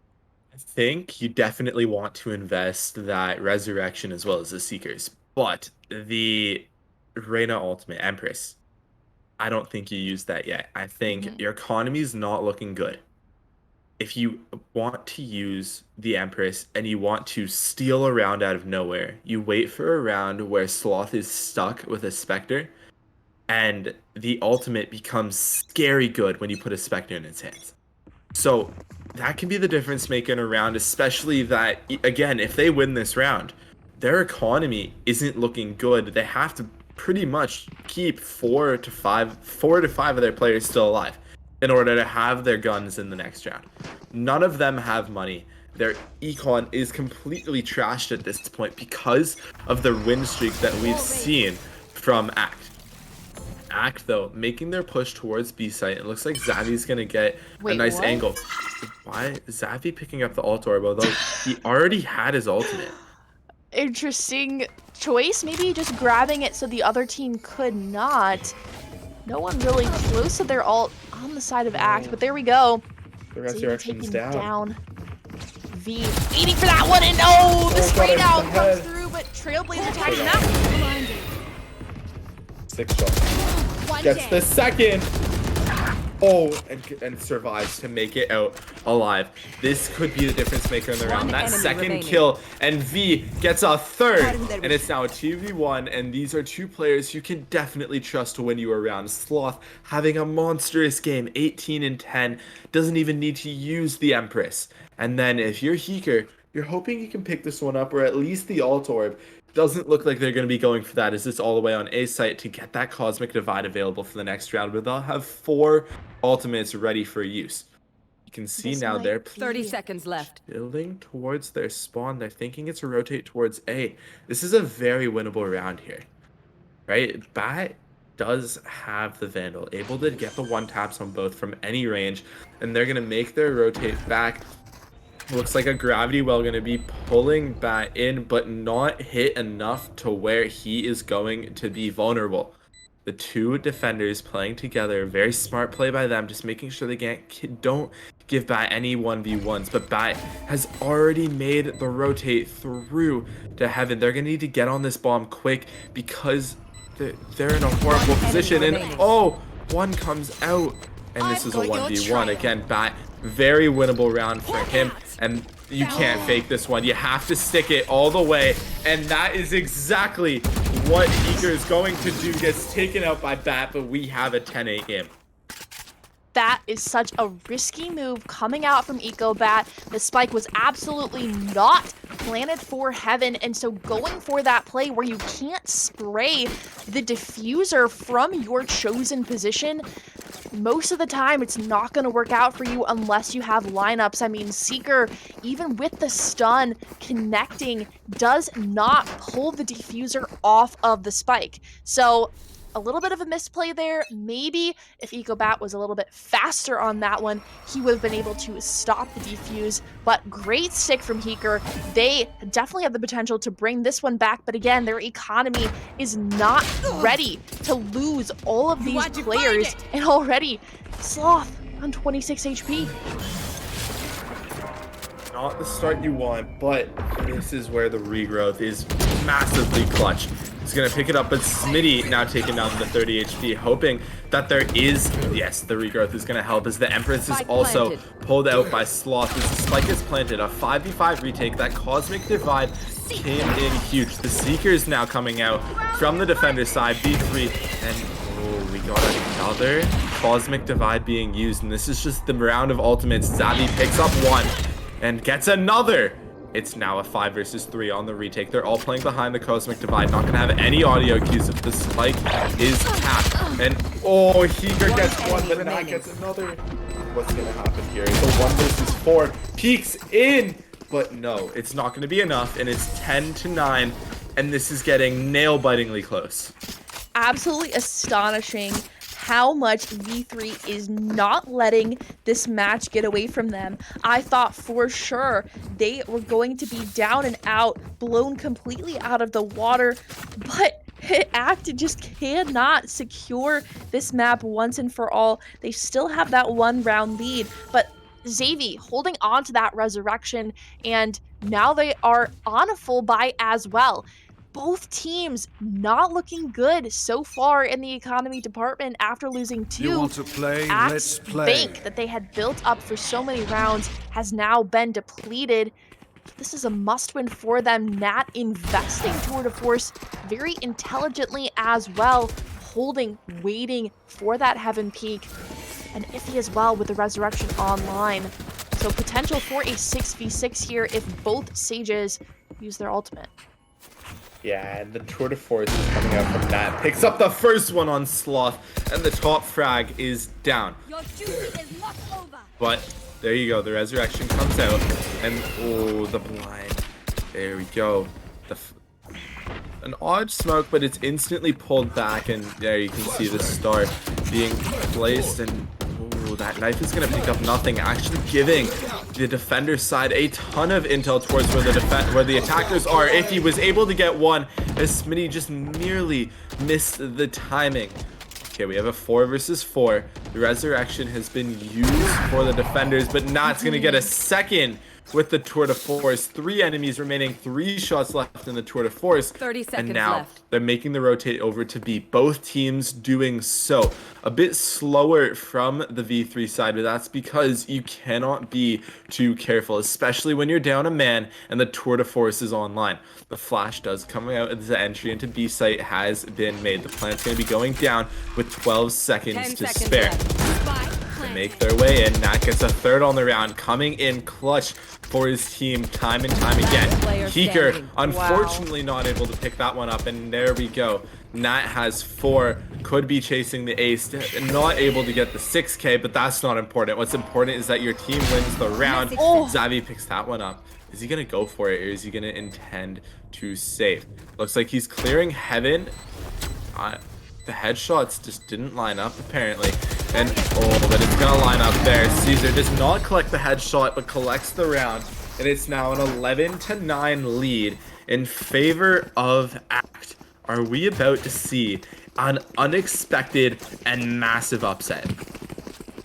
That is the question that we have been asking ourselves this entire series, Ty. I don't know if either of us really expected us to even get to this 5th map, but here we are, and V3 needs to prove why they were so good in their division all throughout these weeks. I mean, they have won these 50 rounds before. We got Heeker with the judge in hand, but it's not going to be pushed over there on A side instead. B site seems to be chosen by Act, and there is a sort of crossfire situation happening as Xavi dodges around. That Trailblazer with the blinding light does come through. Spots B, and that is wall bangable. Smitty again being taken down, and it just is a massacre over here on B.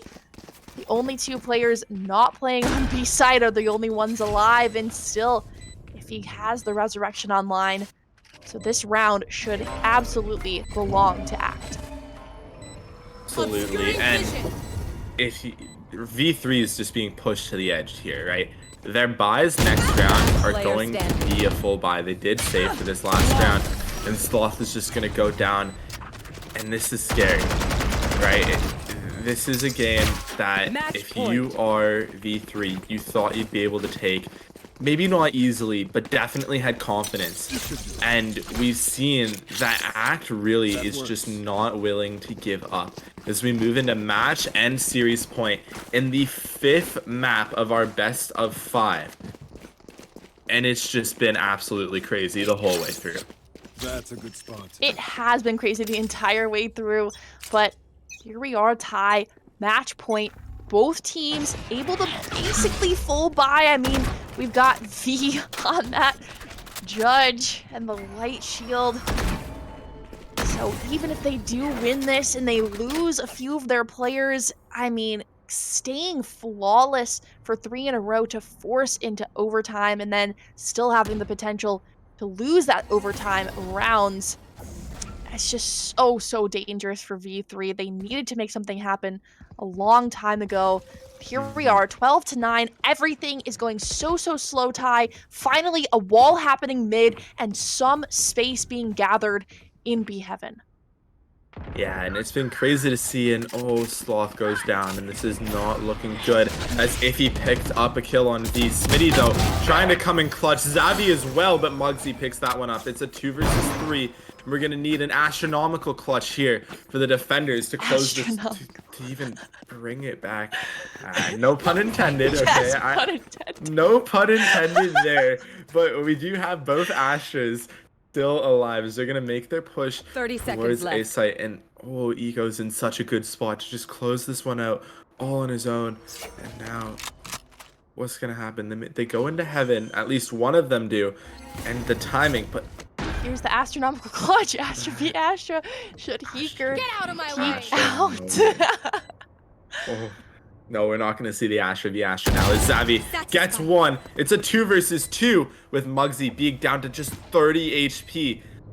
It's basically a 2v1 now, but again, Muggsy can do amazing things. And now it's a 2v1, but not the one that you wanted to be alive. A double with the right click.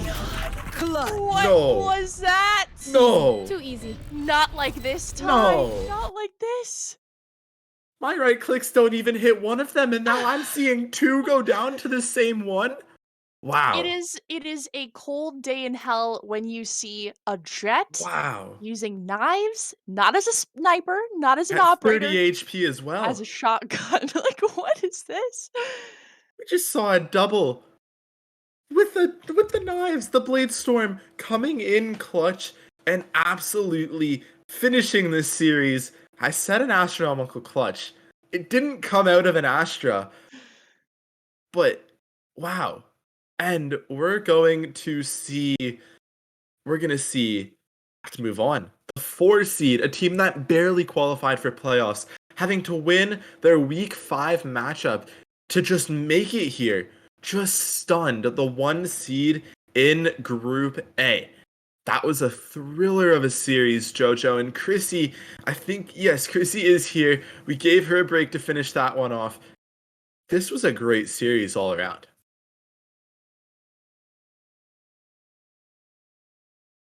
Sorry, I'm muted. Yeah, no, I was watching everything. I wasn't watching everything. I heard everything I meant to say, and it's just, man, the back and forths and everything. It came up to this moment, and my prediction was 3-2 for V3, but it was 3-2 for Act. And like you said, this is just the underdog story for them, and now they will move on after all that work. And I think at the end of the day, V3 they shouldn't walk away with their heads down low. They should walk away with their heads high. They made it this far. They put up a hell of a fight. They didn't back down. They kept going. Their mental was still up there. They just kept going till the end. And Axe, they taken down the bull. They've taken down Yeah. the reigning, the one on the top. So whoever's gonna face them next, they have a lot coming for them at this point. It was looking a little bumpy here and there, but that's consistency. Exactly. And it doesn't even get easier from here because Act was a team that we hadn't seen on the broadcast. There weren't too much to go off of from them. And now everybody knows that they're a powerhouse and they're a force to be reckoned with. They have a strong team, they have a strong roster, and they have the fight to go all the way. Again, like you said, Chrissy, if you're V3, hold your heads high. You had a great split. 100%. Sloth, everyone on that team performed to the best of their abilities. And they were always performing week in and week out. There's a reason that you were the 1 seed in Group A and why we loved showing you on the broadcast every single week. You really provided us with some amazing matches, and we're excited to see where you go. They're going to be playing the winner of Orion Esports against UST Permafrost, a possible Group B matchup in our next week of playoffs. We're going to be back next week with another best of 5, and we have 2 more of these until the grand finals, which is going to be insane, right? We've had upsets already in week number 1 of playoffs. We've had insane clutches, and I think the Jet clip of the year. All right. For sure. Exactly. And A send that over double to right VCT, click to man. end the Like, game. who else does that? Like, not I Muggsy only. we have something that VCT doesn't. The right clicks hit. On behalf of the entire crew, Chrissy and Jojo, I'm gonna let you say something before we go.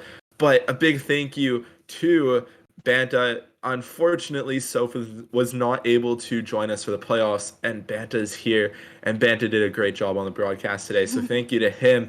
I'm gonna let you guys wrap it up. Enough from me.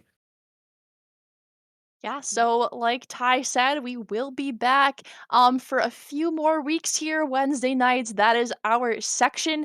And if you like what you heard today from me, this weekend I will be casting VCT Game Changers Academy with Gallerants. So you can come check us out. We've got a 3-day tournament, Friday, Saturday, and Sunday, if you can't get enough of Valorant.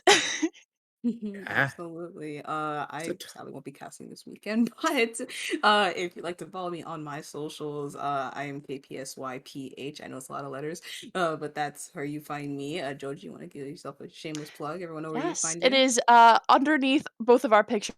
And also Mhm. Ty's is there. At MS Josie KK on Twitter. Exactly. Oh, and before we finish out, I'm going to put it in chat. We've actually announced a new server by Victoris. It's actually the Valorant in-houses where we're going to be running pickup games, pretty much just 10 mans to get a bit of a break and a different experience than ranked action that isn't the leagues that are pay to enter and with the big prize pools. So it's going to be great. I am really excited to work on this with everyone. I've been working on it on the side with the executives from Victoris recently, and we're really excited to get into it. Again, I'm going to put the link in the chat. Definitely recommend you all get in here. In the next couple of weeks, we're going to actually be hosting our first games. And in the future, we're going to see prize pools for our top performers in those. So again, make sure to check that out, and we'll be back next week. We have, I believe, more Valorant action tomorrow, either on this channel or the B stream, which you'll be able to see soon, which is just Victoria's GG2. So non-stop action coming out of Victoria's from League of Legends and Valorant. And again, on behalf of all of us, thank you for watching. We'll see you next week. See you soon.